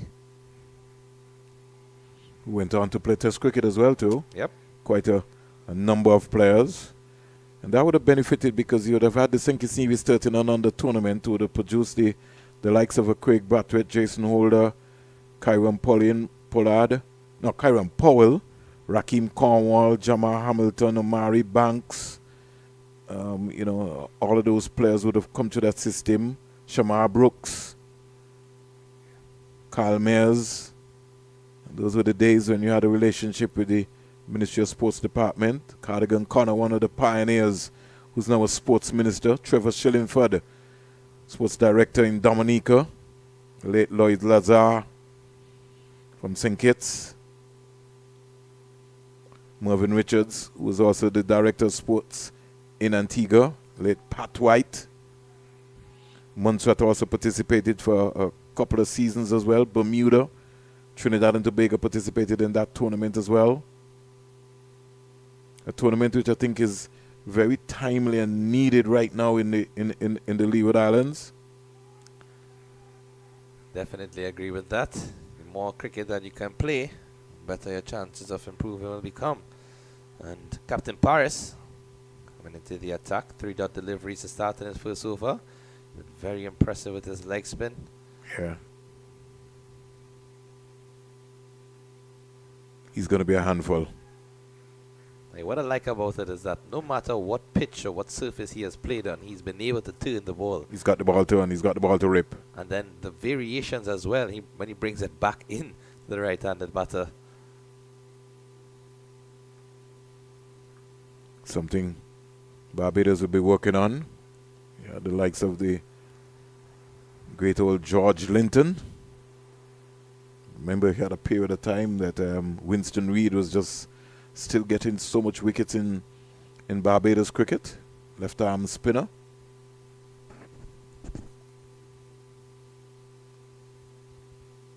And that's one of those variations. And one of those bad deliveries that he's line, yeah. Well, that's expected. They say every day is fishing day, every day is not catching day. Yeah. I think the wear and tear on this track as well too, because you could see that one sort of die down. 66 for 5. 20 overs bowled. So I did say 35, right? Yep. Recall your earlier prediction. You just wonder if that was going to be accurate given the nature of this game. But what Guyana need to do at this point in time is just build a steady partnership. Ramsamy is going along really nicely, 22 from 18. Henry at the crease, 3 from 13, the vice captain. Some responsibility on his shoulders, given that the captain has departed without scoring.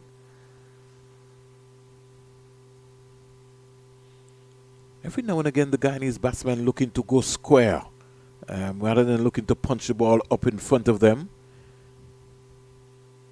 Paris has set a very strategic in his field placing to Joshua Thompson.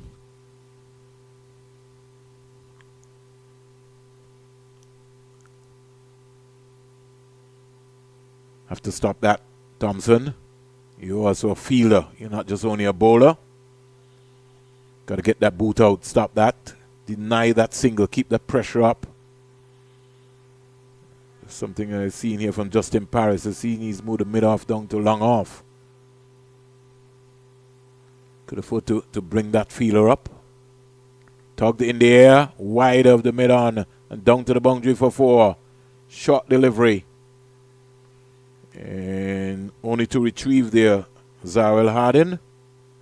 Thompson just pulling this one down. Yeah, but also well played from Ramsamy, because if he mistimed that delivery, could have gone straight to the fielder at mid-on. He placed it just wide of the fielder. Didn't get all of the power, but again the ball goes past Joshua Thompson. Could somebody tell me why is he not fielding the ball?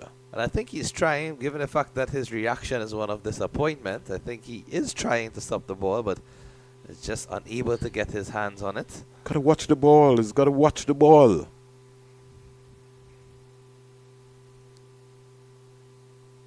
It's something which I see even at the first class level. The spin bowlers are bowling and they don't want to field the ball. Could just never understand it. It's like a culture. 72 for 5.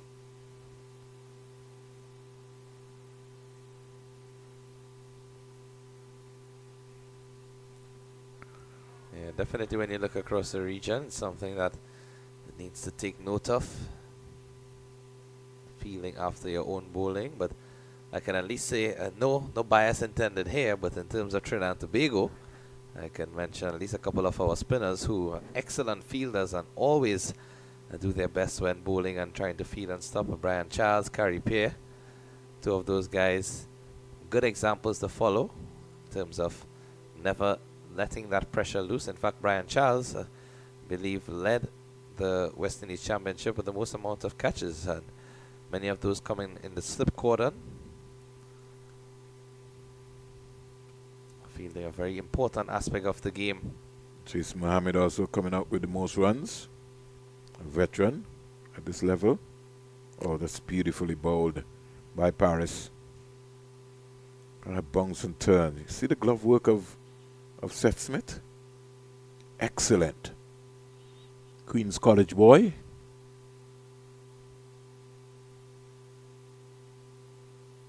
Steered past to the left of the backward point fielder, Joshua Thompson. So he's been having a lot of work to do here, bowling and fielding as well. 73 for 5.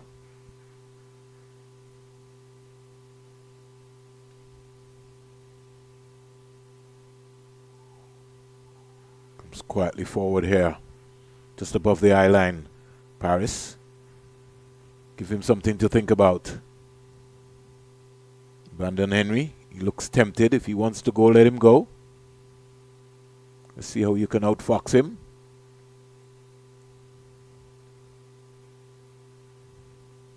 Good leave. Good cricket all around. Smart cricket, but I really like this line and length here from Paris. Despite the batsman leaving alone, they can't leave alone all of the deliveries. If they have to win this game, they have to get to the target. But once he's consistent, just in that corridor of the off stump, oh, it's a beauty. And with his height, he generates that extra bounce as well.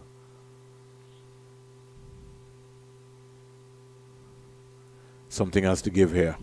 73 for 5. on drive up the ground. He has to scurry back into his crease. Where was he going?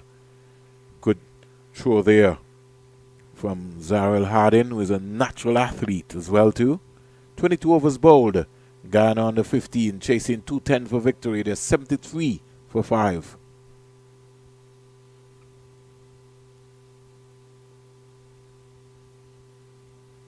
We've always been told in life that 5 things that you should try to master, which is your ignorance, your fear, your anger, envy, and most of all, the biggest word which I think is affecting West Indies cricket is the ego.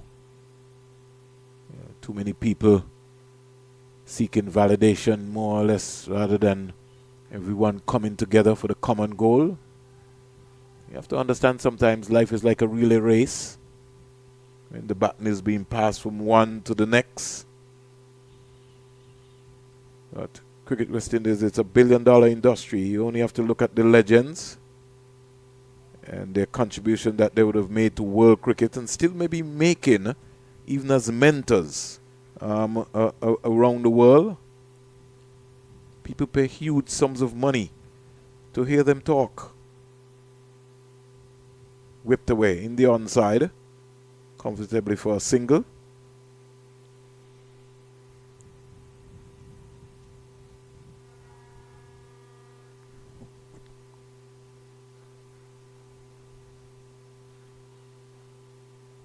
The horns bellowing out from the Barbados contingent on the left side of our media booth here. How many times have we seen this cut shot? How many times they have missed? Yeah, they're playing and missing a lot. And you're also seeing that run rate climbing ever so steadily. You don't want it to reach a situation where it's a runner ball needed, 5 wickets down. Just put that extra added pressure. Partnership of 20 at this point.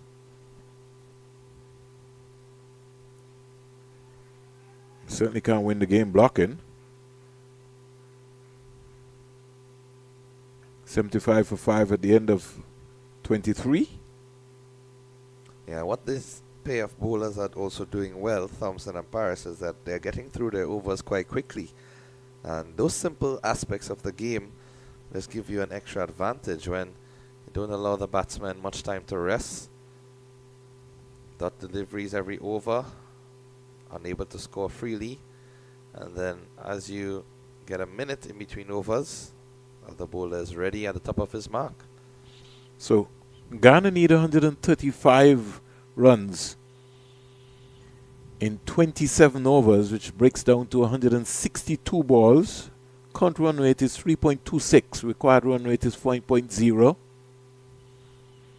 Henry comes quietly forward.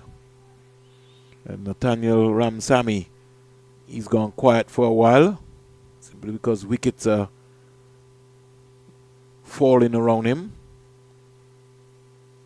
Barbados under 15, they won the toss. Defending champions and opted to bat. Good toss to win anyhow. Here's a fielder diving over that delivery. And it's gone down to the boundary for 4. It's a nice looking shot. Back foot punch. Brandon Henry. I think that was the captain there. Sort of guilty diving over the ball. Is it the captain? In fact, the captain is bowling. No, sorry. Paris. Not Paris. It's trying to pick the number. You almost look at the captain in the same body language like. Keeper Seth Smith is making some changes. Sargent goes to slip.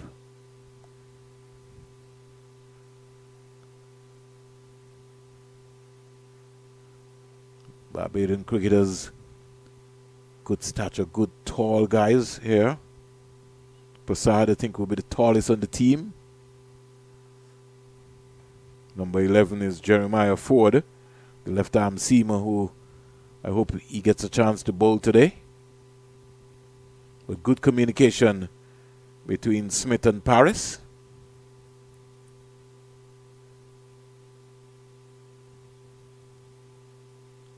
Driven again. Got to look to see where Ford is. Think Ford is. Ford just needs to come to his right and come back. Give himself some room.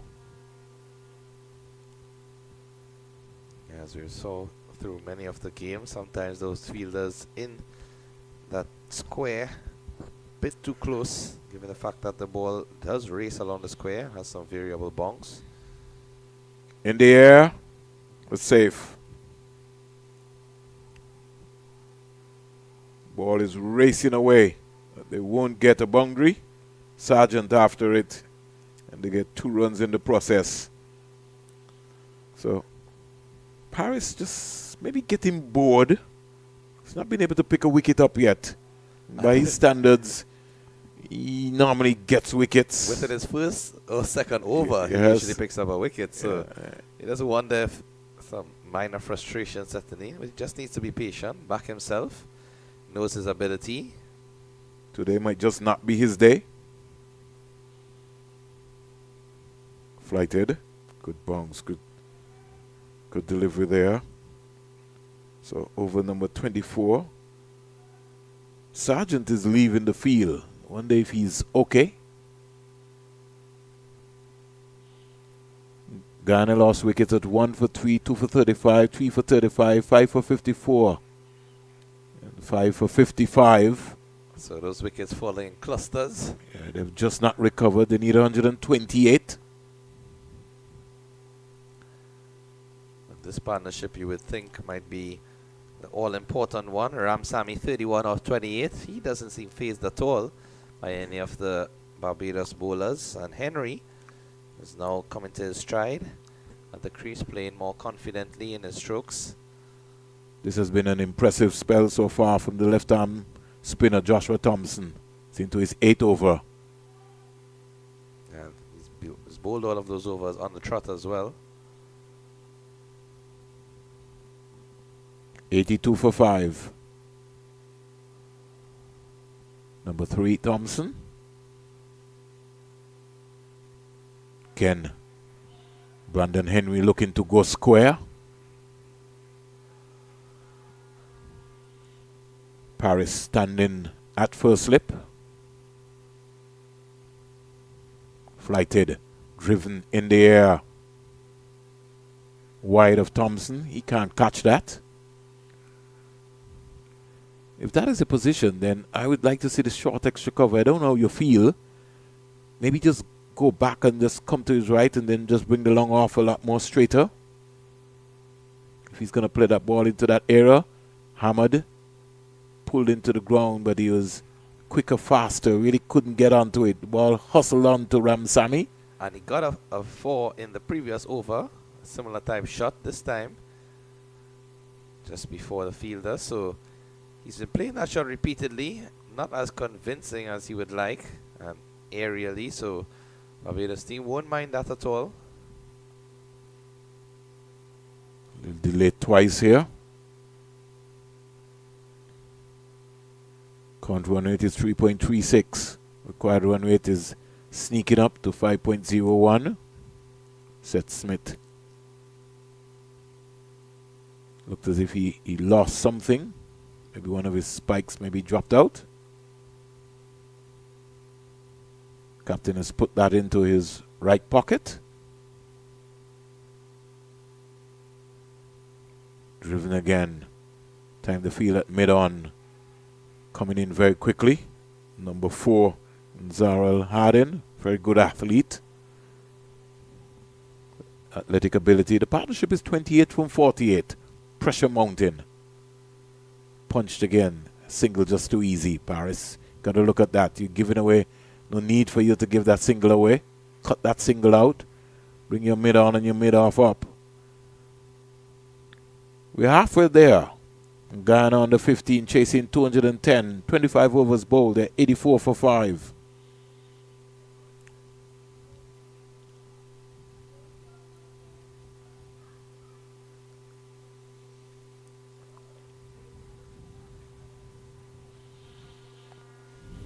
So at this stage of the game, Vernon, as we are seeing a partnership building here from Guyana, do you think the momentum is swinging back into their favor, or do you think the Bajans still have the upper hand? I think Barbados They're building the pressure all the time because the run rate is certainly increasing. The required run rate is now 5.04. You don't want that to get up anywhere between 6 and 7. In the air, just for a moment, just falling just into no man's land. He likes that shot, Sammy. Yeah, but I don't think he's in position to play it. Needs to get back and across a bit quicker into position.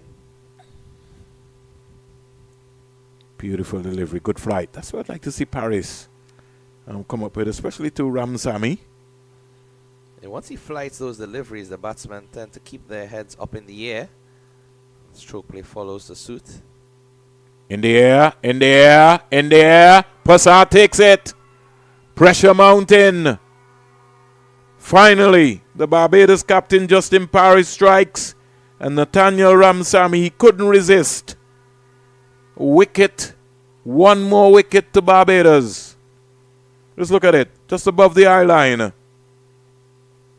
And just as we spoke about it, that extra flight, ball goes up in the air, so does the ball when the bat hits it. And down to the field, a safe pair of hands there in the form of Passad. And another important breakthrough for the Barbados team. That's the fall of the 6th wicket, 84 for 6 in the 26th over. And that wicket has also signaled a drinks break. So we'll take a break and rejoin you shortly.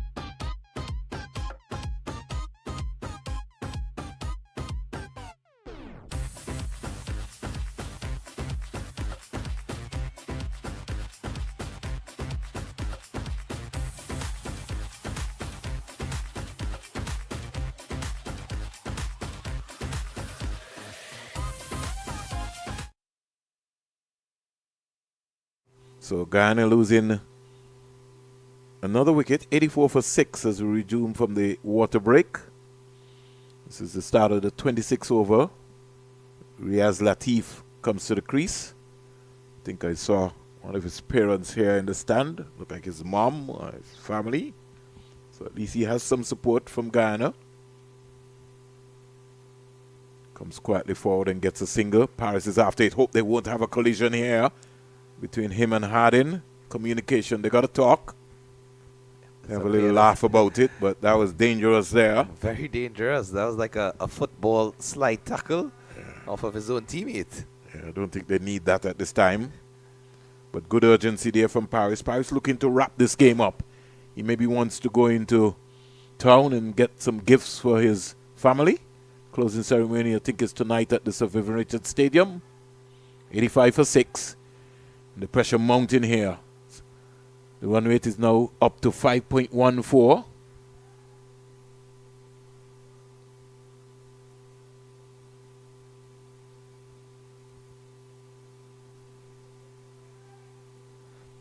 And that's the thing, with this being the final game, Guyana knowing that they need a victory in this game in order to have a chance of winning the competition, and don't think their approach is going to be one way they just want to bat out the rest of the overs and take their time in scoring. They have to try and be a bit more competitive in terms of the nature of this game. Don't want to just leave everything out there. 125 is what they need. Can Guyana produce a magic? Can Latif and Henry bring Guyana home?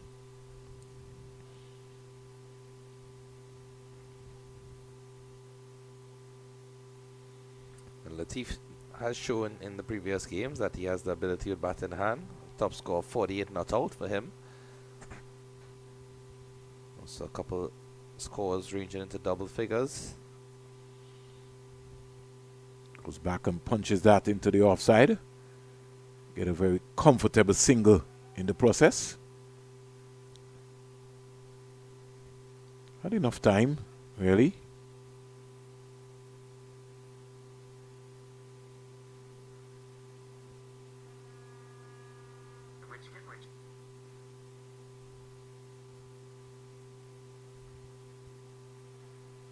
Cut away past the diving fielder at cover.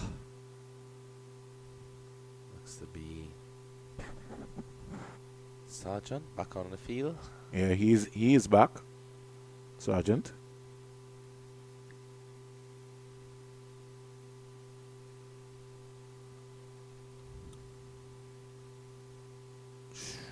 Good take here by Smith. Good delivery.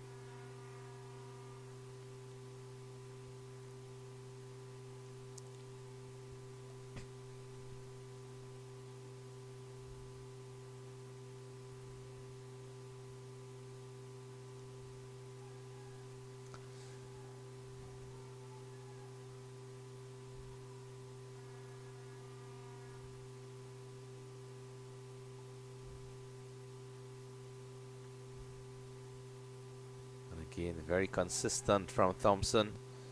Truly has been a remarkable spell from the youngster in terms of his ability to maintain that line and length, restricting the run scoring at the same time and picking up wickets. 87 for 6 at the end of 27. Only 4 extras as well in this innings, and another factor in this Barbados unit strength in terms of not really giving anything away.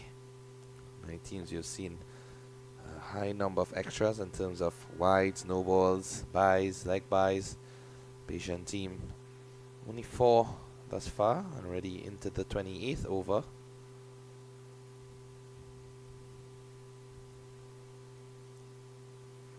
Hit down to Hardin. He can't stop the single. Gotta get off the pitch, young man. You don't run straight down the wicket.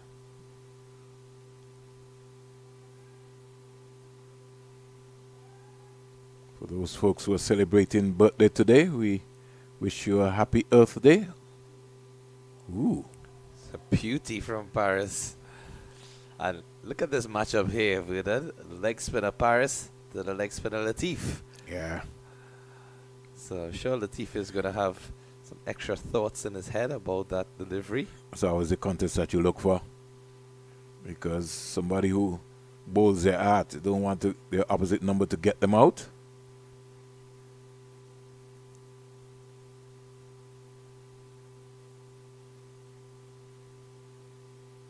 Oh, that's another beauty. Could have seen that was the googly. Nice flight and going in to the pads of Latif, but getting a bat forward and played it confidently. So very good battle here between these two.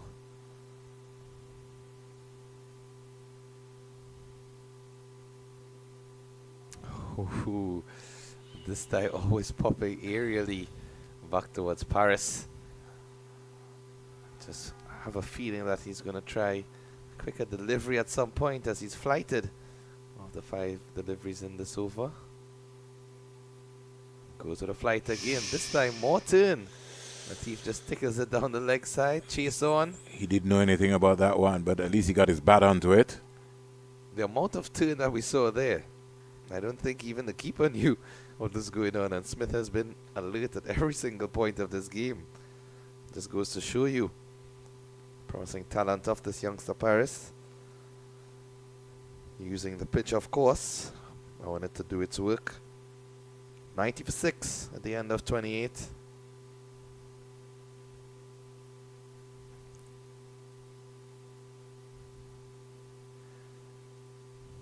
appears as if Thompson is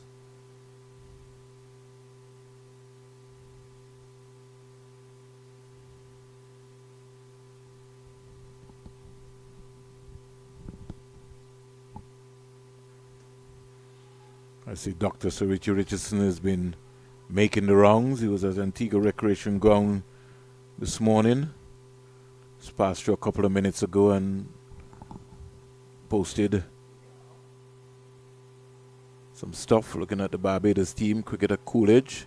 Oh, he made pass around. You have to stop that. So a boundary here off of Joshua Thompson's bowling. Score in the meantime goes up to 94 for 6.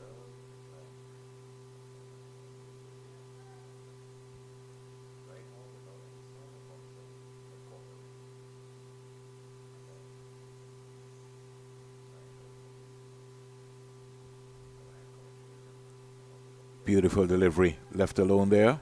116 and 130 balls.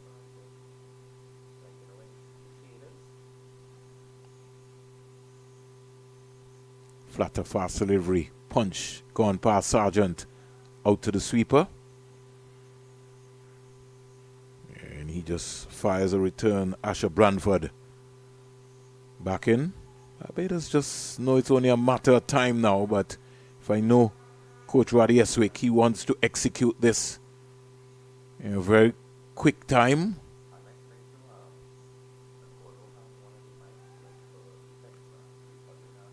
$95 for 6.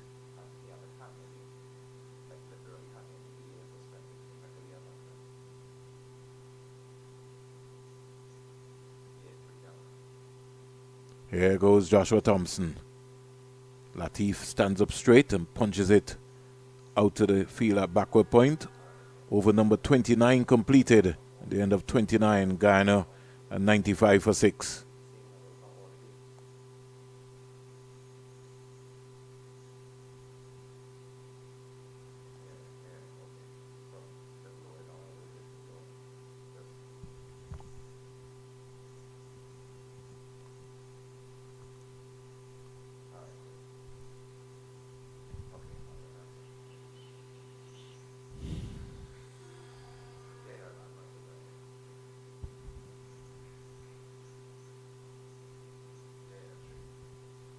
Here goes Joshua Thompson's 10 completed. 2 for 35 in the process. And Guyana need 115 runs. That ball, I think would have hit him in his helmet. And meantime, the concussion rule, concussion tests will take place. I think he went to try to paddle this one. Maybe got on the edge into the side of the helmet.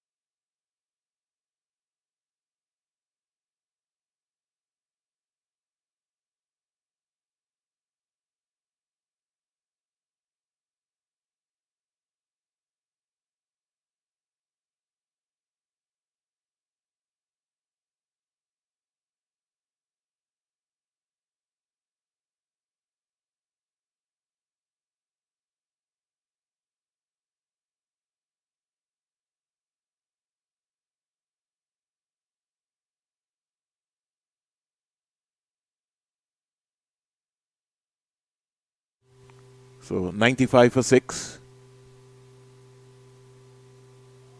Now becomes 96 for 6.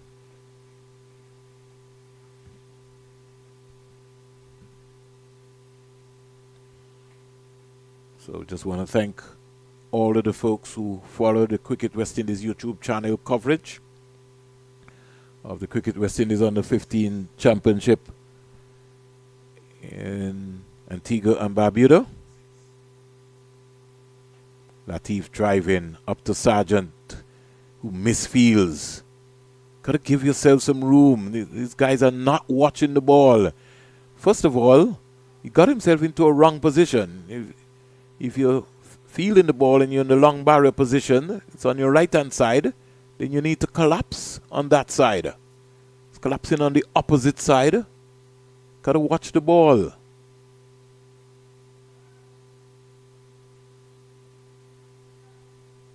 Some of these young cricketers, they're going to have to work on their fielding pretty early. Got to enjoy fielding. Fielding is part of it. Coach Waddy Eswick saying, listen, I've had enough. Let's go, guys. Finish this game. Just back and just works this into the area. Over completed. The end of over number 30. Guyana on 98 for 6. They lost their wicket on 3, 35, 35, 54, 55, 84. And pressure mounting even more here on this Guyana under 15 team.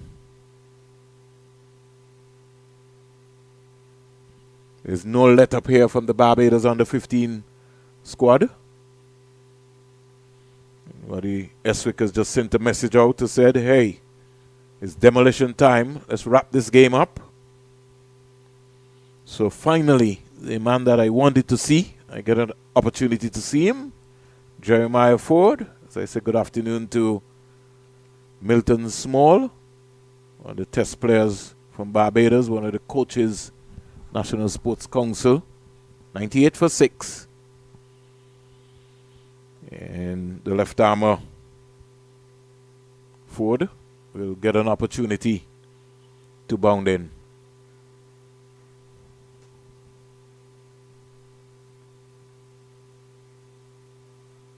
Straight away that is gone through.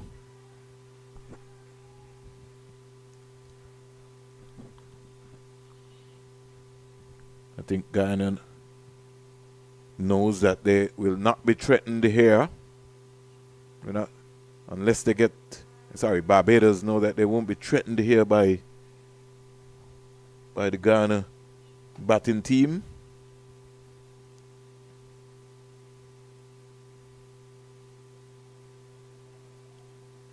It's going searching for that delivery there, Brandon Henry.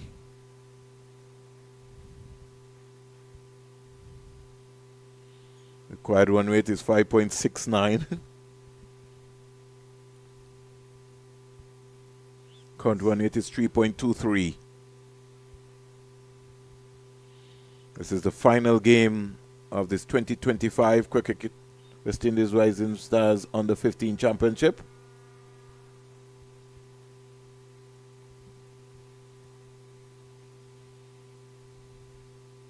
Here we go. Jeremiah Ford. Arms pumping. He's on the money here. Is Ford.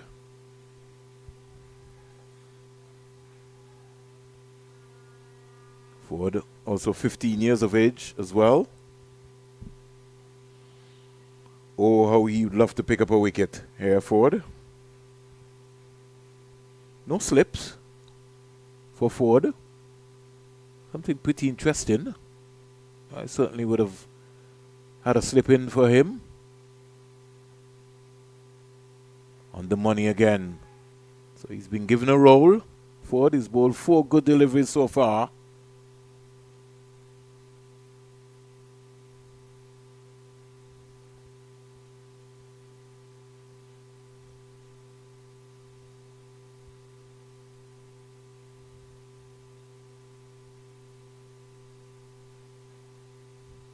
Mid on, mid off.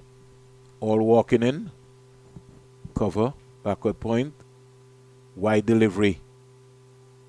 Sort of bounced in front of Seth Smith.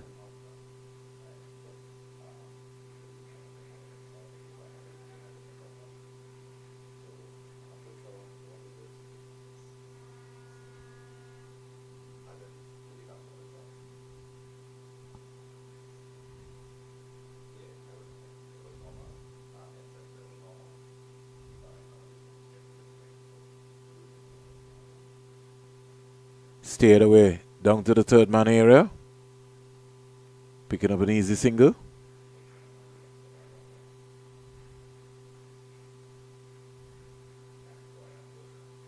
$100 comes up for Guyana, 101 for 6. Think after this delivery, we will take a 360 technical break and we'll be back with you.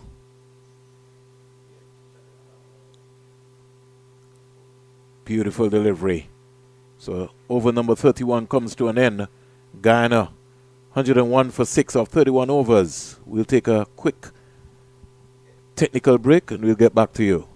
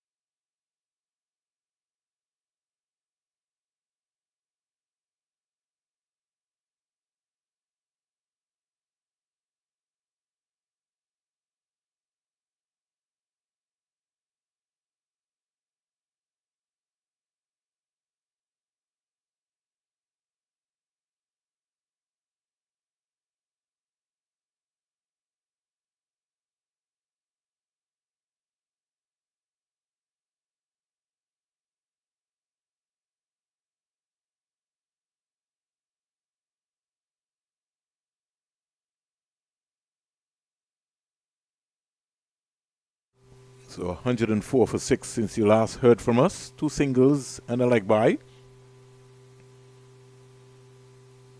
Well, played into the onside again. Seth Smith scurrying around. Over number 32 completed.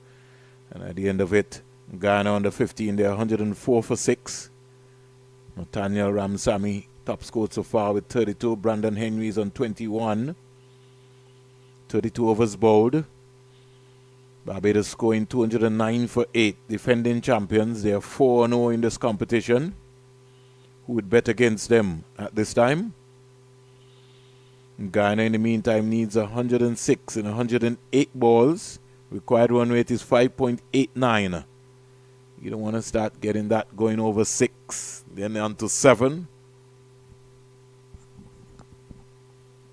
Ford starts his second over. His first course 3.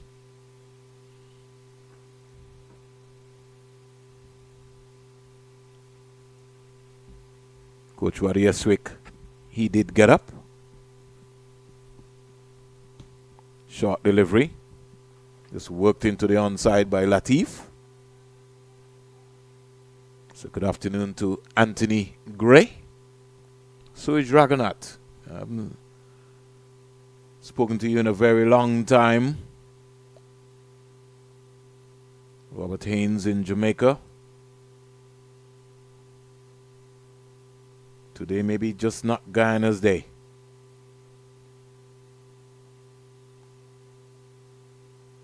$105 for 6.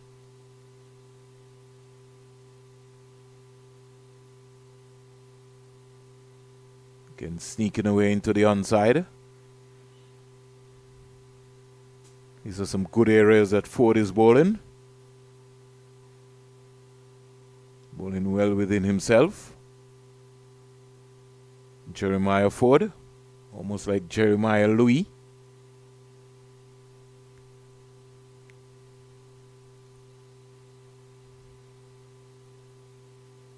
Ford parents would be looking gleefully at their television. Sneaked into the onside. Somebody could be in trouble. Now I think the Barbados fielders are going to have to be now on the alert, because Latif and Henry, they're looking to just stop the ball and look for singles for rotation of strikes. So, you know, somewhere along the line, a run out is on the card. 105 for 6. Here goes Ford. Like he's with him.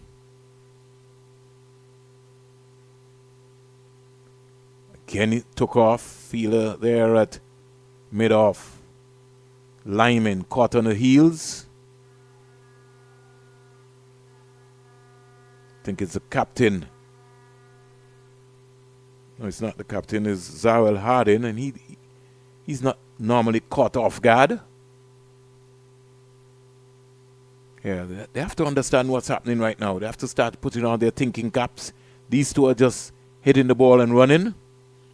So they've got to be a lot more quicker to the ball. See? Just deflection there by Latif. Getting a very easy single. The partnership is 23 from 44. And you do expect partnerships in games. Barbados have to finish strong. Guyana need to create a miracle. Can these two take Guyana under 15 across the line? Two powerful cricketing nations who produced so many outstanding greats over the years. Ford just missing his run there. Earlier this year, Guyana lost one of their stalwart wicketkeepers, Milton Paidano. Passed away in the United States of America.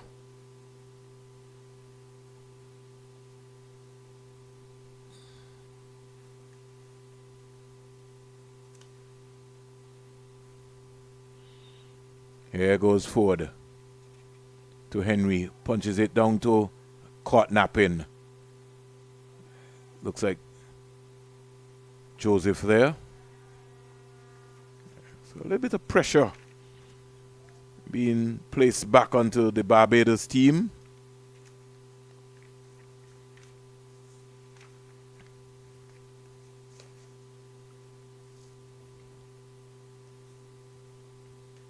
Talking about the loss of Paidano.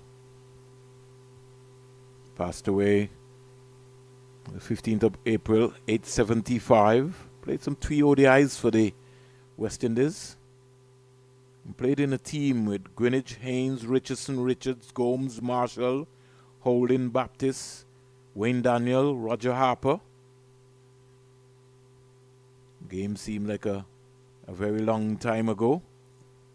That was in 1983, West Indies versus India, the 5th ODI. India scored 178 for 7. West Indies scored 182 for 4. I think in that game, Dr. Sir Richie Richardson top scored. Dilip Vensaka was caught wicketkeeper Paidano, bowled Eldine Baptist. Baptist in that game picked up 2 for 31. There's a little small break here. The young man Brandon Henry has called out for a towel, maybe just to wipe his face, maybe just to keep the Barbados team waiting for a while. 33 overs bowled. Paidana would have also played some 85 first-class games, 2 centuries, high score of 127 with 9 half-centuries, 152 catches and 32 stumpings. Started his career in 1970-71 and finished off his first-class career in 1987-88. Some 85 first-class games for Guyana. And once again, we say, may soul rest in peace. But back here, these young heroes will be trying to create history for Guyana. Justin Paris starts his 8 over 1 for 22. Clipped away. For a single. Ford just lobs the ball in to his captain.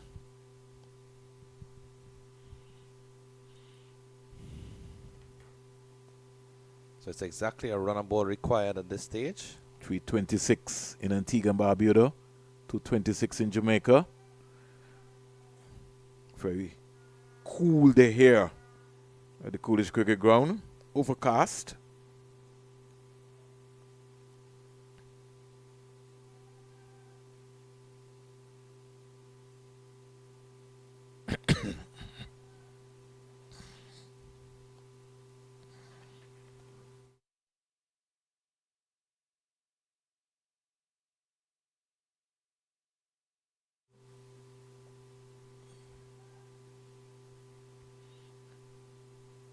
Another flighted delivery. And respected by Riaz Latif. He keeps it very simple, Latif.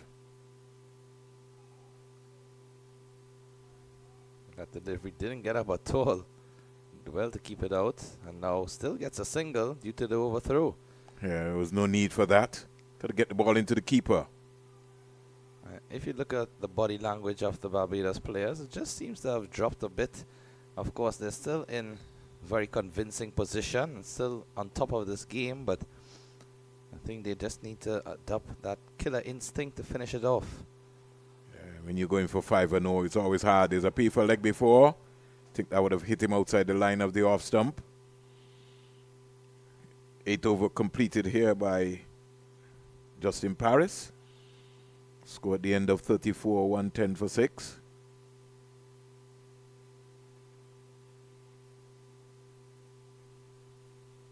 Thoughts on that shout, Vernon? Doing enough. Not enough. It would really take a miracle to be able to bring that ball back to hit the stumps. Umpire's decision, as they would say, is final. Now, Guyana needs 100 runs in 96 balls, and this is something that I'm sure they certainly didn't want, to be behind the 8 ball. The run rate is now up to 6.25.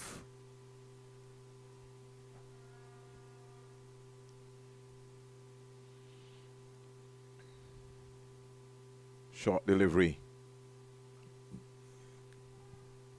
Brandon Henry just moving around the crease there. That passed over the line of the middle stump, more or less. He's asking the umpire if that is not wide. I think the umpire is saying to him, you were shuffling around the crease and the ball passed over the middle stump. It'd be unfair for me to call that a wide. Good decision by Akeem Ogis. Using his discretion. Slashed. Dropped. Pass around. Gotta take that. I can see his disappointment there, the youngster. It was in his hands. You have to take that. Knows he should have done a bit better there. Sliced uppishly from Latif.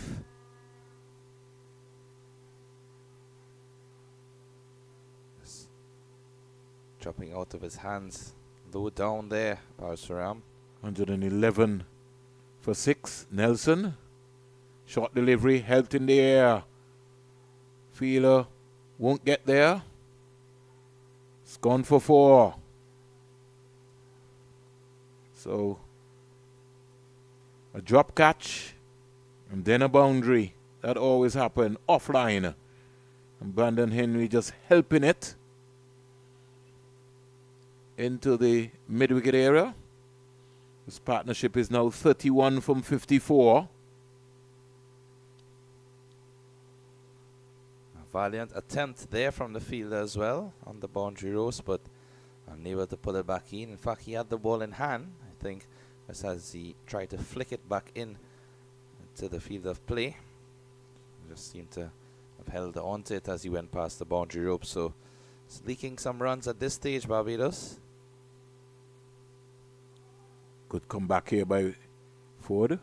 Don't throw away the ball. Don't throw away the ball. But somebody's got to be backing you up still. Henry 28. Latif is 11. 5 runs out of this over and a drop catch. The Barbadian fans trying to gee back up their supporters and get them going cracking again. They've been quiet for quite some time. It's They actually want a bit strange. They want action. On drive, down the ground. Think this one will go all the way for 4. Jordan Johnson is just too wide. Lovely on drive there from Brandon Henry. Good positive shot. So is there still belief for Guyana under 15? It's a majestic on drive. One of the least played and more difficult shots for batsmen at any level to master, and far less for a player at this youth level. Really is a positive sign. Henry continues his fight. Pushes on to 32 now and carries the score up to 119. 9 out the over so far. Can he finish strong? Brush the pad there. Over comes to an end. And at the end of it, 35 overs. Guyana under 15, 119 for 6. Could have been well the 7th wicket. Let me see if I can get the scorers to make the adjustment on the scoreboard.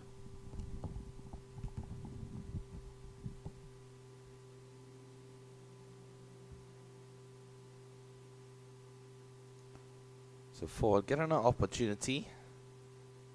Just been a bit expensive in terms of the context of the game at this stage.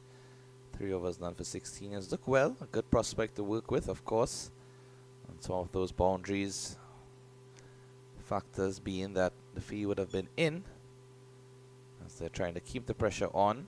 So anything past that inner 30-yard circle would have gone to the boundary for 4. At this point, you only see 2 fielders outside of the 30-yard circle. In fact, 3. There's one a 3/4 way to the boundary on the offside, a deep cover, deep backward square, and a deep mid wicket.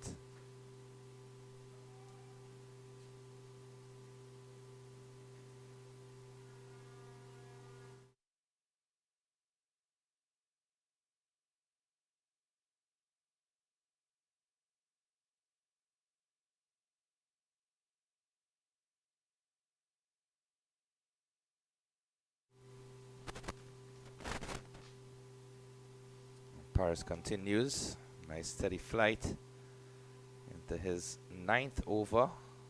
He's picked up the 1 wicket for 24. And it's a situation now where, knowing his standards and the amount of wickets that he has taken in this tournament, you'd want to see if he can prize at least 1 more here and break this partnership that has been building steadily for the Guyana team. Latif and Henry doing well.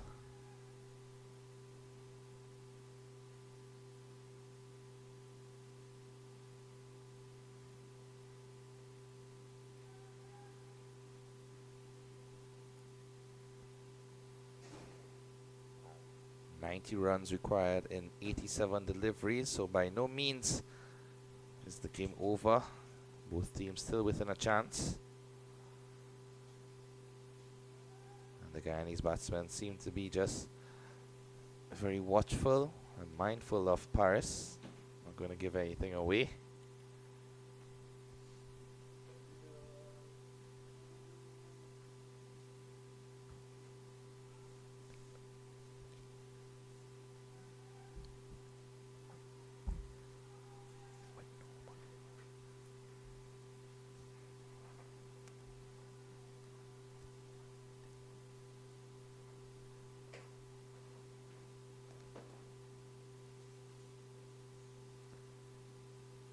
That could have possibly been a wide, but umpire deciding that the amount of turn was enough. Take it past the line, and that completes the 36 over. 120 for 6 at the end of it. And Paris completing his 9th over. Thompson already completed his 10. So at this point you'd want to see change of bowling. As expected, one of the fast bowlers was going to return to the setup. Has to be the match winner, Asher Blanford. Well, that's who they'll turn to at any point in time, whenever they need a wicket. Yep. Seems to be the magic man for them. So Henry is 32. He's batted beautifully so far. We've not had a half century in this game here, but at least we've seen Seth Smith score 47. Brandon Henry has certainly assured himself. Squeezed away into the offside. Coming around, they're thinking about two. Henry's taking a suicide chance here. Oh, he got in the end. He's got to look to shoot his bat there. Henry.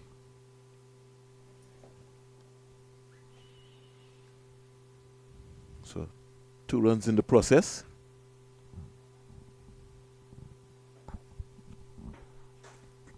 So 122 for 6. In fact, it's Hines who is brought back into the attack very quickly. Think Barbados feeling the pressure yet? I think so, because just given the fact that they have turned to the opening bowler, Hines, Paris going 9 overs, only picking up 1 wicket. Thompson already completed his 10. They need to get a wicket here from somewhere. Yeah, but the run rate, they'll be ahead. This is pressure on Guyana. Yeah, and you just sense at some point they have been conceding a lot of dot deliveries, just playing carefully, but they do have to try and get some runs, so something has to give at some stage.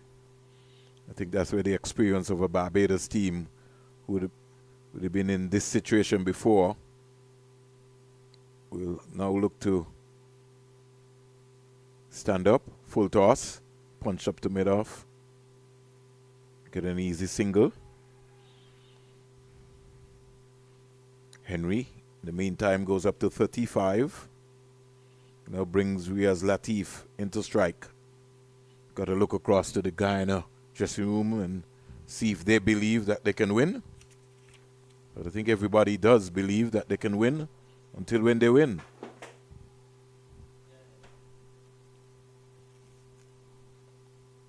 Steered by Latif into the offside for an easy single.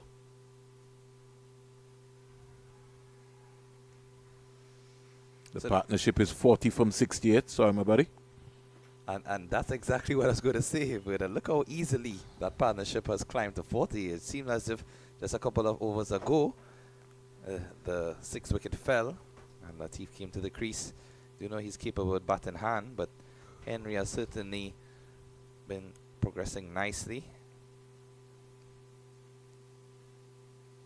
Henry get a real short delivery, but it just rolled the wrists on it and hit it into the short mid-wicket area.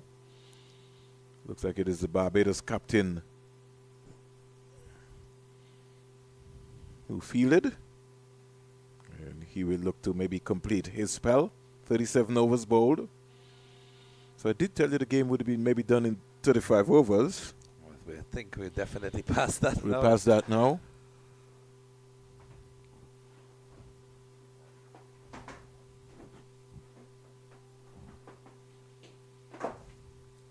78 deliveries, 86 runs. Paris going into his final over of his spell. Apart from Paris, other bowling options for Barbados.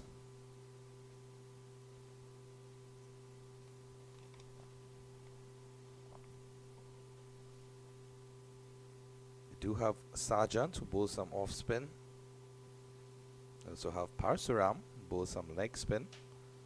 Apart from that, mainly their seamers who they have counted on.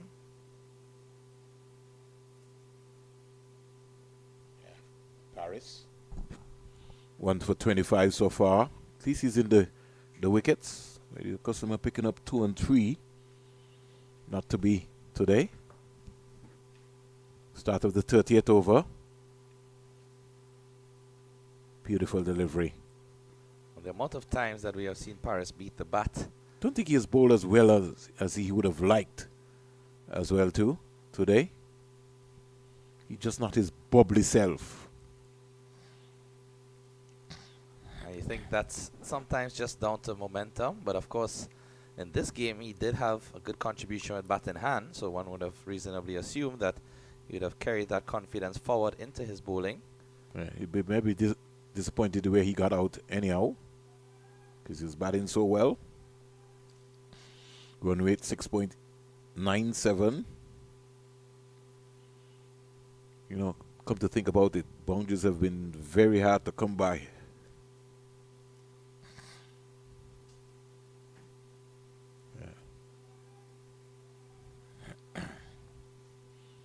I see a message coming out now from the coach. Hope he's not putting too much pressure on these youngsters. Some parent also shouting out a message as well too. You just wonder which message is going to be heard more clearly. Now he gives his hand away. Now he gives his hand away. Now he gives his hand away. That was unnecessary. Brandon Henry looks at him to say, why that shot? There was no need for that. No need at all. And again, you just wonder what was being said prior to that delivery, because he did not play any stroke similar to that in the entirety of his innings. The first loose shot that Latif has played, and it has led to his dismissal. Brandon Henry definitely not pleased on the other end. Turns away in disgust. And the fall of the 7th wicket is also at the end of the 38th over. 124 for 7. And the players will take a drinks break on the field of play. We'll rejoin you shortly.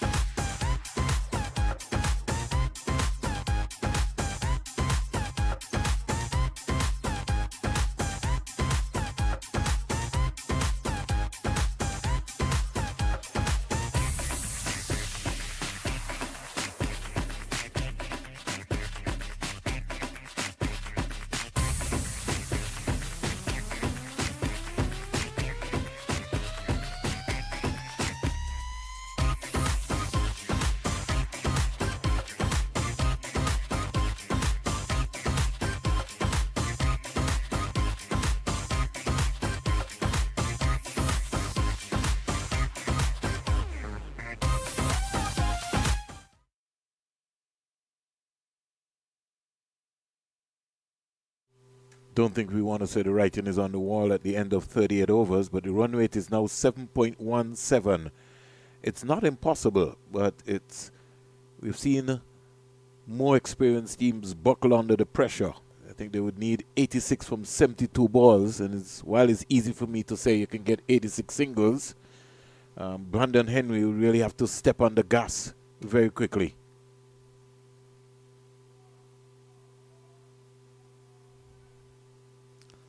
And that last wicket there of Latif, you just sense that there was some extra pressure being placed on him because he did not play any shot at all in that manner of aggressive nature since he came to the crease, and all of a sudden saw some messages coming out from the sidelines and then decided to be a bit more expansive. On drive, play down the ground, get an easy single. And I think when you look at the context of the two batsmen in Henry and Latif, Latif is more the guy who just works the ball into the gap. So he's not a power hitter guy, but he understands his form of the game. He's now forced to do something which is out of his norm. 85 from 70. Fredericks hits this one in the air.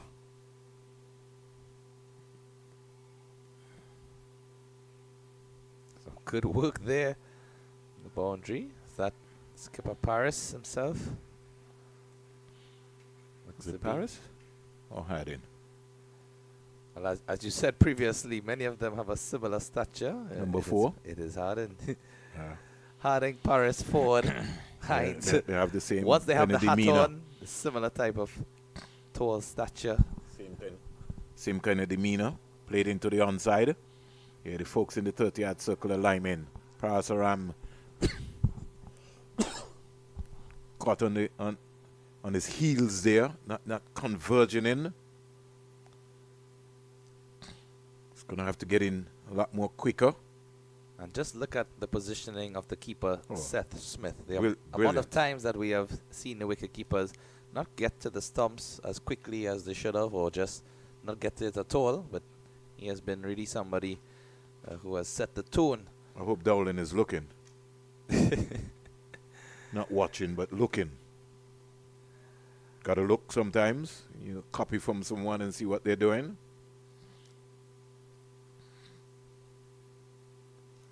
I think that's the beauty of the game of cricket. It's really a situation where... Sometimes a lot of people would tell you, you can go back and you can look at YouTube. But if you don't know what you're looking for and you're only looking for excitement, then you won't be able to appreciate what is being taught. Because maybe all you're concerned about is how hard Puran and how far Puran hits the ball. Clubbered for 4. Full toss.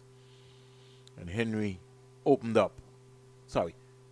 Fredericks, busy guy. Now he's calling for something to know what he wants. He's just come out. And looks to be a helmet. He wants a helmet change. Interesting.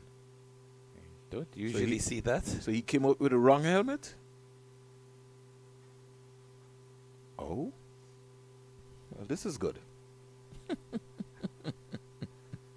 Well, I think he connected with that ball quite nicely. No, he maybe didn't feel that way.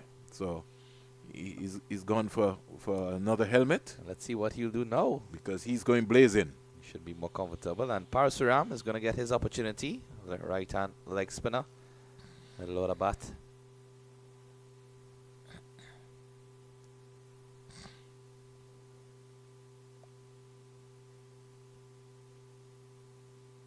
Oh, he starts off well. Remember we saw him against Trinidad and Tobago. He did bowl with some control. Yeah, he did. He landed on the money straight away here with his first delivery. Just above the eye line. Not that. Lucky to get away with that delivery.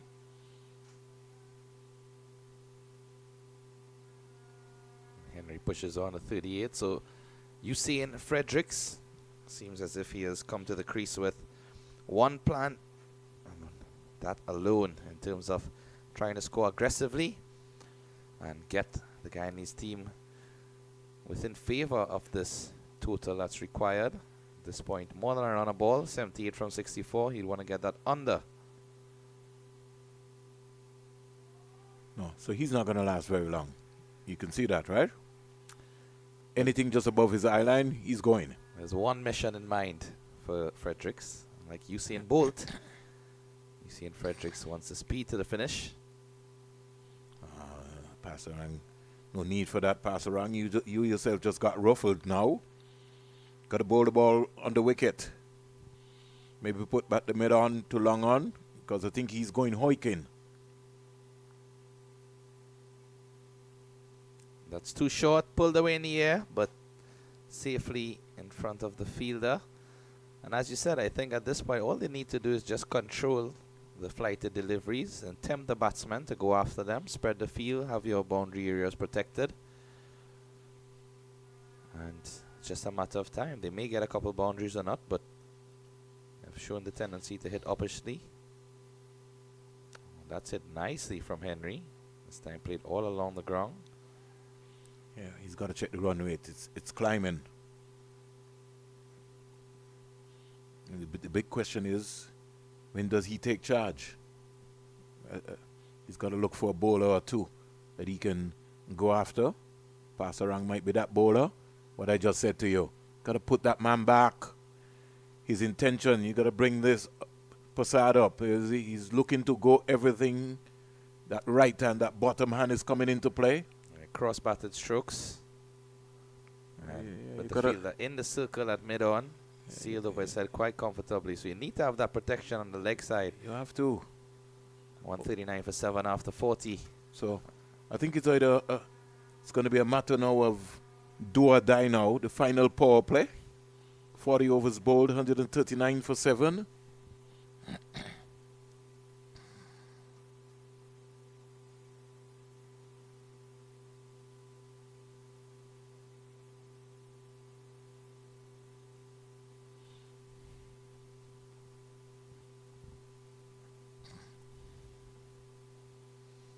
Harding is going to return to the attack. It's strange that we have not seen Brantford when given the ball in hand. He's going to have to bowl at some point in time. We did see him earlier on in the innings, but again, one of those bowlers who just seems to always get a wicket whenever comes into the attack. Harding, very impressive in his opening spell. Again on target, but smartly played from Henry. It's been a very mature innings from Henry, and we see some. Is it fun and games, or is there something more serious in that? But I think he turned blind. That's why he ended up bumping into Harding. That it just tugged at him as he went back to the crease. Yeah. So all's well that ends well. No malice intended. Good camaraderie amongst these youngsters. Of course, cricket being a gentleman's game, many times we seem to forget that aspect. Is there such a word still? The word does exist. The meaning and the effect of it is something else to be determined in terms of the modern application in society. But yes, indeed. I think just like anything else, you know, the fundamentals remain the same. Fundamentals of life, and how you go through and your good manners, and, you know, takes you through the door. You always hear that from your grandparents.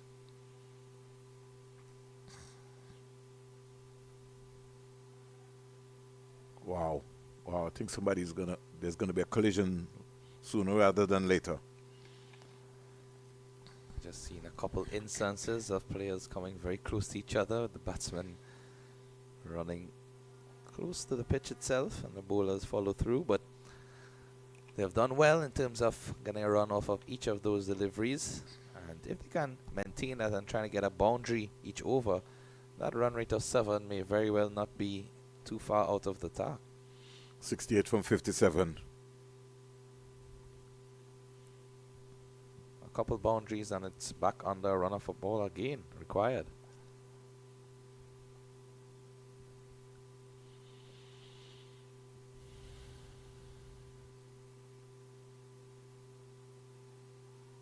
Fredericks is certainly not looking at the ball.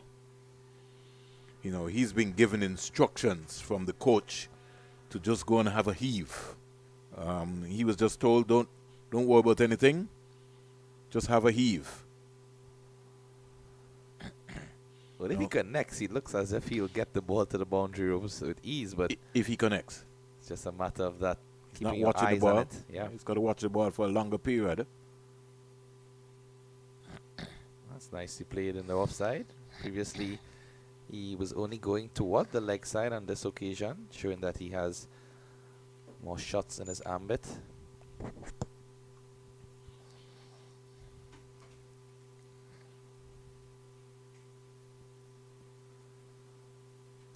And we're seeing the third man and fine leg coming back to the boundary when Henry is on strike.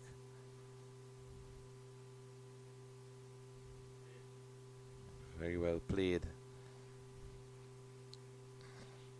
Seems a good player, this Henry. Uses his wrist nicely. Plays through the line of the ball. 144 for 7 after 41. Now, he doesn't have the repertoire of shots like a Kevlin Anderson. But what he has is a game awareness to understand where the fielders are. And he plays within his limitations. Quietly just goes about his business. Sort of remind me of a long time ago. Andre Percival, one of the outstanding youth captains. Captain the West Indies under 19.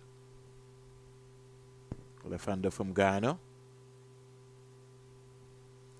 But When he came to the crease as well, Henry, there was a lot of pressure on the Guyanese team. So for him to still be out there, batting in that comfortable manner, shows that he has quite a appreciation for the game and the context, as you said, knowing when to play certain strokes.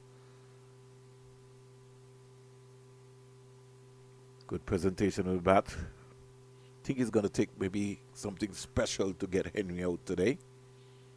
Either a run out or a brilliant catch. He's not giving away his wicket freely. That's one thing for certain.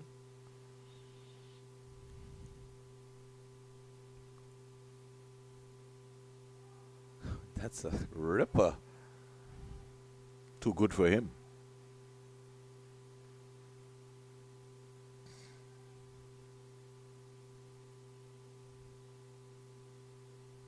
Turning square, as the saying goes.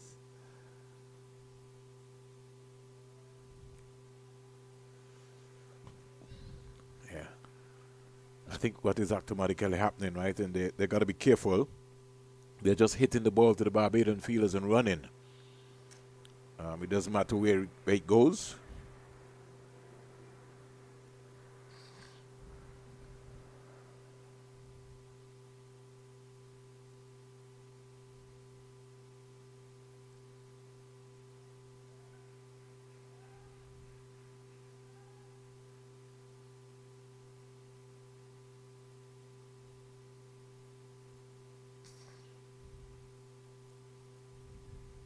Not this time. The reality is that singles are not going to win the game, so they do still have to at least see if they can get one boundary minimum per over.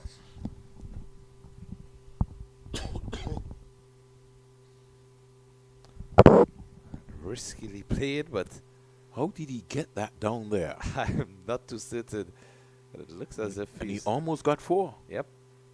Excellent work from the fielder backward square. Had quite some distance to get around, but saved 2 runs in the end. Pasarang has got some talent. But I think right now in the context of the situation of the game, he doesn't need to try too many things. Nope. Just needs to bowl his stock leg spin deliveries. That's what he has to do. Control the flight. That's better, but still a bit too full, allowing Henry to come easily forward. 5 runs out of that over. 42 bowled. This is going to be a big ass. You know that, right? Yeah, and when you look at the economies, parts around over 6 and over, and those are just with singles.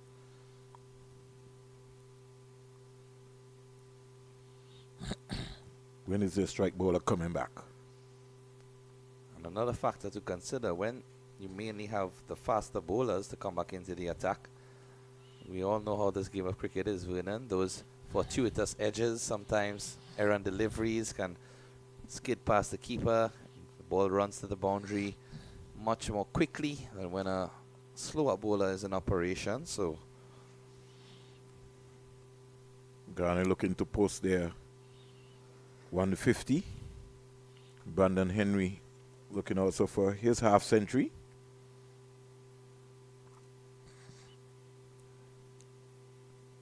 Cramp for room, can't get it away.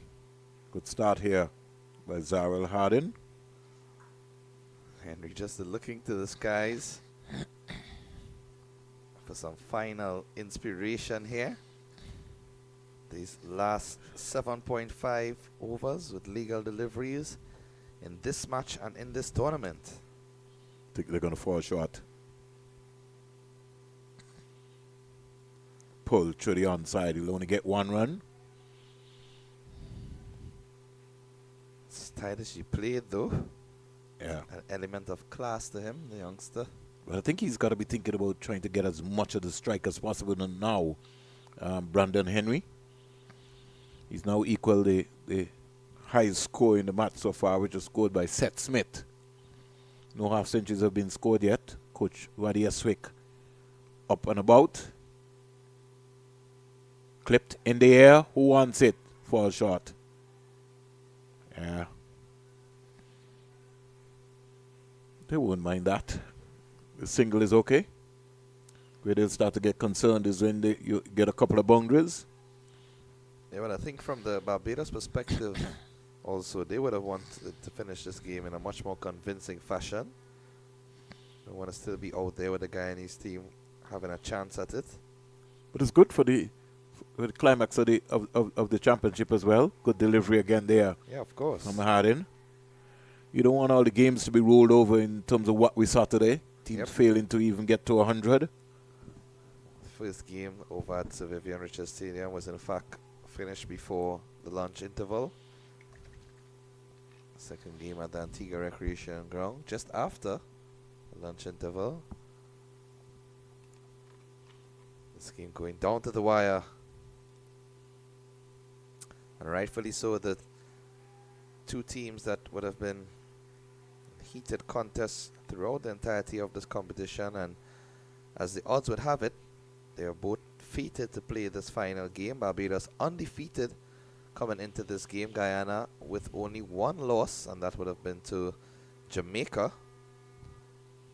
27 from 29 is the partnership here. So this has borne some fruit. Usain Fredericks, he's got 14 out of it so far. Clipped away here by Brandon Henry. And he gets another single. Goes up to 48 in the process. 43 bowled. And who would bet against the defending champions Barbados? More messages coming out. I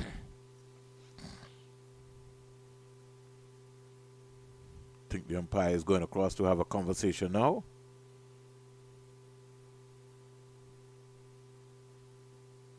Yeah, I think it's the second or third occasion. He's just had a chat with Henry, but in fairness to the youngster, he's been out there for the entire 50 overs of the first innings. I think he's running out of gas. That's what's happening. Yeah, batting 85 deliveries.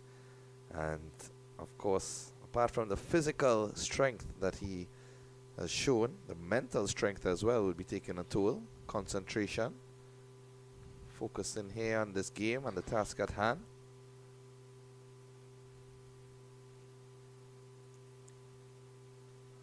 Suicide. Got away with it. Initially seemed to be a very risky run, but safely home in the end. Yeah. I think what propelled him forward there is that as soon as he played the shot, he was already halfway down the pitch, was Henry. He's trying to catch his breath. That's why he's trying to get to the non-striker's end. There's a appeal for stumping. Not out, says the umpire. Quick work from Smith. Who has to be voted as the best wicketkeeper in this championship.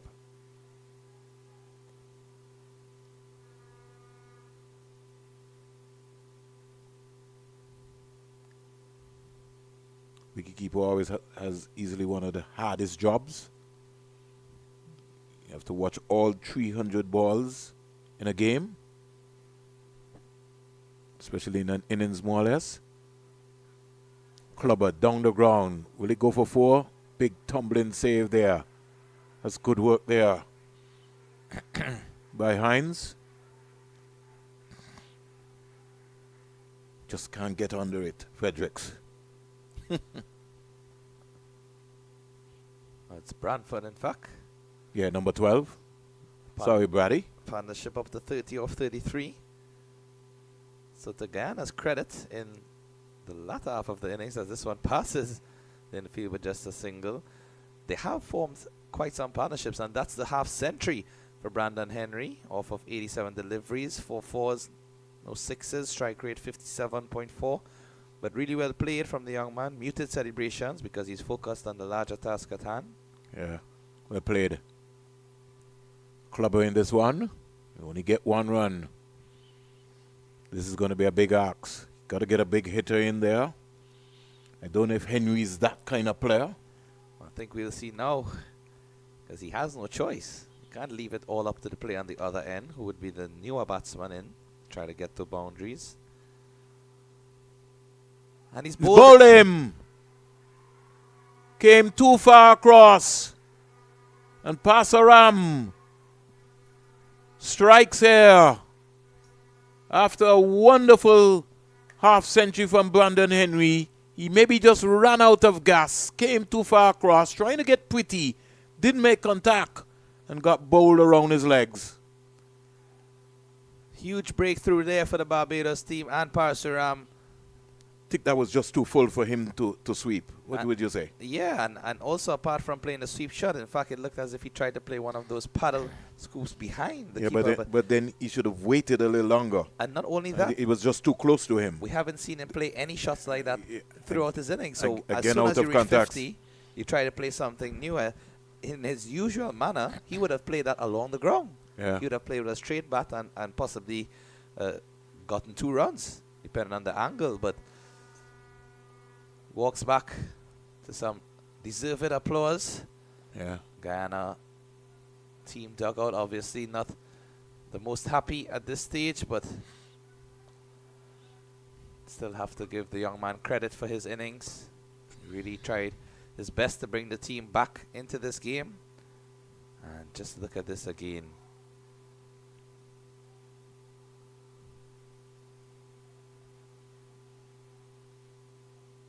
Trying to sweep a delivery. It was too full. Too full, and he premeditated that shot. Yeah, he did.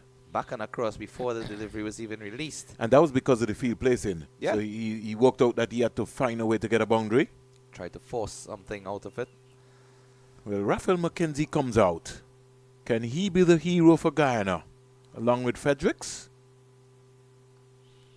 He's not facing anyhow. Fredericks is facing. He's slashing hard out to the sweeper. Passerang comes off of the boundary and fires a return. 1 bounce to Smith. He now brings McKenzie into strike. Wonder what the capability of batting is for McKenzie as Asher Branford comes into the conversation. Coach Roddy Eswick could be celebrating or be hoping to celebrate back-to-back championships. Squeezed away. Again out to Passerang. That's Comes Clark, off. in fact. Kalani Sorry, Clark. Kalani. Yeah, yes. Sorry about that, Passerang. You had backward point area. I think his name might still be there because of the wicket that he just got. Fresh in the memory. McKenzie's off the mark, so he's shown the intent that he can get off strike. This game watched all around the world. It's the final game of the 2025 Under-15 Championship. Wicket to Barbados.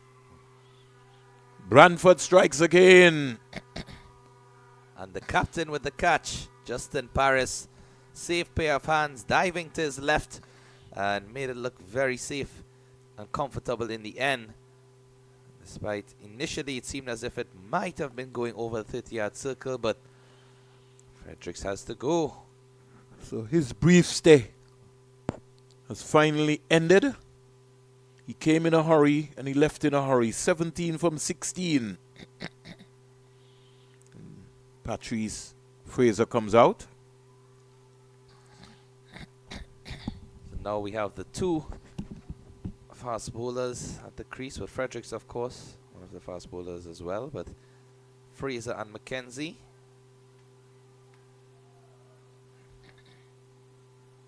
Just having a chat, discussing their potential approach in these final 5.3 overs.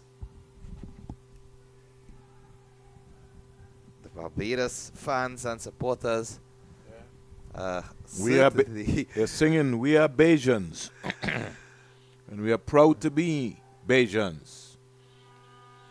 Love the spirit, love the spirit. Dance moves are coming out here in the pavilion at Coolidge Cricket Ground. Yeah. And all of the dads are at the front of the pavilion. The moms are videotaping. It's really nice to see this show of support here from the Barbados team. Excellent. They're just waiting for that special moment. 1 wicket to go. Can Barbados repeat this? Ooh, how did he miss that? And at the same point in time, to our right, where some of the Guyanese supporters are located, they are still cheering on their boys. Of course. And Don't think very you- commendable. Don't think you have a choice. Of course, in the context of the game, might be a bit disappointed with the outcome, but really have to give them some kudos for this effort.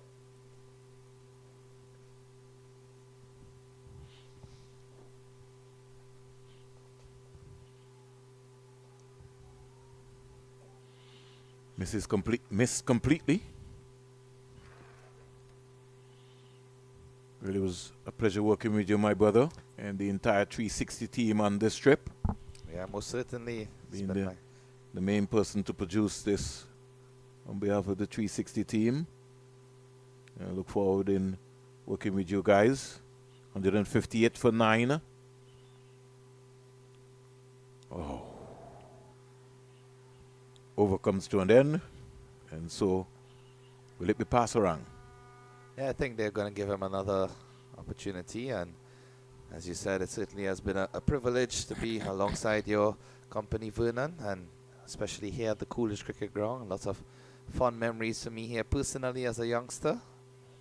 And then now, as I wouldn't say a senior, but as an adult, to be here, to be witnessing this Under 15 tournament live in action, part of the home of cricket, just the atmosphere around the CCG, certainly wonderful. And of course the other venues that we have been to, Sir Vivian Richards Stadium, the Liberta Sports Club. I want to thank Denmore Roberts, Terry Laraji, Asher Cornelius, who was here with us today, Sylvester Bongson Joseph, young Paul Miller, making his debut as well. Oh. It's a ripper. Oh, gosh. It's just too good for him. That's why it missed the stump.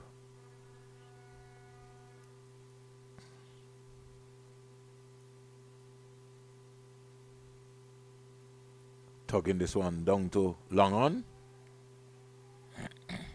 Get 1 run. Just above his eye line. He just pulled down some of his deliveries.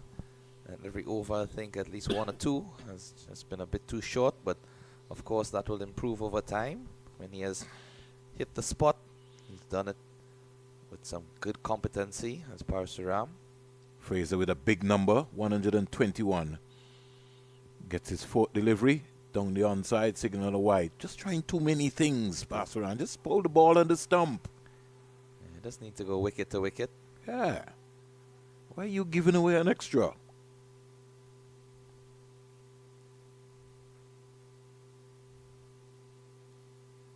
That's a long hop Gets a wicket. in the air. Gets a wicket. Gets a wicket. And that's victory for the Barbados team. Guyana 160 all out, and the celebrations galore abound. And look at all of the players there. Jubilation on display. Hope our cameraman on top can get it out so the folks in think that angle might be a bit difficult. Yeah, it might just be. given He'd maybe have to take it off. yeah, just given the location of the gantry. But the players themselves, most important. They're going for the flag? Yeah, definitely going for the flag. And the Guyanese team walk off a bit disappointed, but still should hold their heads high after a valiant effort in this tournament and in this final match. Barbados undefeated. Vernon, how impressive is that for this under-15 team? I did say 35 overs, but it finished in 46 or 45.2. Just 10 shy. 10 over. Just 10 over shy, but 10 over. and that's a testament to the fight that Guyana have put on. They have certainly done their best to make a game out of it after losing some early wickets. In fact, at one stage they were 55 for 5, you would recall. And from there to now, look at this final moment of this match and of this tournament. Ford taking that catch. Comfortable in the end. The players now just greeting each other. Guyanese team did very well to reach to this final game. Only lost to one game prior. And at this stage, coming up to this final game, losing to Barbados, who remain undefeated at the end of it all. So, back-to-back championships for the Barbados under-15 team. Congratulations are in order. What a performance. 5-0. And certainly, you'd have to say that they were the best team on show in this competition, in this championship. They demonstrated real leadership. Best wicketkeeper certainly has to go to Seth Smith, who top scored for Barbados in their innings. Barbados winning by 49 runs. Justin Paris, new captain for the 2025 season, he led with authority. And trust me, they've got some real special talent here. Kalani Clark, the only century maker of the championship. And so too, he had some good runs today. The captain got some runs in himself, but a good all-round team. And all goes well for the Barbados cricket youth development. Why they can't go on the field?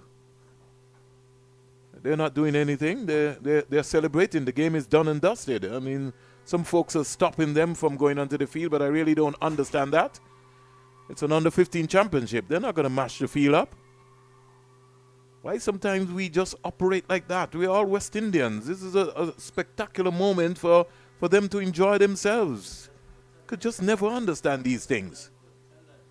It's an under-15 tournament. There's a lot. The parents who have paid money to come here to Antigua, stayed in a hotel, rented cars, went to the restaurants. This is their moment. They have won. Allow them to celebrate with their children. So Barbados under-15 crowned 2025 Cricket West Indies Rising Stars under-15 Championship. The closing ceremony tonight is at the Sir Vivian Richards Stadium.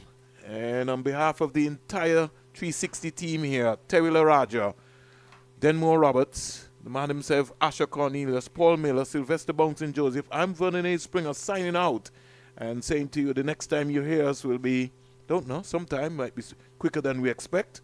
But I want to thank the entire team and for everyone who shared their comments on social media. We want to thank you very, very much. And we'll try to make sure that we improve on everything what we have to do. Congratulations are in order to the Guyana under-15 team. They really put up a fight here today. And I really hope that the coaches, yes, you didn't win, but that is just part of life. That is what we call development. And sometimes you can't win everything. You just have to be able to be just mindful about what's happening. Go back to the drawing board and come back for the 2026 season. On behalf of the entire team, Vernon A. Springer saying congratulations to the Barbados under-15 team who are posing now for the camera.